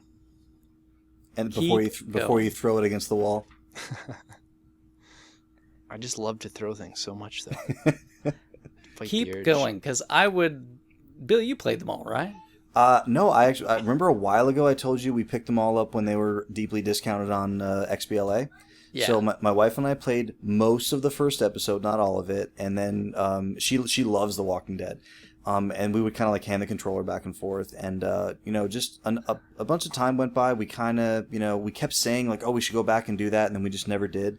And just recently I said to her, I was like, I had a feeling. I was like, you can tell me if you don't want to play this game. And she was like, yeah, I don't really want to play it. So I just restarted it a couple nights ago myself, and I played through the entire first episode. I enjoyed it more than Back to the Future, which is another Telltale episodic game. Yeah. I can see how there's really not a ton as far as there's a good amount of story, but like most of it is just dealing with the fact that you were alone, like the girl's alone. You're kind of getting a feel for like who the characters are. I thought it was really sad, Lee's backstory and kind of what he's going through now, but I don't think I wouldn't give up after one. you guys have to keep going, and we have to talk about. My wife liked it more than me. She wants to play the second episode, so we will likely play the second episode at least. Yeah, I'll keep going. No, you've got to keep going. Trust me. I'm sure I'll play them all because I bought them all. So Yeah. I will play them all. Yeah, I would love to maybe even do like a little spoiler show. You love this game so much. Yeah, well, I would like to talk about it, but do you Duke? Are you a huge fan of the show? Yes. Okay. I didn't know if it was like you didn't really like the show and you were like, oh my god, this game is so good. No, I really like the show. Okay, yeah, my wife and I enjoy the show very much. I kind of thought that she would like this game, and she said she did like it. She said, yeah, it's just I don't want to play it. The Walking Dead, so that the wormhole, it goes deep. Mm-hmm. You know what I mean? It gets, And what's you interesting you get into those points where you're like, oh god, there's no good answer. Yeah, and what's interesting is the two guys who wrote it. I believe it's Sean Vanneman and Jake Rodkin. I think they're two of the guys from the Idle. They both work at Telltale, obviously, but they also do the Idle Thumbs podcast, which is a very popular internet video game show for the last 6-7 years, something like that. I was surprised to find because it feels so much like Walking Dead. But it was written by a couple guys from Telltale. Like, probably with input from the AMC people because it's licensed, but I thought it was interesting, it was cool how well they could do Walking Dead just, being a couple of Telltale guys. Definitely. Okay, good. Well, I'm sure we'll come back to that at some point. If you guys don't take 6 years to get it done. I'll get it done probably next month or by September. By September, there we go. Yeah. I'll have forgotten all of it by then. Well, I'll be on season 2 by then. See? Yeah. You guys will still be behind. You mean 400 days? Well, that's the bridge between season 1 and season 2, from what I understand. Gotcha. Okay, yeah. So going back, Krabby. So that was pretty cool. Yeah, I'd like to hear that's more. basically my month. Like a comic book and The Walking Dead. There was one more item I got, but it's not really a new pickup. I've been talking about how I've been getting things signed lately and stuff. I'm kind of into that for some reason. So I used my perks as a podcast host, and when we interviewed Derek a little while ago from Gradual Games, off air I asked him if he would be willing to sign my Nomalos, and if I shipped it to him, and he said, yeah, definitely. So I shipped my Nomalos to him, and him and his wife, who both worked on the game, both signed my cart, manual, and box, and then sent it back my way. So I've got a nice personalized little Nomalos there as well. So did I miss pictures of that, or have you posted any? I might not have posted any. I really haven't posted anything in the small scores in a long time, other than other people's scores commenting on them. Yeah, I don't think I saw The Walking Dead either. No, I think I mentioned it after Noise Redux mentioned he picked it up, because I got it from the same deal he did. It was like $20 brand new at EB Games or GameStop. Ah, okay. Yeah, so that's why I picked it up there. I think I saw that post where you said you thought you're too good for the forums. I am. That's. I just want to say that on air now. Snooty Canadians. They think they're above us just because they're above us. Oh, that's a good one. You just make that up? Yeah. That's awesome. I love it. T-shirt time. What's this about? All right. Well, thanks everybody for giving us some great stuff to talk about, and we'll move on to our interview with Jason from Game Rave.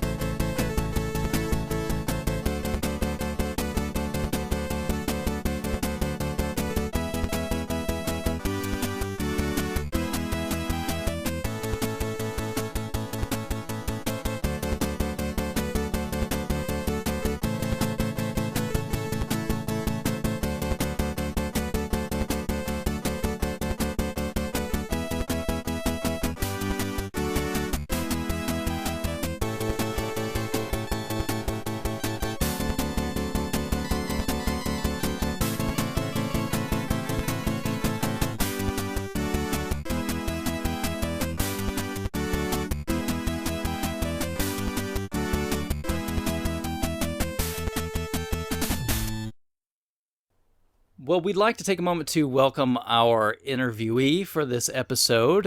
His name is Jason. He also goes by Dangerboy on some forums. He is the guy that runs Game Rave website, which we'll let him talk a little bit more about in a moment. And also, he has a YouTube channel, Game Rave TV. So welcome, Jason. Thank you, guys. Thank you. And we see that you're pretty big into 32-bit collecting. Is that right? Yes. Basically, full set Saturn. I'm only missing, I think, 11 variants and one demo. And then for PlayStation 1, I am down to the last 11 or 14 known anything. Sleeve, Orphan. Wow, that is pretty incredible. Let me just say that. Impressive. Thank you. Now, why don't you take a minute and tell us a little bit about yourself? If you want to just introduce yourself to our listeners and talk about your collection. We're a group of collectors, and we love hearing about this stuff. Yeah. From the dating aspect, I am a 36-year-old white guy who's engaged, and I've been playing games since birth. I mean, I basically teethed on a Pong machine, and the collecting bug really didn't hit me until about 1999-2000. I was born in Chicago, and I actually moved to Maryland to work for Interact, specifically for Game Shark. Oh, yeah. Yeah, so if you ever Google Danger Boy and Game Shark, you'll see some of my old stuff floating around the internet. There's this thing called, I should do a Game Rave episode on this. There's this thing I call the trigger game.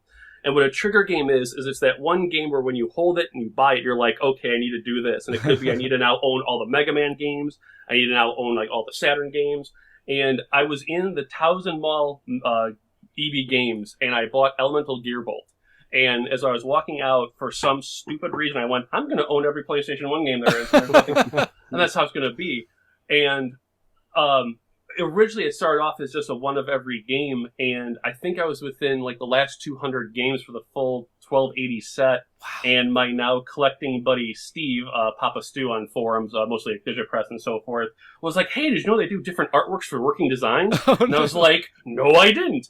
And I started researching Alundra, and I was like, oh, this is cool, have a little subset. And then I bought my first Greatest Hits game, and it was all just, like I said in the one video, it's like just straight downhill. Every variant had to be done deals. Ridiculous. Well, it sounds like you're in good company. I'm 38-year-old white guy, so I'm married with kids, but I understand the teething on Pong machines. I got you. Yep. Odyssey 100, I think it was. I was a big 2600 kid back in the day, so I can actually blame my dad for that too, for my video game stuff. He had, not up to you, but he had brought home a 2600 Pac-Man. And I was like, what, 4? And I was like, oh my god, I'm great at this game. I play at the arcade all the time. And he was like, well, son, let's sit you down and hook it up. And I grabbed the joystick, 4 pellets in, I got hit by a ghost. And my father's exact words were, I thought you said you were good at this. And thus, my entire life was set from that point. Way to build self-esteem, Dad. Thanks. Darn Skippy. So you said you started doing PlayStation around 1999 to 2000? Collecting? Sorry. Yeah, as far as actually collecting, going for a full set, yes. Prior to that, I probably only had like maybe 100 games tops. Across all systems? Oh, just for the PlayStation. I had this really obscure disease problem called I had to have everything. In about 1990, let's see, wait, I got back from, it would have been 2004-ish. At that point in time, I was probably at 4,400 games. Wow. And we're talking like, when I mean everything, I mean 3DO. I had the Woody Woodpeckers, like 32X. We were joking around before the show. And I was walking to Chicago Ridge Mall and just stopped dead center in the parking lot. I was like, I need to start selling things off. So I ended up basically going home and looking at every system I either hadn't touched, or like the best example was the 3DO. Like I loved the 3DO, but when I realized I had already owned the games for it on my PlayStation or Saturn, there wasn't enough exclusives to justify the set, so I started selling everything off. That got me whittled down to probably about 3,000 games. Wow. And now it's strictly just the fanboy stuff, basically PlayStation, Saturn, Neo Geo, Nintendo to a degree, and then Dreamcast. So what is it specifically about that 32-bit era that appeals to you a little more than the rest of it? You know what? Someone asked me that a long time ago, and I didn't have an answer for it. Looking back now, I guess it would probably be the golden era. Like everyone has that snobbish point in their gaming career where they're just the absolute jerk face, like, you know, an elitist jerk face. And during the Super Nintendo, like, I refused to have. I had a Genesis and a Sega CD, and I refused to acknowledge its existence. Like, it was only Super Nintendo because it was Squaresoft and Mario was God and blah, blah, blah. Fanboy, yeah. Yeah, exactly. And it wasn't until the PlayStation, where, like, you could start, like, borrowing games from friends and, like, not worry about having to get, like, you know, like, you could use a memory card and have your own save data, so you don't have to write over their save data on the cartridge. So there was more experimentation allowed because you have to, like, your friend would be like, you can't borrow my game, I'll lose my save data, stuff like that. And I was working at Game Shark for Interact at the time, and because I was in charge of most of the reviews, I had to play games I would never normally not played, and I just fell in love with so much stuff that that's basically where it came from. And plus, there hasn't been a really good, and I mean this from a commercial standpoint, the Sega Saturn and the PlayStation were the last systems that have a true, like, in-your-face rivalry. Like, they were throwing commercials at each other. Like, you had Crash Bandicoot cutting down Sega left and right. You had Sega dropping PlayStations off a skyscraper. And nowadays, it's all just, like, platitudes and, oh, we're fine. We'll have, you know, E3 and so forth. I don't know. Did you see that last E3? You know what? This was the first year I actually applauded Jack Tretton, A, because he didn't look like a used car salesman like the one year, and 2, he didn't say anything stupid. Like, when he announced the used game, I was on my chair applauding, not because it meant my job at GameStop was still intact. But yeah, no, like, when he said it was like, yes, it's 1995 all over again. Like, I am just, like, drooling, waiting for the commercials to start. Yeah, well, it has been really kind of a good old-fashioned brawl, you know? Yeah. And I'm really good with that. It's a lot of fun. It's just scary. It does take me back to the old Sega versus, well, everybody days. Exactly, yeah, Nintendo and all that fun stuff. What's scary though is Microsoft right now with the Xbox One is totally, like, they're basically replaying Sony's E3 pre-launch era right down to the ego, and it's just like, you guys need to stop right now. Like, my favorite thing that Sega, or I think it was more specifically Bernie Stolar, ever did was, you guys remember when the PS2 first launched and you couldn't find them anywhere? Who shall not be named. Yeah. And you couldn't find them anywhere, so Sega put out this ad in print. So I remember this. So it's amazing. It's this little redheaded, freckly, like, 8-year-old kid. And it's like, oh, we'd like to offer Sony our deepest condolences on their supply shortage, and this little kid is sticking his tongue out, like, straight in the shot. I thought that was the coolest thing.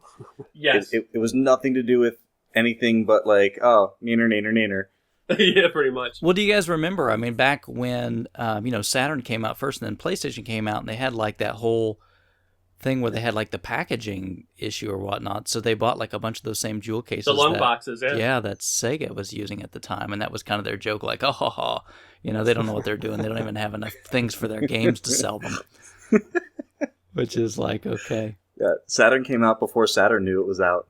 Exactly. Just about, right? Oh, dude, when Sony announced the $399 price tag, I was just like, it is $19.95, $100 cheaper. Yeah, fanboy grin ear to ear. They definitely learned from the $600 PS3, right? Oh yeah, easily. It's crazy how much it's.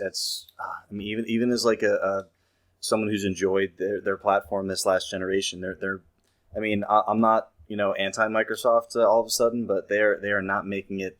They're not making it easy on any of the people who are trying to, like, get behind their new stuff.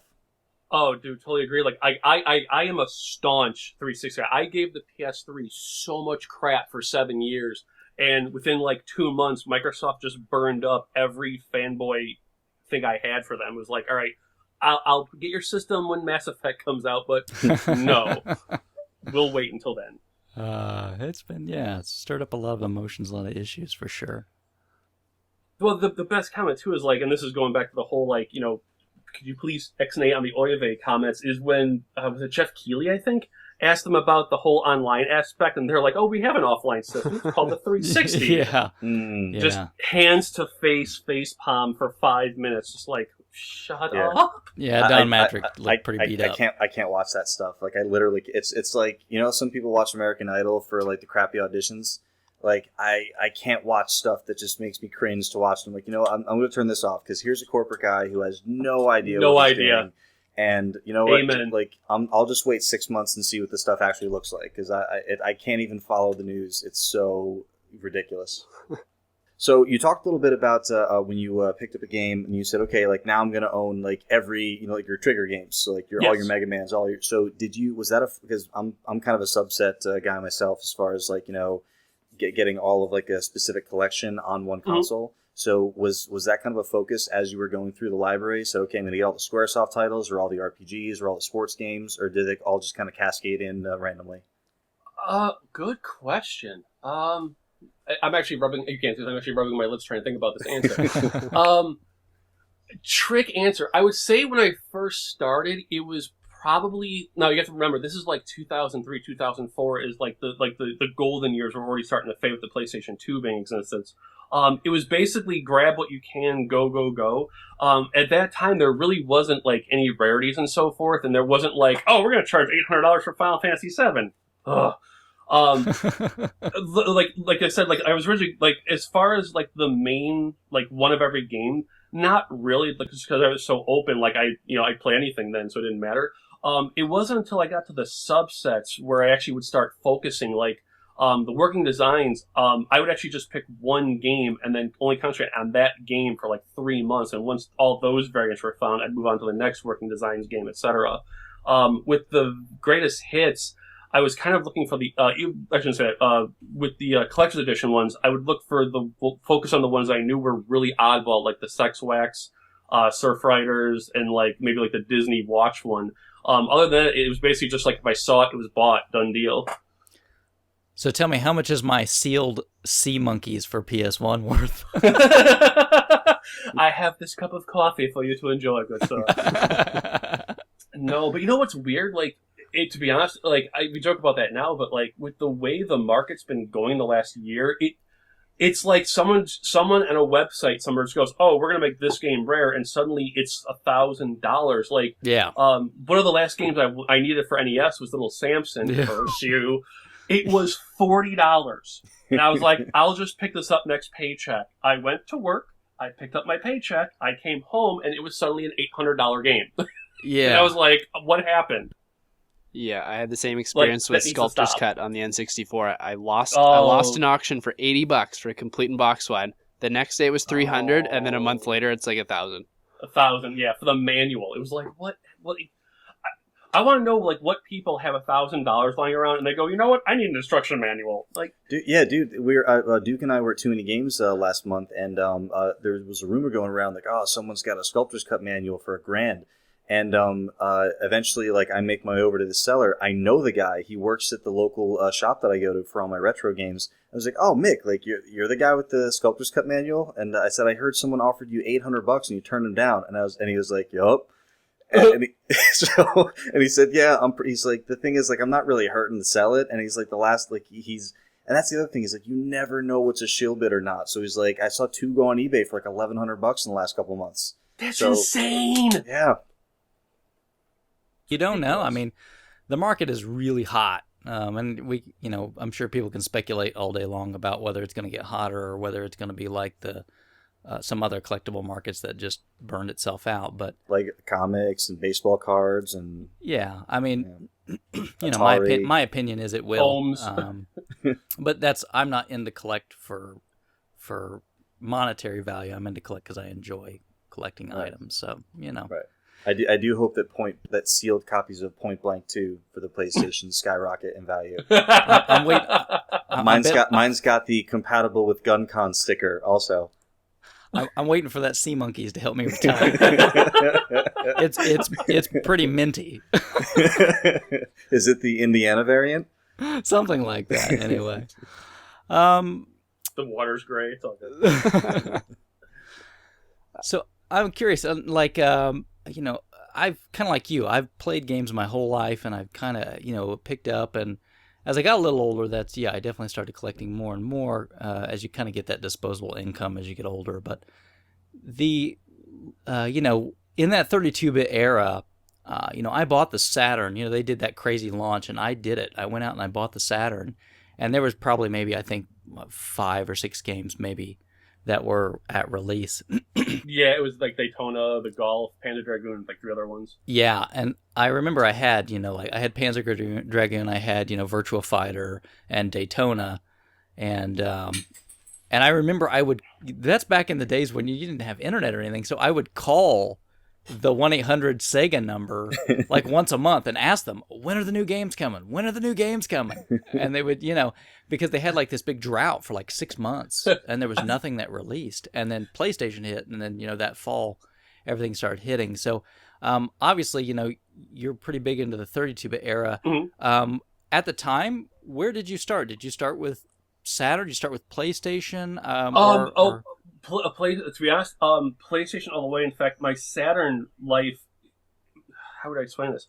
My Saturn life actually started in reverse, if that makes any sense. I didn't pick up a Saturn until they hit that $99 liquidation, like, we're out, sorry. Bring Dreamcast. And then I just worked my way backwards from there.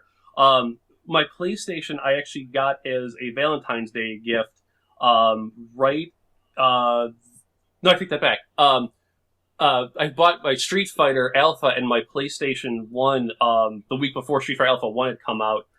So 96, I think, in February. Yeah, I remember buying Alpha for the Saturn when it came out. So yeah, and what really sucked was I didn't know that Alpha had gotten pushed back a week. So I ran into what was the name of that store? They're gone now. Gamers Paradise. No, Gamers Paradise. The board game people. Oh yeah. Because my friend worked there. I'm like, I'll give you the commission. It's all good. And I remember I bought the system with the controller and the $25 memory card. And I'm like, yeah, I'll take Alpha 1. He goes, oh, it's not in yet. It's a week away. And I'm like, oh, that was all my money. So I went home and played the Wipeout demo for a week. And then next week I got Alpha, and I literally, this is how much of a fanboy I was. I was at school. It was 15 minutes to the mall, but 20 minutes to my job. I had half an hour's time between school and my job. I drove to the mall, grabbed the game, drove home, played for 10 seconds. It was literally round 1, fight, fireball, turn off system, get dressed, run to work, thought about this game for 8 straight hours, came back home. I think I played till 5 in the morning. And it was all she wrote for my PlayStation. Wow. So, so you picked up the Saturn then at the end of the system's life. It was actually it was $100. Me and my friend Alan had bought both of them. We actually bought it at, I think it was like a Kmart or something like that. Yeah. Walked across the street to a mom and pop family store that did modifications. Had the system modified to play import games, so we were good to go. And then he ended up buying like 5 import games, and I bought no games because I couldn't afford it. But the option's still there. But yeah, then it started off as my Capcom machine just because the loading time was better and more animation stuff. And then I don't remember what my trigger game was, but it's just like, well, I've got a complete PlayStation 1 set. Might as well go for the Saturn ones because everyone needs 2 copies of Criticom. So you mentioned like the working designs variants. Do you have any other favorite variants that you love seeking out? I would say this is so embarrassing. The working designs ones were both fun. I mean, fun in a sadistic way because there's no way to tell what the variant is on the outside. Like, you had to actually open the package, which means there'll never be a working designs sealed collector set. But with the Lundra, because the number of disc variants didn't match up to the insert variants, for a month I sat there and emailed every static image eBay auction 9 pages a day every week and a half for a month until I matched up all the right things. That is some crazy dedication, man. Yeah, I know at least 2 guys banned me because I unintentionally emailed them 4 times because they had multiple auctions going. Aside from the working designs, I'd have to say not so much subsets per se, but the most interesting variations to track down were probably across both systems. were probably like the Daytona Netlink for the Saturn, just because it was only a different disc inside the same case. So like if you didn't open it, you wouldn't know.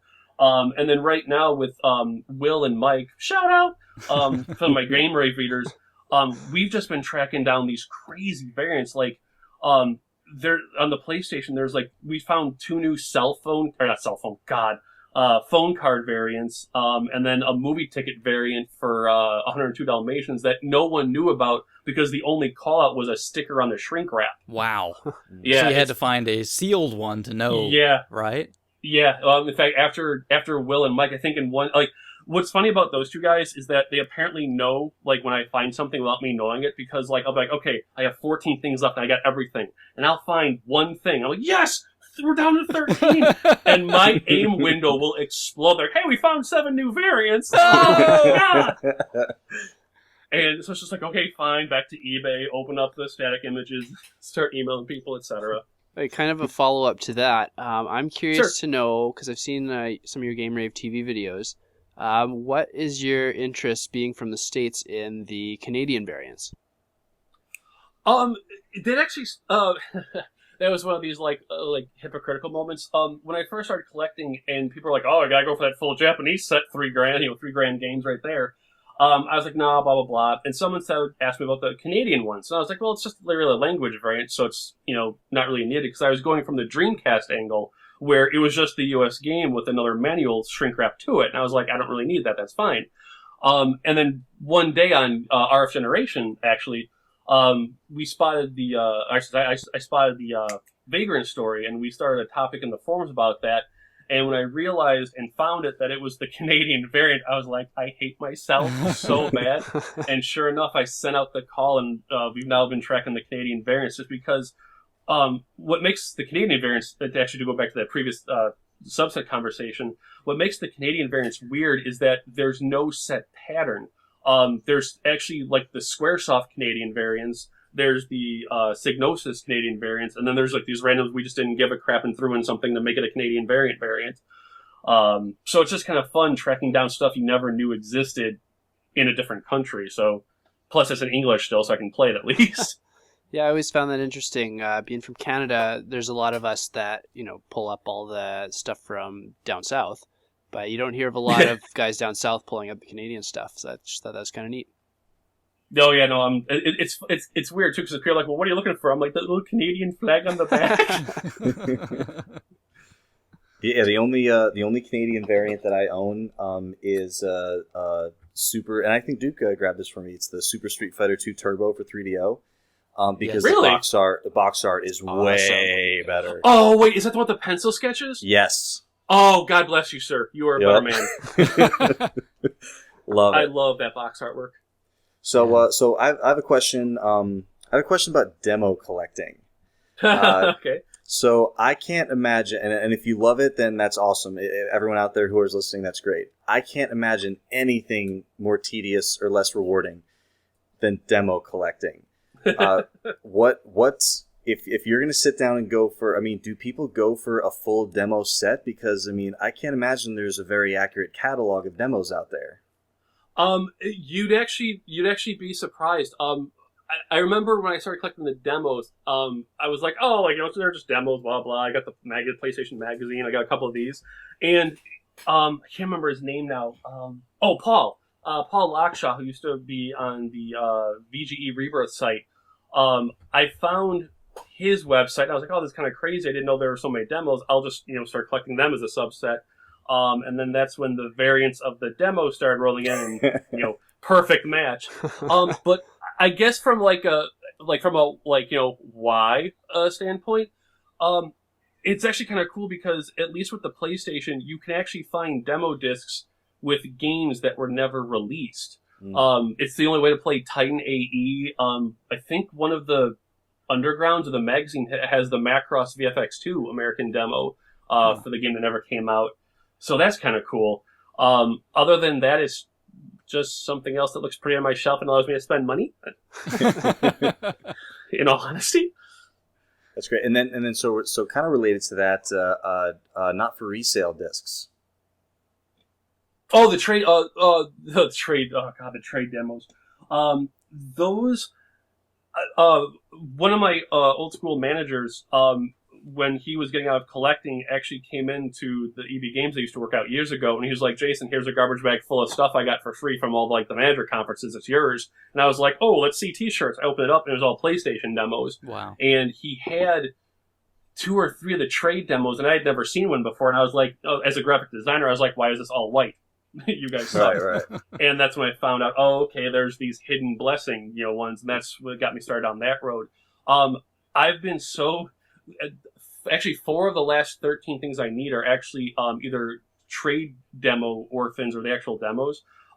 What's interesting is I've actually contacted Gamer Informer like 4 times, pleading with them to go in their game vault and tell me what demos they've had, and they've never returned my calls. In fact, I'm sure there's a restraining order or 2 in Minneapolis right now for me.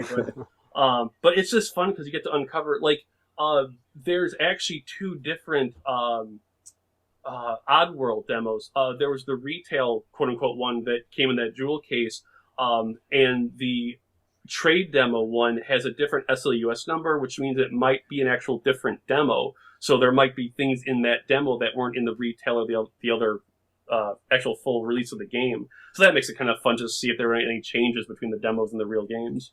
So do you play almost all these demos that you pick up? As far as the demos go, if I'm doing a Game Rave page, I actually do play through the entire game or the entire demo so I can get enough varied screenshots so it's not the same, like the first 5 minutes of the game, like everyone else does. Most demos aren't really that long. If anything, they're maybe 1 level or 10 to 15 minutes. So, yeah, I mean, I'll go through all of them to check them out unless I suck at it. Like, I'll never finish Rallycross no matter what version of the game it is. But yeah, like, I'll play through it. I can't remember the game now. There was an older, like year 1 PlayStation game where the demo was actually completely different from the final release, and I can't remember what game it is now. But yeah, like, I play through them all, do the screenshots. Obviously, I'll only play it once unless I really have to go back and, throw something in as a goofball. But I don't know, it's just cool to have. So after like conquering variants and demos and trade demos, is there another aspect of PlayStation collecting you see yourself moving into that you haven't totally destroyed yet? To be honest, once I know for sure it's 100% done, there is nothing else. Will and Mike don't have their aim open. I would actually probably just finally sit down and be able to start playing through things and actually have the time to start doing actual, like, more Game Rave pages and stuff like that. Back before I had a life, I used to do game FAQs guides for the Gamecom of all things. Gosh!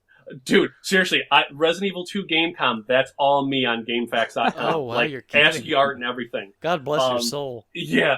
I would like to go back if I had the time to actually go and make guides for the games no one really made guides for, like, maybe Sea Monkeys or, Sentinel, etc. So yeah, like, it would just be like a nice, like, play through it, and then once I finally play through the last game, when I'm 80, call it a day and sell it off. So no interest in Japanese collecting? As much as I've looked at it and pondered, if I started collecting Japanese, even if I only went for the games that were, like, only released in Japan, like, I wouldn't buy Tekken 1, 2, or 3, but, like, I've made the joke that no white man should own that many dating sims that he can't read, and I'm sticking to my guns on that one. If I were ever to do, actually, I shouldn't say, I actually am doing a Japanese collection. That's actually the Neo Geo CD. Just because they had the 7 extra games and they play in English anyway, except for the 7 extra games. So I am going for a full Japanese set for that. So one of my personal things I would love to have Japanese PlayStation import would be Xanac Cross Xanac. I'm a big compile shooter fan. So, I was going to say the shooter, yeah. And they did a little PlayStation Network release of that one not too long ago. And, yes, they did actually bought that. So, no, maybe you'll get that Trigger game that you've been talking about. No. Nice play on the shooting game. Someone send him a free dating sim. That'll be his Trigger game. I've got a Japanese Dino Crisis sitting around here somewhere, I could just see it now. Someone sends me a dating sim. It's just an episode of Game Rave TV going, I don't understand the pretty girls! It's just like dating. You know what's sad? I actually started going for a complete collection of the Japanese PSN releases. Oh wow. So that's about as far as I'll go on that. Yeah. So although okay. No, I was going to say, so you're talking demos, you're talking unreleased games, and I think probably most people will be familiar with the most famous unreleased PlayStation 1.5? Well, okay. Or Thrill Kill. There you go. And there is that, well, maybe we can come back to that, because there is that project to rebuild Resident Evil 1.5 going on, but yeah, Thrill Kill, which obviously there is a leaked version that's out there. Yes, there is. But that makes me wonder, then, there has to be a build somewhere, right? On a developer build on a disc somewhere from the developer. Do you have interest in trying to track things like that down for your collection? Though, like with stuff like that, that's more of my friend Steve's. Hey Steve, lot and so forth. But kind of like how with I don't know where I'm going with this. Basically, like with stuff like that, I'm not really interested in collecting all of them just because that'd be an insane amount of discs. But I do grab them when I can, through quote unquote sources. I've actually gotten Resident Evil 1.5 from the one leak. I do have the Thrill Kill beta. I also have Baldur's Gate across 3 discs, and I can't remember the other game. There was actually some nifty spaceship shooter that Steve got me that I was playing a little bit. That's kind of cool. Those are more like I can't think of the word. Kind of like guilty pleasure, I guess. And I would definitely want to use them for an eventual Game Rave TV episode, but I would never actually go down that, like, tracking them down. There's just too much stuff to worry about with things like that. Yeah, so I've played the burned copy of Thrill Kill way back in the day. I had my PlayStation 1 modded back then, and I thought that shit got a release. It was not a bad game. You know what? I think at the time there wasn't enough people. Like, if you go back to that time and today's gamer type thing, I think there would have been too many people not open to the idea that you could basically insert family show comment here to describe what you could do with some of the characters. Yeah. But nowadays, like I said, I work retail, and when you have parents that will look at a game like, say, Grand Theft Auto, and they'll look at the back and they'll see nudity and graphic violence, and their only concern to you is there bad language in this? And you go, there's a full naked guy front and center, and they go, but does he say a bad word? I think it could actually, I would like to see it be finished and released on, like, say, maybe PlayStation Network as a download, because times definitely are different. Yeah, so tell me, then, Resident Evil 1.5. Yes. So, for some of our listeners, maybe some of them are not as familiar with that story, and there is that whole project going on. So maybe speak to that for a minute. Okay, for those that don't know, Resident Evil 1.5 is a fan term given to the incomplete original version of Resident Evil 2. Basically, when Resident Evil 2 was in development, they got to about the 80% mark, and I believe it was the director was like, I hate it, start over from scratch, let's do this. And the entire dev team went, oh, what? And it was shelved, and the Resident Evil 2 we're playing now is a full game, is what we got. For the 1.5, which was the unreleased 2, it was actually a different female lead, and to a degree, a whole different setup with the police station, and through a whole set of, like, this would be like at least 4 different podcasts right here. Trials and tribulations and crazy drama and rival people drama and things. Someone finally came forward with a copy of, I think it was like 40% complete of the beta. And there's now a whole bunch of good Samaritans out there that, from referencing magazine articles and interviews and every last screenshot they can find, and hacking away with it with the dev kit, their homebrew dev kits, are trying to actually finish it and release Resident Evil 2 as it was originally intended.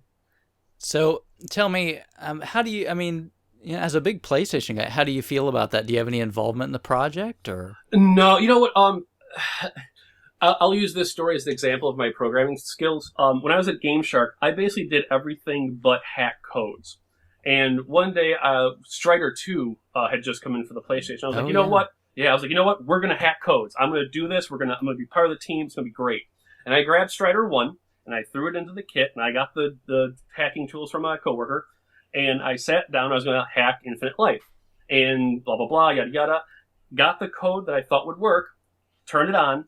I started the level, I jumped straight up, Strider froze, the entire level flew past him, the dragon boss exploded, the PlayStation crashed, I turned it off, gave the dev kit back and said, I'll go back to reviewing. As far as being part of it, I prefer hands off with that type of thing. Like, if they ever need, like, I have, like, crazy magazine archives and so forth, so if they never needed, like, reference material for that, I'd happily, like, scan it and send it to them.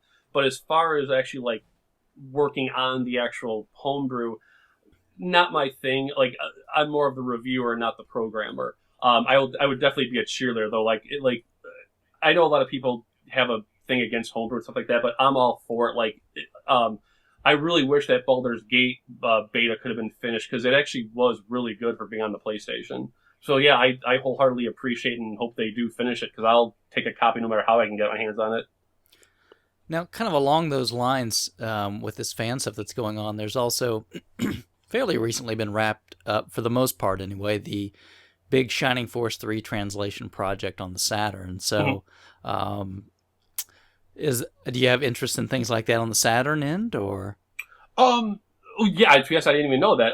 Definitely. I said Shining Force was one of the few Sega CD games that I probably plowed at least 40 hours into. Stuff like, as long as I could, like, get it running and so forth, no problem. I would definitely, like, support them and pick that up.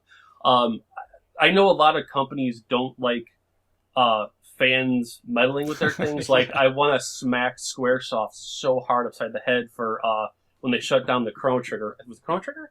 The fan project where they're like 99% done, and like at the 11th hour, Squaresoft just went cease and desist. Sorry.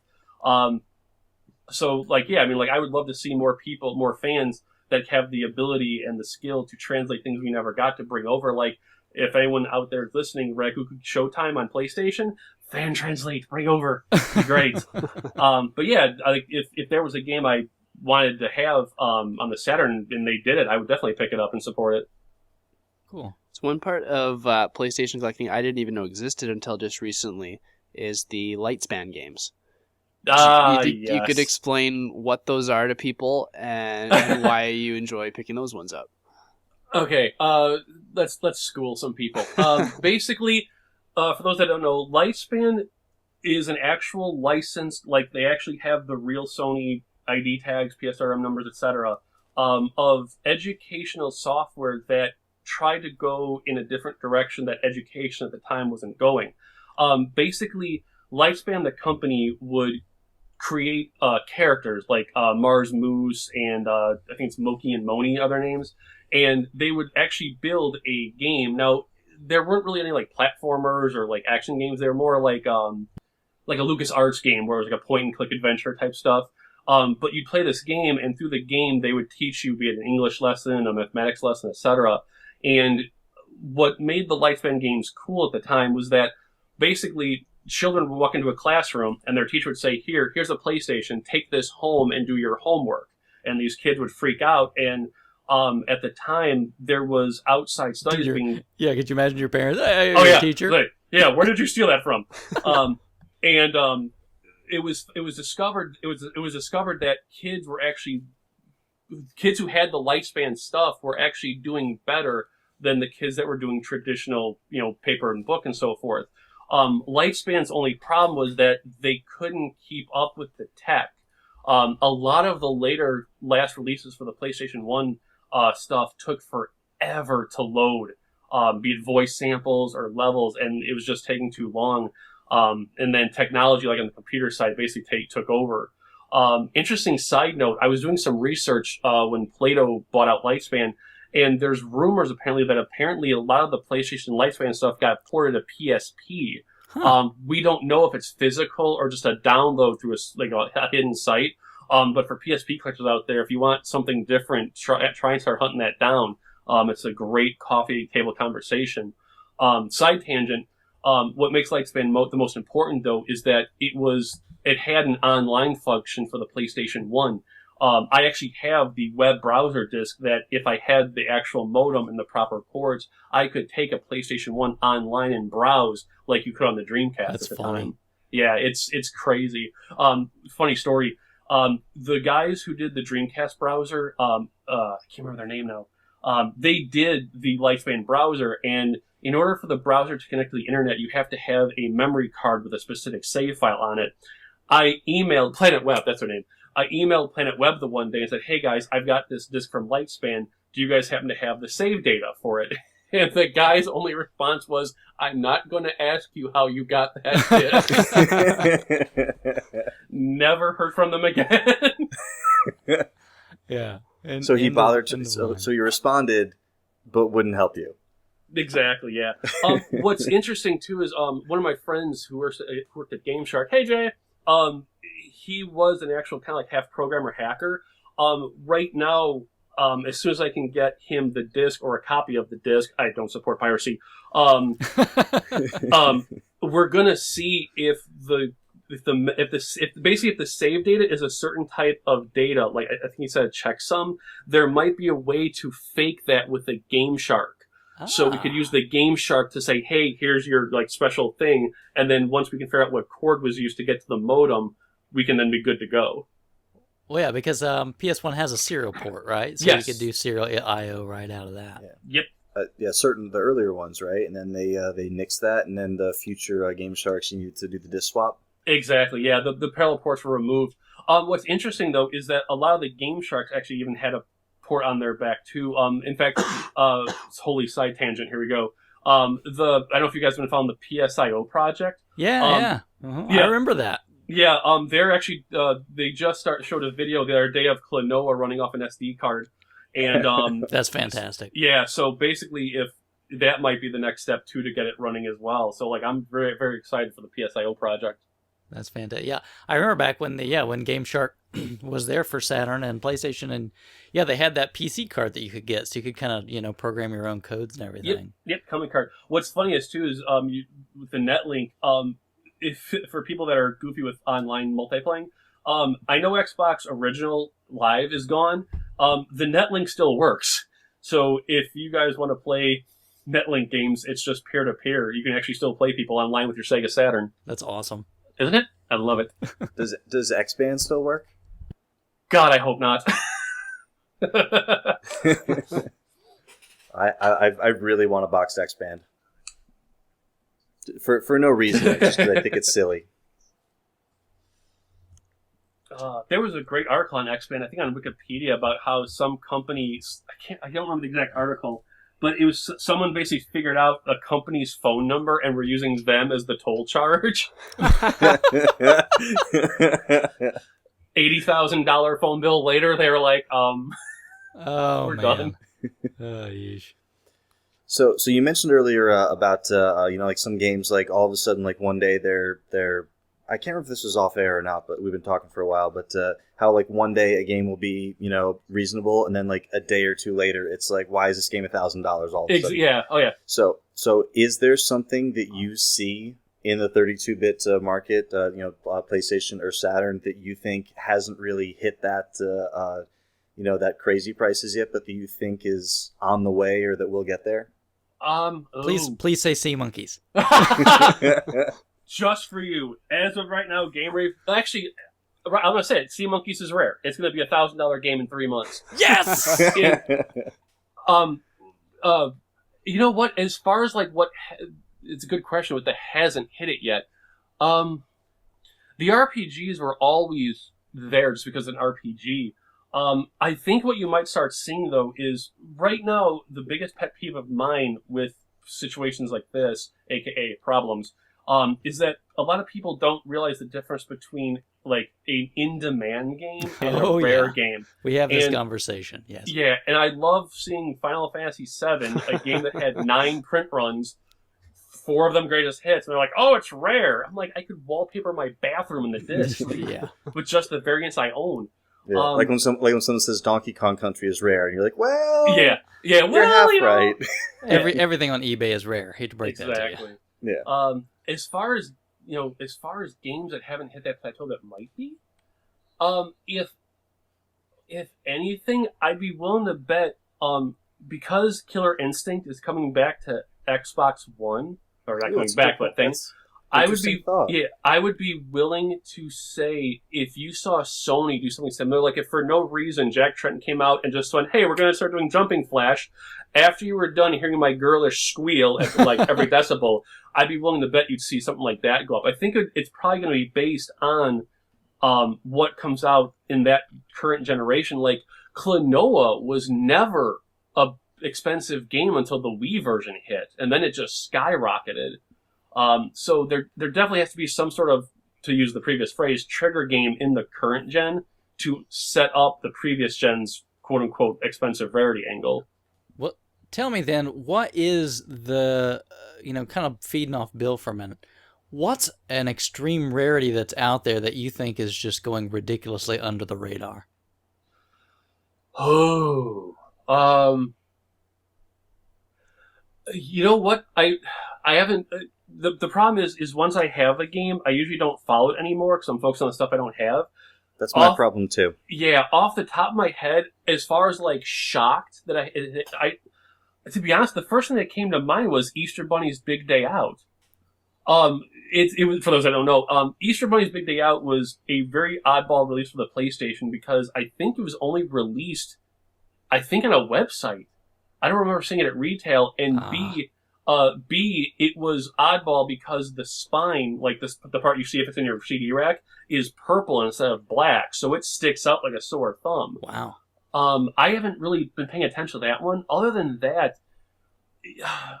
I would be willing to bet not so much expensive crazy rare, but ones like a lot of the, I wouldn't say oddball, a lot of the long box small print runs or the no-name games, not so much like Sea Monkeys, but like Sentinel Returns and Starblade Alpha, and to a degree some of the long box Namco stuff, those are starting to either not appear anywhere or go for crazy amounts. There was a Tekken 1 long box, one for like $60 the other day for no reason other than it was just complete. Wow. And it was just really weird. So, if anything, general rule of thumb, at least that I apply to, if you're not sure about what a rare game is, jump onto eBay. Do a search for it. If less than 10 copies of that game appear on any given day, that will more than likely be the next big thing to watch out for. Well, definitely. The, I kind of have to ask about some oddball hardware stuff. Then, being a big PlayStation collector, you probably have. Okay. So I might want to follow this a little bit through, but I'm going to imagine systems you probably have a dev system, and pardon my, you probably know if I'm pronouncing this correctly or incorrectly, but the Net Eurose systems. Tomato. I say Yarose. I actually have about 33 PlayStation decks. Wow. Yarose, a couple of red and green debuggers.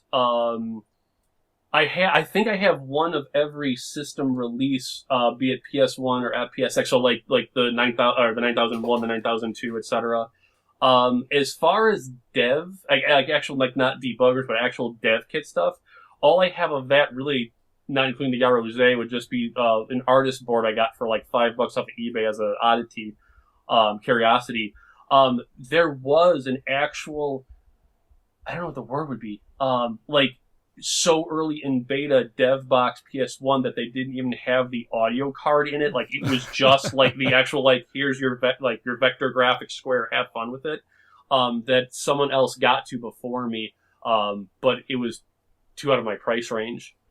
So for those of the listeners that are not familiar, could you talk a little about what the Net Eurose project was? Yeah, definitely. Basically, at the time, it was really, really unique, and to a degree, it's probably one of the reasons I love the Ouya so much right now. The Yarose was basically a really snazzy PlayStation that had like a sort of like black feltish paint job to it, and it came with actual Code Warrior programming software and a special dongle, and you could basically hook up the Yarose to your computer, which would be like Windows 95 now, and actually program your own games.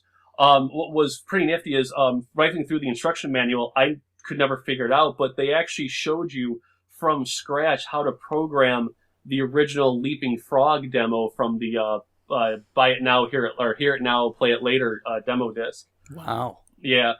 From people that have used it and actually did homebrew stuff on it, from what I've been told, apparently Sony didn't want developers buying the cheap Yarose and skimping out on their like $3,000 debugger unit. So it was intentionally crippled. You basically couldn't get better than, like I say, like a Super FX game from the Super Nintendo on it without either special programming skills or a better development kit on the PC side. Now, if my mind, because I remember this whole program a bit pretty clearly, I was kind of following it a lot at the time, and if I remember correctly, they were going to, or maybe they did, were going to take a collection of some of these best of the Net Yarose projects and put them on a disc and sell them. Did something like that ever come to fruition? Trick answer, actually. In Japan, I think there was a demo disc set that actually had a bunch of the projects on there. I don't think in America anything ever surfaced. However, I'm almost positive that Devil Dice actually was a Yarose project under a different name, and that was actually bought and released as a physical game.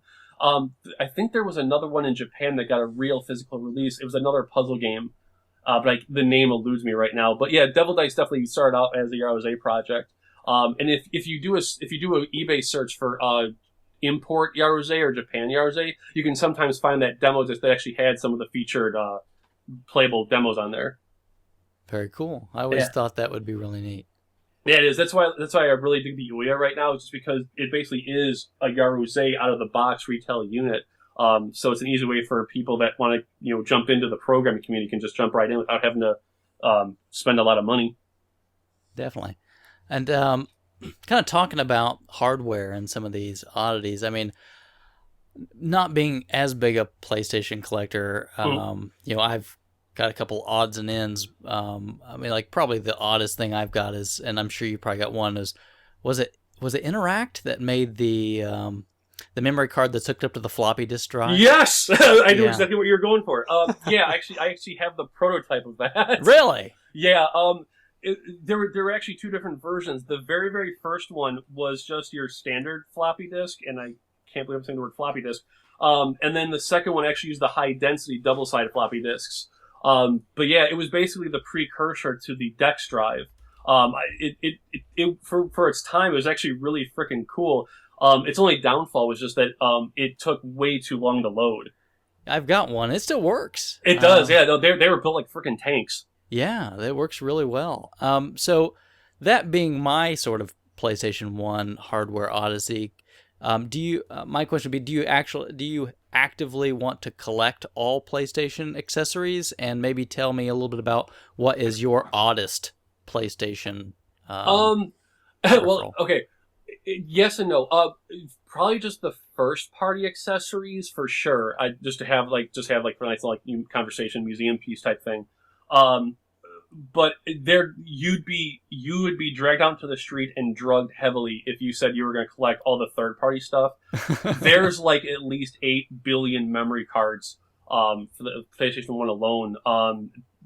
China was making a new controller every day during its life cycle.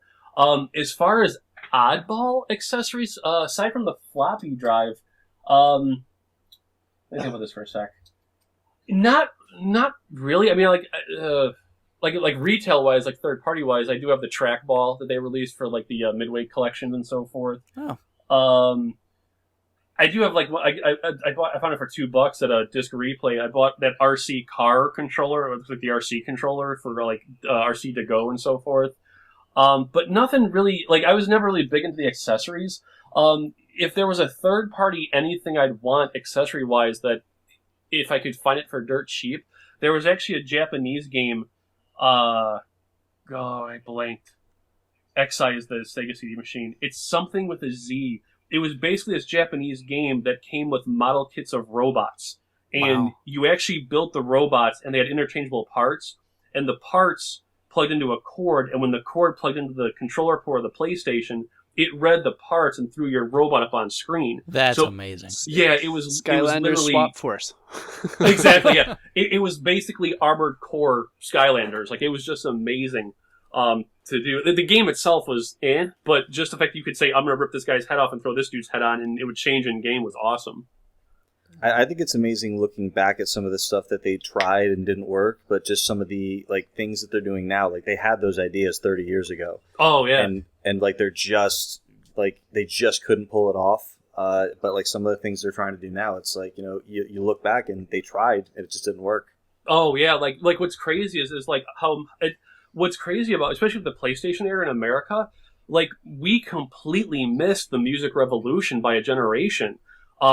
Konami must have been Konami must have been cursing their brains out when Guitar Hero hit the PS2, because the PS1 had Guitar Freaks and Beatmania and Drum Freaks.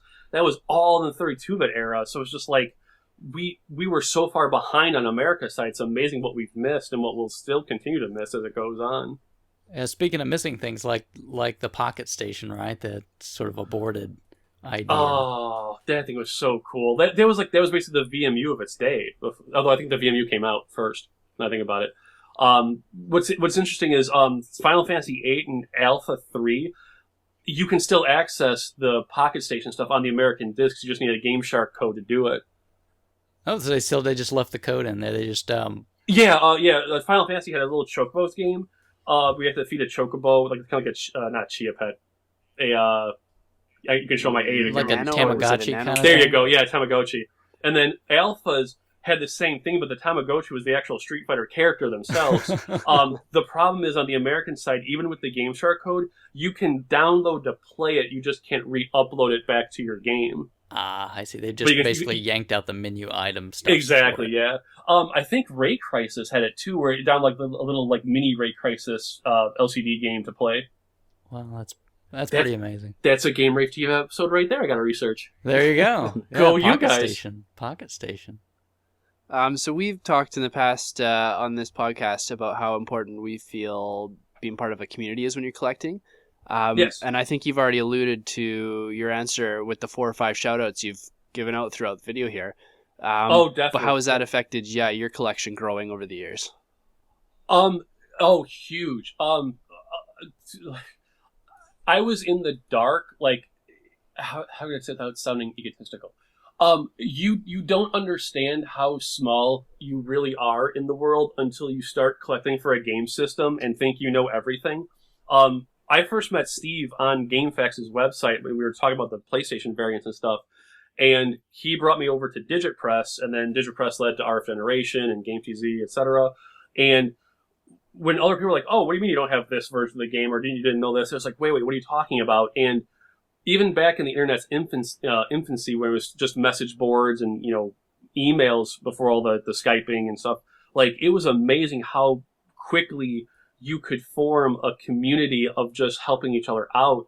Back when I was still collecting everything, I had a friend on GameTZ that I would basically look out for 3DO stuff for him, and he'd look for, I think it was Game Gear stuff for me at the time, and it was just great. Like, you see people finding stuff on the California side of the country that I've never even seen on the Chicago side, so it really helps to be a community and help each other out.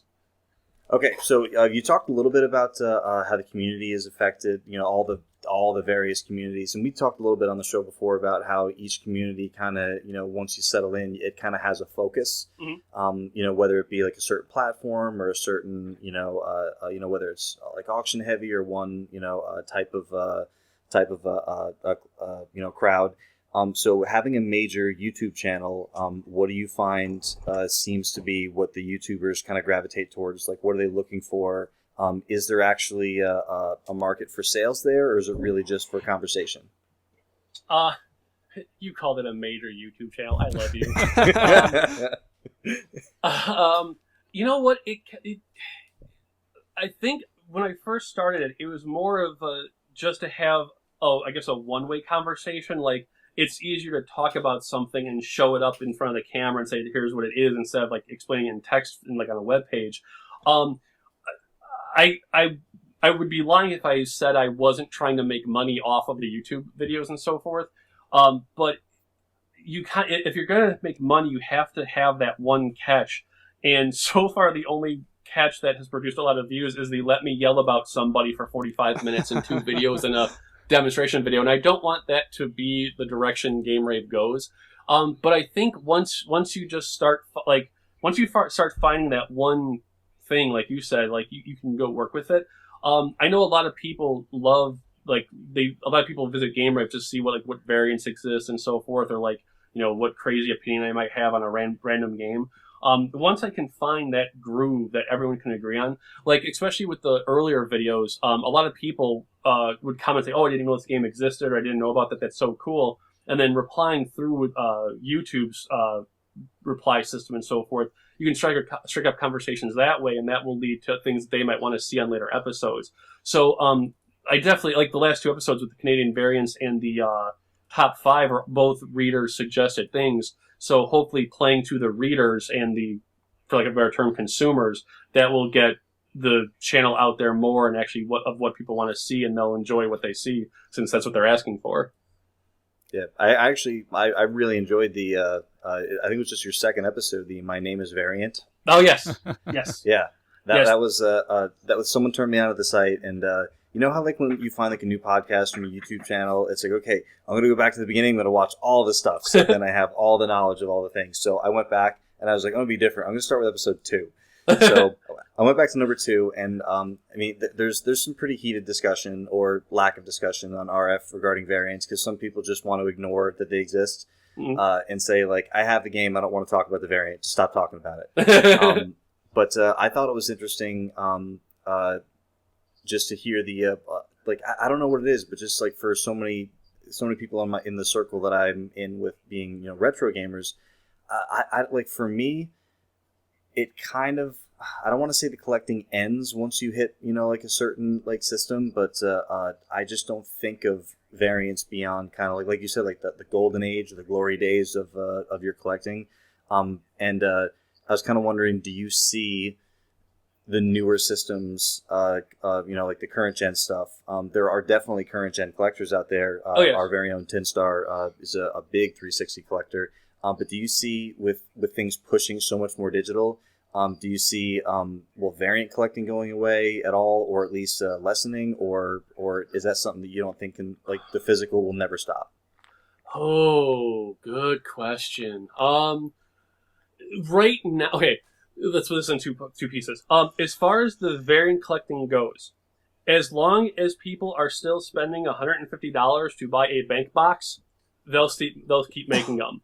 Right. I don't know if you guys saw the Grid 2 variant that only one person will ever own. It was a actual $13,000 car. Yes, I with did see the that. Grid 2 game. Yeah, I was like, That's crazy. Yeah, I'm like, I'm done. I'm good. Yeah. Yeah. You know what? The problem with variant collecting in today's generation, the Xbox 360 and PS3, the digital content completely screws everything up, because you've got 19 versions of the same game, and the only thing that makes it a variant is the sticker on it for a piece of content that doesn't exist on the disc. So it's like, now you're not really collecting variants, you're collecting sticker variants. As far as that going into the next generation with the X1 and the PS4,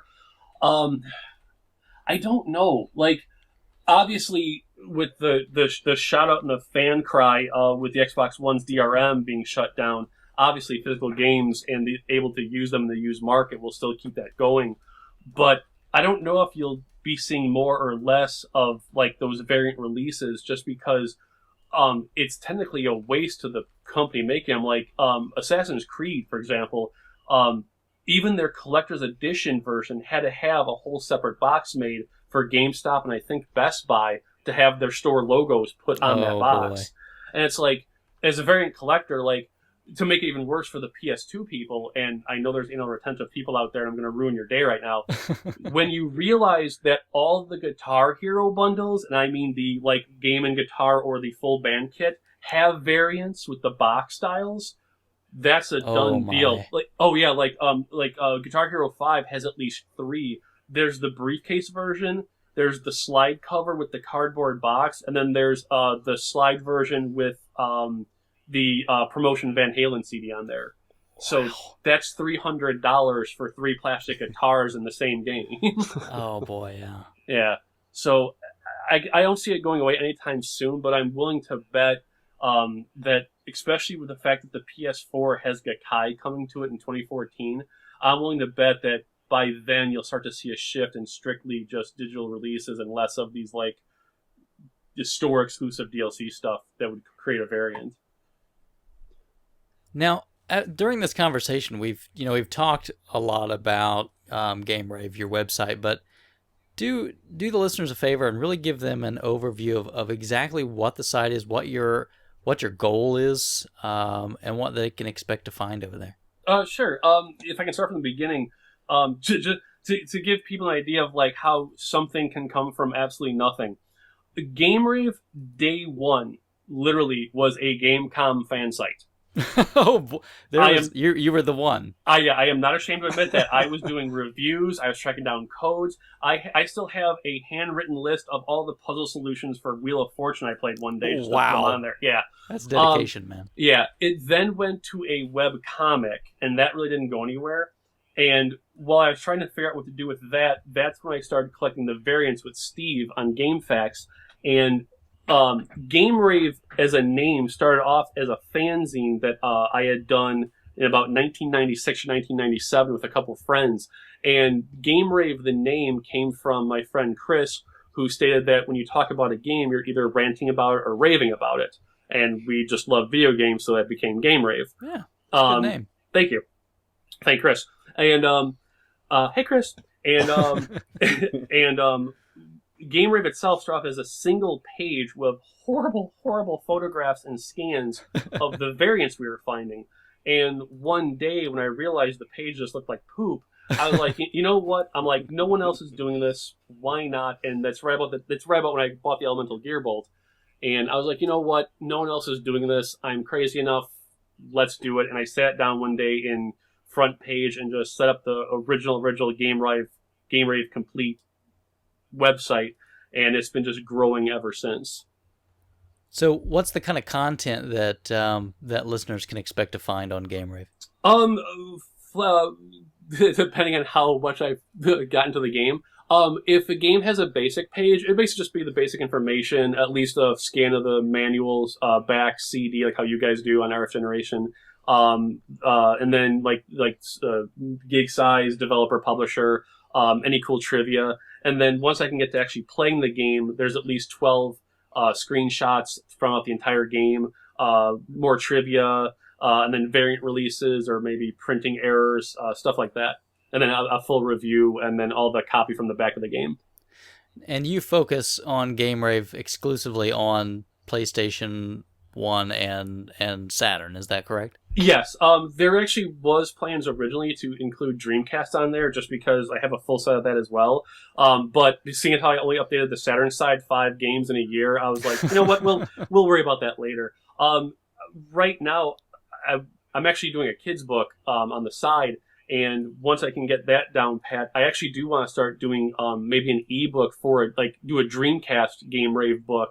So you can actually, so you can actually have that, and then the website. And I have been toying around with sort of like companion thing ebook for the PlayStation Saturn side, but I haven't really gotten something that works real well working on the iPad just yet. So that is something I want to do and expand on, but probably not until next year sometime.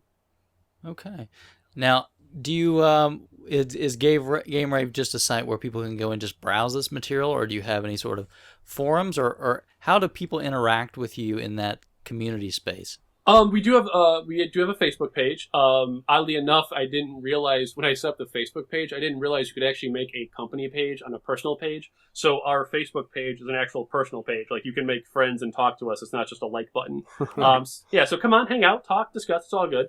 And then we also have a Twitter feed, and then obviously with YouTube, we have that. I kind of wanted to do a forum originally, but there's so many forums out there already with more knowledgeable people, or things that I figured I would just kind of poke in there, like especially with RF Generation and Digit Press and stuff. I find it easier just to bounce around there, and then people can just contact me from there or from the website or the YouTube channel, and I'll just email back and be on a personal level. Okay, very good. So there is some communication going on within the community, just some different places. Yep. Very good. You mentioned your YouTube channel just recently, and your 45-minute rant.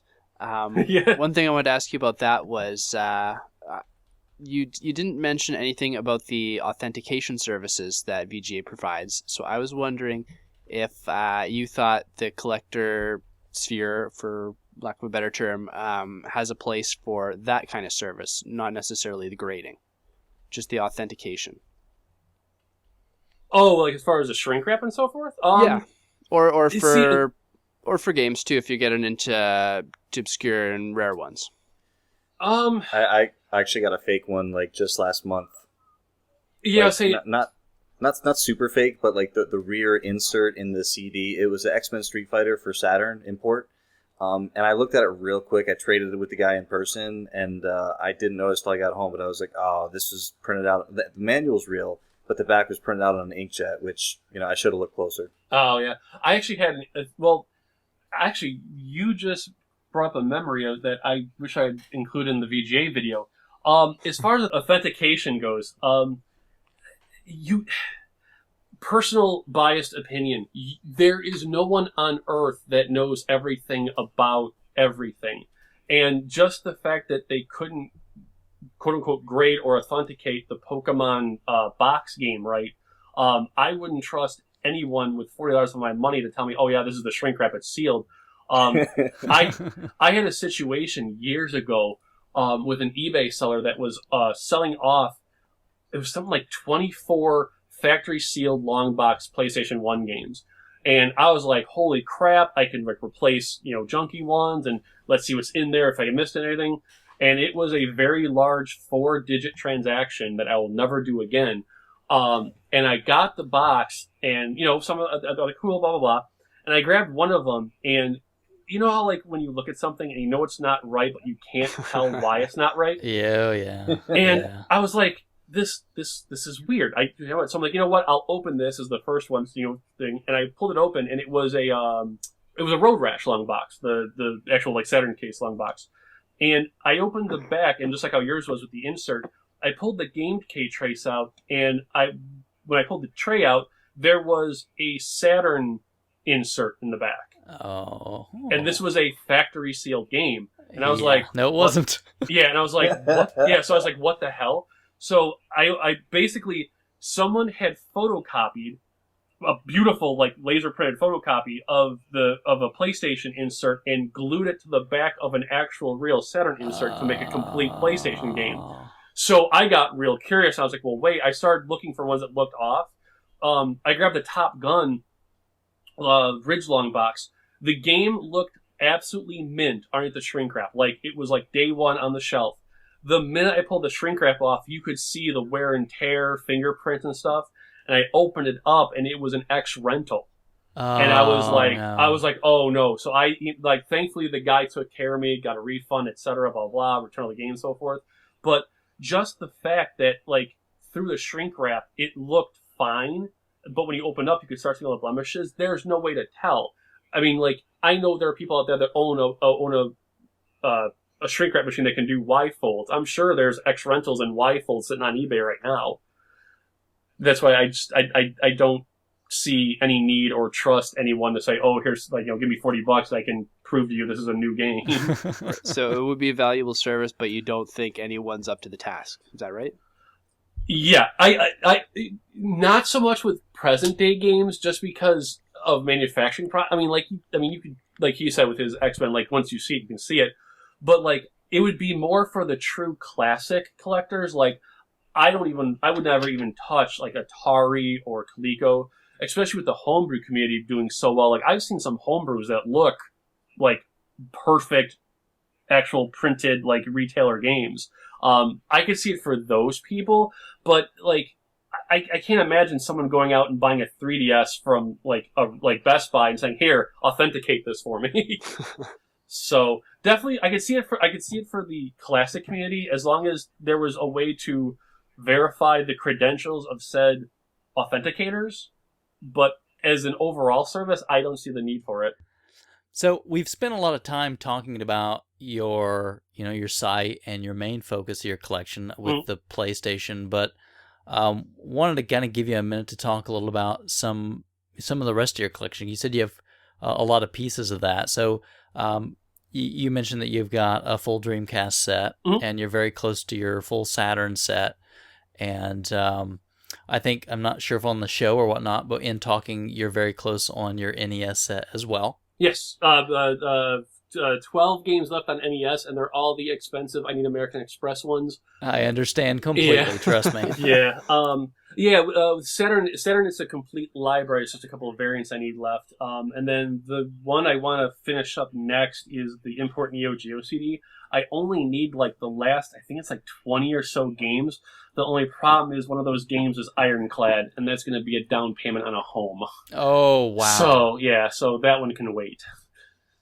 So I noticed that I don't hear a lot of heavy Nintendo in here. Do you have a lot of other Nintendo in your collection, or? To be honest, at one point, like I said, I was going for a complete collection of everything. That included N64, Super Nintendo. Thankfully, not the portables. Although I absolutely adore my 3DS. With the Super Nintendo as a cartridge-only collection, I think I got within about 200 of completing it. And then in that, before the show, talking that parking lot discovery where I was like, I don't need all this. I sold most of it off and then only kept like the 3 or 4 cartridges I know I would play for the rest of my life, like Ninja Turtles and UN Squadron. I actually sold off everything N64, including the system, just because I think there was more of my PlayStation bias kicking in. It's like as a collector, when you tell people you play StarCraft on the N64 and not the PC because you can control it better, and they give you that eyebrow, it's time to sell off the N64. But yeah, like I would love to complete the NES one. Genesis, I do have, or Sega. Besides the Dreamcast, I do have a complete Sega CD set. Oh, very nice. Yeah, and then obviously the Saturn. And then Dreamcast as well. It's in that 32-bit era. It's basically all the disc-based stuff. Like I also have a complete TurboGrafx and Turbo Duo collection. Wow, now that's that's a little pricey. You know what? I lucked out. I actually finished my collection in about 2000. My Magical Chase box complete mint was $150 shipped from a collector. Wow, yeah. Now people that would murder you for that. Yeah, I know. Yeah. Yeah, I would imagine that you find like what kind of gamer someone is when you tell them I have a complete Sega CD collection. Like you get the people who are like, "Whoa, really?" Like so you have Snatcher, and then you're like, "Okay, like this guy like kind of knows like a little bit what's going on." And then you have the people who are like, "Really? Do you have Sewer Shark?" Oh yes, I've got the blue pack-in version and the cardboard box edition. Actually, yeah. I'll say an the embarrassing cardboard's story. super nice. Yeah, embarrassing story. When I first got my Sega CD, it was my first actual paycheck ever at any job was for the Sega CD Mark II. Wow. I needed like food and car insurance money, so I basically played Sewer Shark for 2 months straight. I mapped out that entire game. I could tell you what rat was where and when based on what numbers the little guy shouted out. That's funny. See, people give me crap about it. I love that game. I'm still trying to find I've got the manual, the long box manual for the 3DO version. Oh, nice. I just need to find that long box and a disc. Dude, Sewer Shark was amazing. And my favorite scene of that entire game is at the end when he's just like, "There's nothing working, we're gonna die." Wait, my watch started working again. Let's do this. I love that actor. He's like a dinosaur Dennis Quaid. I do too. And like I honestly like non-ironically think it's the best live action performance in a video game ever. Hands down, easily. Oh my goodness. What? Name another better live action performance in a video game. Command and Conquer. Nope. No. What? Well, okay. Well, if you count the Colt 45 and Billy D. Williams' hand, then yeah, maybe. But you know what was actually funny? If you ever get a chance to play it, it's on the PlayStation with Saturn. I can't think of the game now. It was the one by Crystal Dynamics. That was on the 3DO as well. The space shooter? Yeah, it was basically the Bigfoot spaceship shooter. Yeah. The FMV footage was so bad, they just Mystery Science 3000 it in the game. Like, there's actual people silhouetted just going, "This sucks, shut up, let's do this, just go to the game." You're talking about not Off-World Interceptor. Yes, there you go. Oh, okay.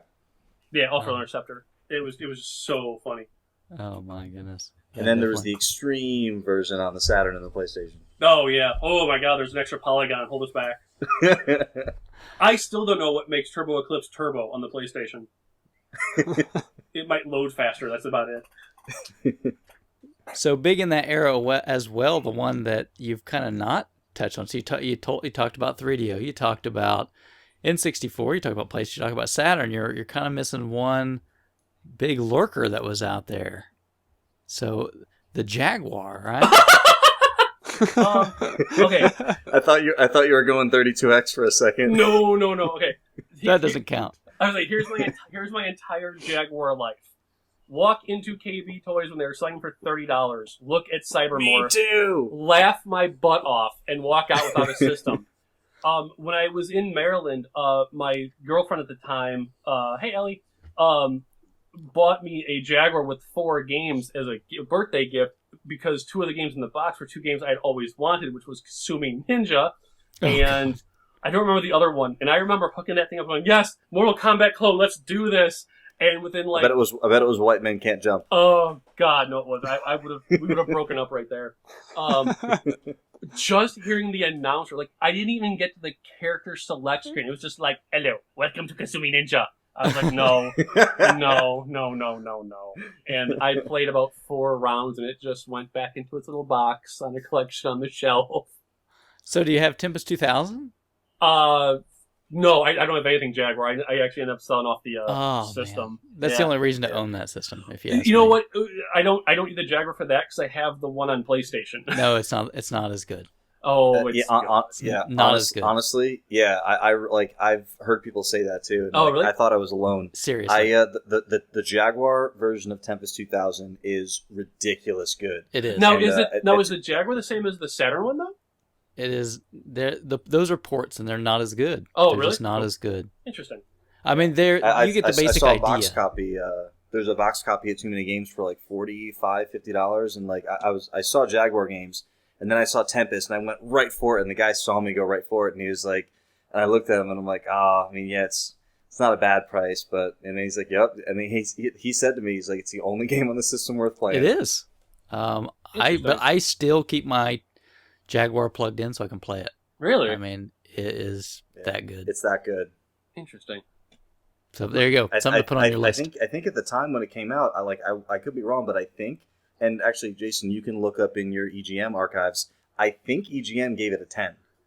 Really? I have to look it up. And I'm actually, almost certain. if you're get really into it, and this might be something just for the listeners, but over on Game Gavel, there's a guy that mods Jaguar controllers because there's a secret built-in trick in that game. Oh, the disc. Yeah, I've seen the controller. For rotary controls. Yes. And they never made a rotary controller, but if you know how to mod one, you can. So there's a guy that sells those just for use in Tempest 2000. That's awesome. That might be the nichest market I've ever seen. It probably is, yeah. Just to me, it's like that cart never leaves my Jaguar. But I think it's funny because you've been talking so much about that era and not one peep about that. So no Trevor McFur, no Jag CD, no nothing. Yeah, you know what? I tried, and I know Zero on Digipress is going to kick my ass, but I tried so hard to get into the Jaguar when I was collecting everything, and it was just like, I can't do it. I tried playing Club Driving. Oh, my God. After 3 minutes, motion sickness throwing up everywhere. I was like, all right, that's out. That's one of the worst games I think ever made. Yeah. I don't remember what the other 2 games were. It was Cybermorph, Kasumi Ninja, Club Drive, and then some random doohickey game or whatever that I couldn't get into. There was like the one, like the animal fighting game, like the paw. I don't remember what that was. And oh man, they were so. Oh, Brutal! Yeah, I was laughed at the last game that came out. Yeah, I was laughed at the last game that came out for the Jaguars called Fight for Life. there was no fight left at that point. They're in hell. And they have to fight for their souls. It's like when that Prince of Persia, it came out like the same day as Red Dead Redemption. At least I think it did, and it was called The Forgotten Sands. Yes. And I said it's the most unintentionally ironic title of all time. Pretty much. The thing about the Jaguar though is like there's so little love for it as a whole. Like when people bought the shell and reused it for a dental machine, like that right there was just like you just want to like go grab the Jaguar, go, it's gonna be okay, baby, it's gonna be okay, and just like hug it and put Tempest back into it and put on this TV, it's all good. Yes. Well, if you can find one that's affordable, I always recommend get one with Tempest. You'll be happy, and then it's all you ever need. I might have to because I love Tempest. It's a beautiful game. It really well done. It makes me want to honestly track down a new one just so I can play Tempest 3000, which would be like the only game I'd ever want on that. So other obscure systems. Very good. So I've got to go back though for a minute. What's up? Gamecom. Yeah. What? Yes. Why? Yeah, it was one of those oddities. Like, when I never bought it when it was new. I was actually in the KB in the Towson Mall in Maryland, and I was walking. I don't even know if Game Boy Advance was out by then yet. And I was walking past, and I saw a Mortal Kombat trilogy for the Gamecom, just sitting on there. Like, it was literally like Barbies, Transformers, Lonely Gamecom cartridge. And I was like, what are you? And I flipped it over. I'm like, oh, it's like a black and white Game Boy. Well, what is this? And I started looking around the KB, and they, at the front of the store, in that, like, abandoned box, like, where toys go to die in KB Toys, they had the old school, like, original day one big cardboard briefcase system, and, like, 5 games. I think all together it was like $10 for everything. Oh, wow. I was like, let me have this. I must know. Bought it, went home, made some coffee, sat down, threw in Mortal Kombat Trilogy, and just like Kasumi Ninja, within the first 10 seconds was like, oh, you're not going to be played much, are you? And then it was so bad, like it hit the end of the bad tunnel and bounced off and came back to so good it's a guilty pleasure bad. There was like 20 games for him. Like, I walked into KB with like a $50 bill and just bought the entire library right there. Came home and started playing. Resident Evil 2 was so bad. I was like, I will map out this entire game and prove to people I played this stupid thing, and posted it to GameFAQs. And some guy was like, dude, you should do more of these because there's none out there.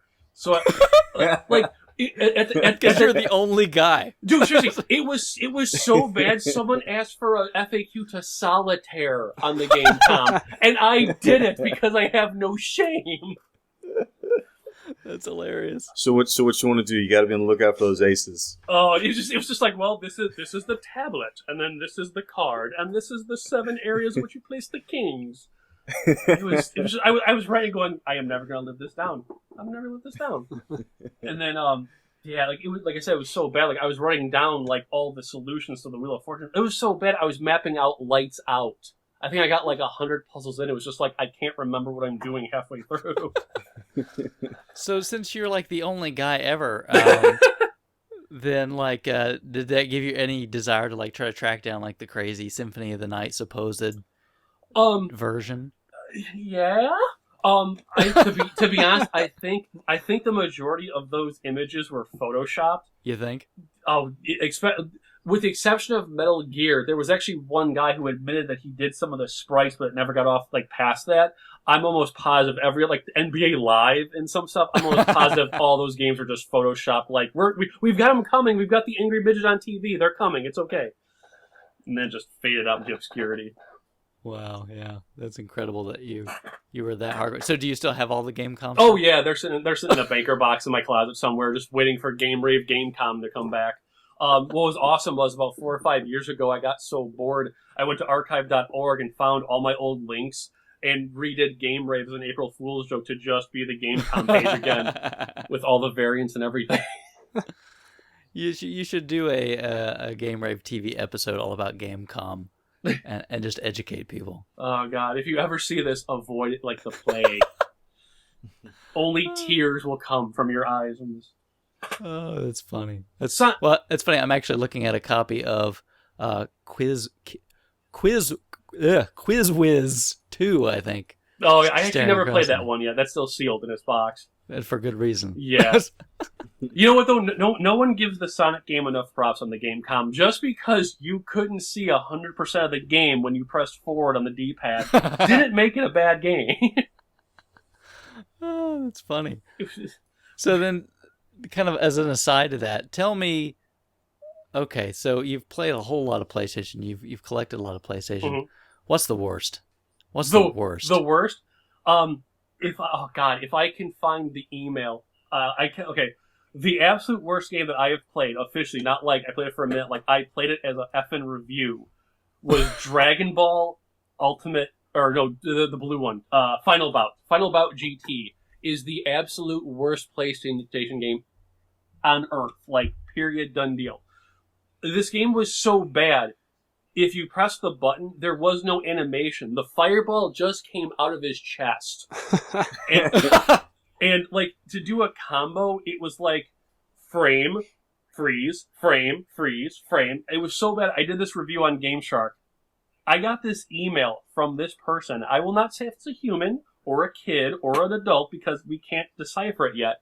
It was this 3-paragraph rant where he called me every name in the book, all spelled wrong. No, this is a family show, so he called me a Hungarian cluster daffy. And I will tell you this right now, not one word of that 3-word combo was spelled right. And if I can track it down in my archives, I will send you guys an email link just to laugh about it. It was the greatest email I've ever gotten. But yeah, hands down. When it was in Japan the first time, before it hit America, I had a friend that spent $100 to import it because he was a DBZ fan. And he came into work the next day and was just like, I have made the worst mistake I will ever make. It's just horrible. So I personally was wondering about paper collecting for PlayStation. What do you mean paper collecting? So when you look at kind of like Duke collects like Nintendo Fun Club letters. Oh, okay. So and stuff like that. So when you talk about paper, are you so there's the what was it called, like the official PlayStation club, like those OXN, like the newsletters you would get. There were, like, besides like the magazines and like the regular things like that. Is there like a like a niche market for like all that kind of obscure PlayStation paper? You know what? I don't know about a market, but there actually is a newsletter I'm trying to track down. I wish I had it in front of me. It was an actual, like, a Nintendo club, like literally Xerox sheets stapled together by some clerk and mailing them out, like PlayStation newsletter, and it had like, it was basically just like the Nintendo stuff where it was like codes and upcoming games, and it was written on a typewriter and someone taped a picture from a magazine to it and sent it out and so forth. I got them in an auction of magazines that I didn't even know where they were in the auction, and I have yet to find them anywhere, like not on Retro Mags or anything.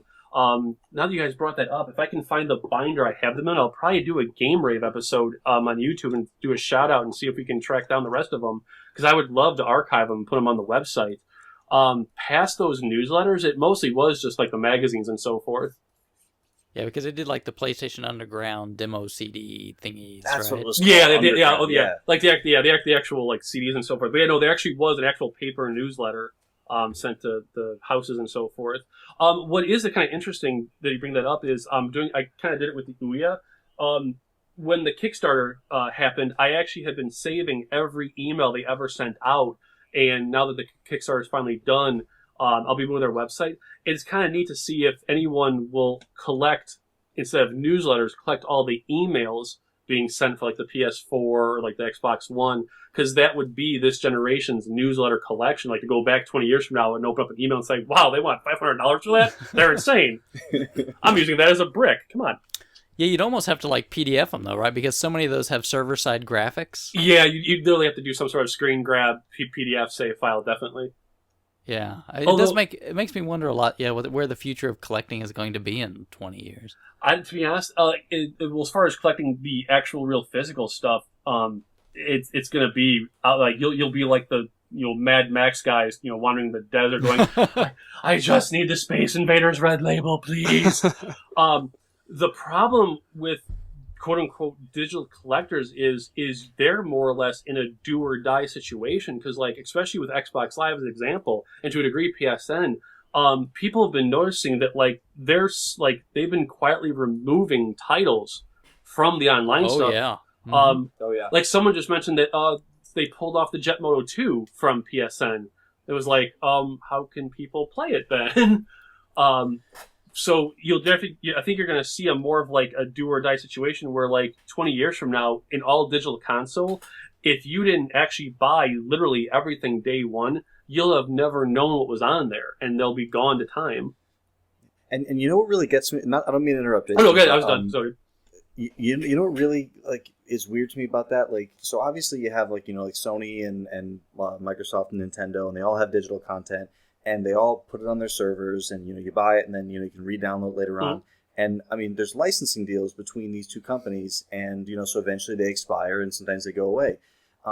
It's I feel like with all the games disappearing off these platforms, I think I'm the only PC guy on the RFGen guys anyway. I'm a big Steam guy. Okay. And I'm actually starting to see like when I tell people like, oh, like I have the game on Steam, I have it on PC. They're like, oh, it's going to disappear eventually, right? And I'm like, no, it doesn't work that way. Like I have it as long as like the platform supports it. And they're like, no, it's. I just feel like it's a weird like disconnect between like the PC world where I literally downloaded those files and they're mine, and it's just so different from the console world where like this stuff disappears. I mean, do you think people in the future are going to demand to know? Okay, it's almost like when you go to like rent like a movie on demand from cable or satellite or something like that, and it's like, okay, well you're going to pay $5 now and you have a week to watch this. Do you see a digital future where they say, okay, the game's $10 and we promise you'll be able to play it for at least the next 2 years? God, I hope not. Do you know how many games I bought in 1997 that are still sitting on my shelf going, any day now, man. Let's do this. We're good to go. Yes, I know that feeling. And they're suffocating behind the shrink wrap and so forth. Like not so much from the like, oh, you'll never play it, like you'll never see it again because you bought it, but the fact that if you didn't buy it, you'll never see it again. Like especially like, I'll be honest, like I am a very anti-PC just because I have bought 7 computer games in my life and not one of them has ever worked right. And truth be told, I was never an indie game person just because they were always buried somewhere like in the dark corner of Xbox Live and so forth. As an anti-digital, anti-PC, not quite indie person, every friend of mine that knows me personally was like, what do you mean you spent $100 on the Ouya? And I was like, well, it's an underdog, see what it does. I've probably spent more time on the Ouya in the last 2 or 3 weeks than I have on any console I have, be it Xbox or PlayStation or Saturn. And I think if they can keep doing it right by literally allowing every game to be a free trial, like I have played games on there for free just because they were a free trial. For people that have an Ouya or are getting one, No Brakes Valet is the dumbest, most amazing 5 minutes you'll ever spend.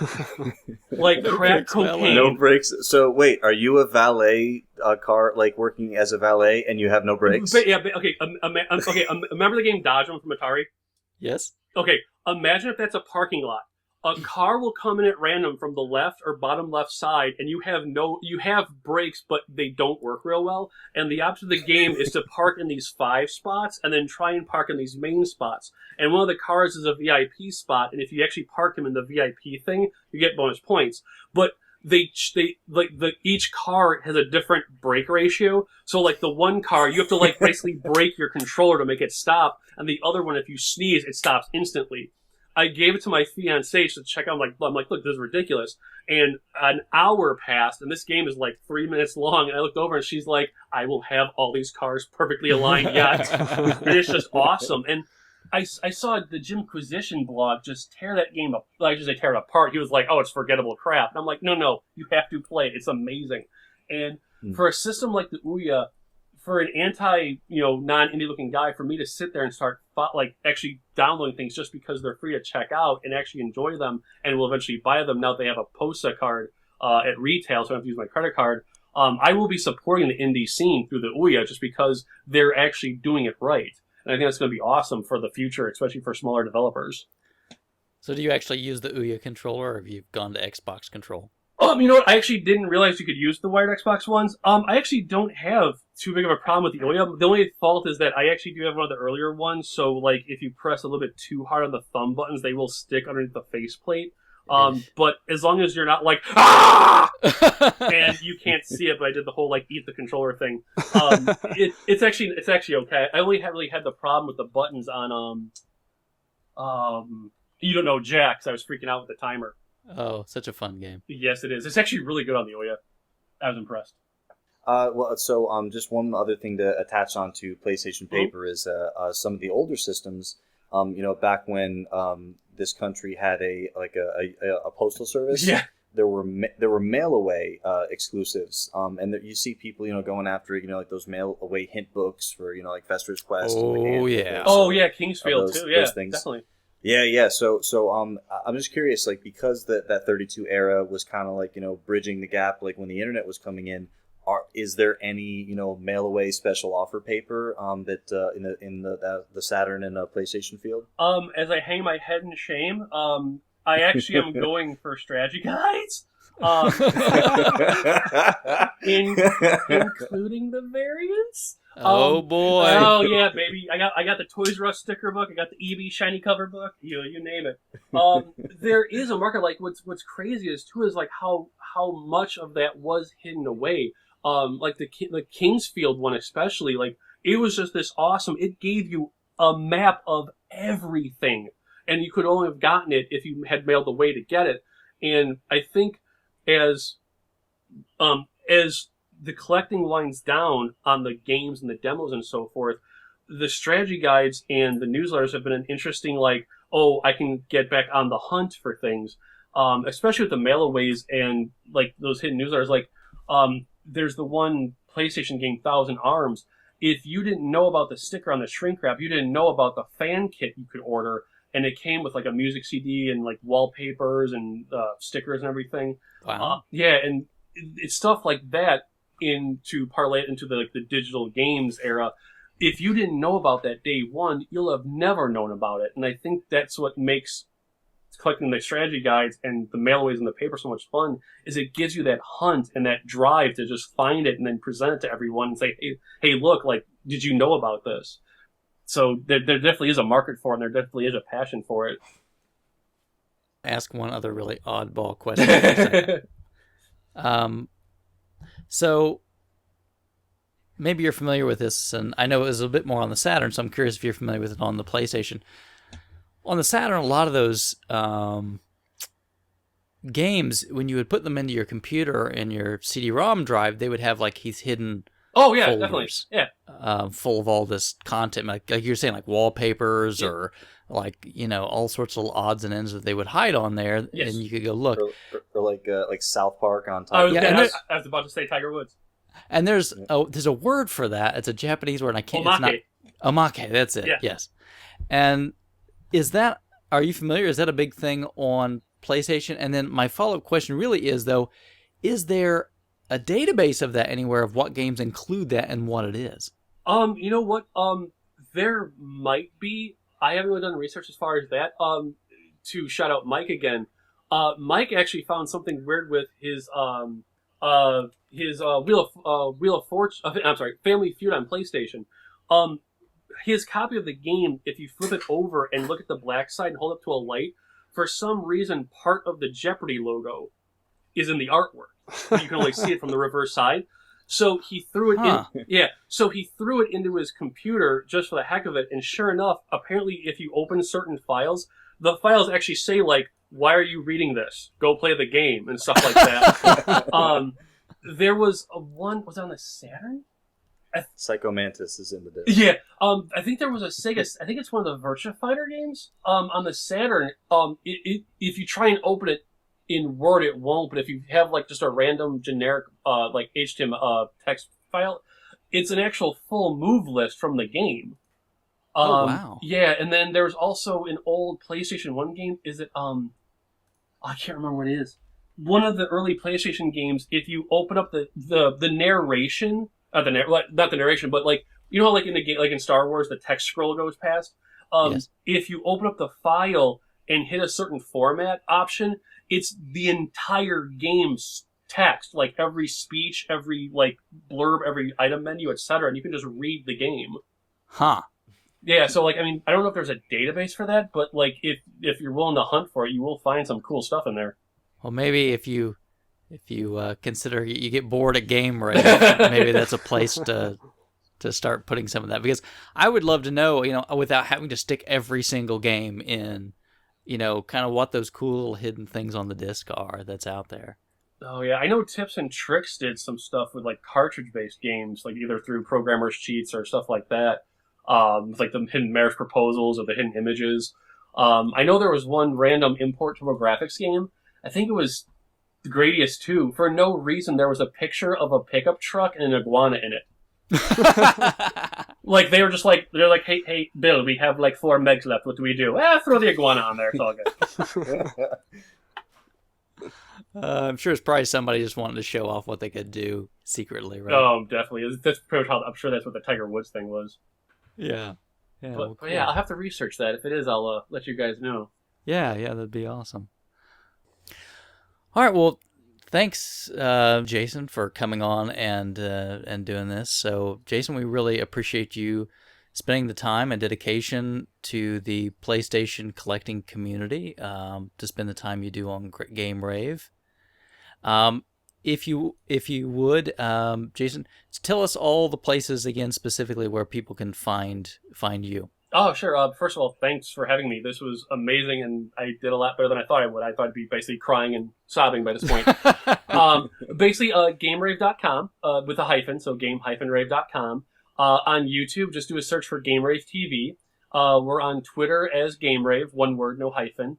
And then from GameRave.com, you can join us on Facebook and check out the party. Like the other night, I posted what barbecue sauces people liked, and we just had a discussion. It's all good. Good stuff. And thanks from the RF Generation community for everything you've done to contribute to that massive games database that we've got over there. I know a lot of that PlayStation variant information is come in pretty handy. Yes, it has, and there will be more soon. There's an Excel file crying right now. Oh, that's all right. We love to see it. So, thanks everyone for listening, and we really appreciate Jason coming on. And for those listeners, make sure you go out and check out Game Rave.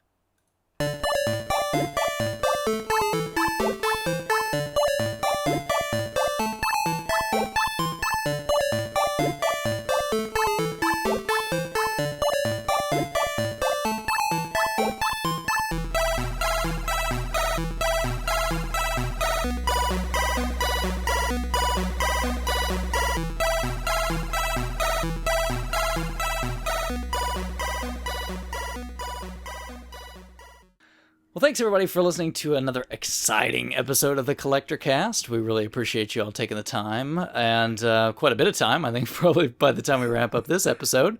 And thanks to Jason from Game Rave for taking the time to come over and be on the show with us. So, as always, a couple different places you can find us. Number one, collectorcast.com. And Bill, where else? Collectorcast.museum. No. Oh. No, you failed the internet. We don't own Krabby. that yet? My new favorite site, Facebook. So it's your new favorite. Okay. That's impressive. Yes, we're on Facebook /Collectorcast. Seriously, though, right? Where else, Bill? We're on Twitter and Podcast Pickle. You are correct, sir. Both you can also find us... Collectorcast on both. Yeah, on the iTunes music podcast store thingy. We're there. Keep those reviews rolling in. Yeah, nice ones. If you have a bad review, just shoot us a PM. If you have a good review, leave a review. Where else, Krabby? The YouTubes. The YouTubing. We are there. You can find us. And Bill, I'm thinking of one more. Oh, one more, man. There's all this pressure. Is it Stitcher? It is Stitcher Smart Radio. Stitcher. You guys already mentioned the pickle, and I didn't hear it.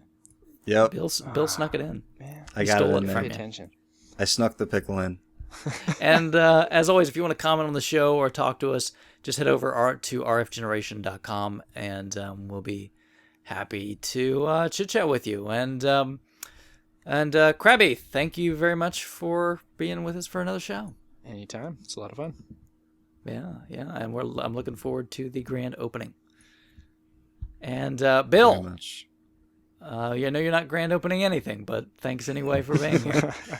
You're welcome, and honestly, very, very excited for Krabby. He's doing something that I'm sure a lot of us wish that we could maybe do someday, and maybe we'll work for him once he opens up Krabby franchises in our own countries. In every city, like 4 of them. And if you want an awesome exertainment bike setup, Crabmaster is your man. Talk to him. Send me some PMs. Other than that, again, thanks everybody for listening, and we'll catch you next time.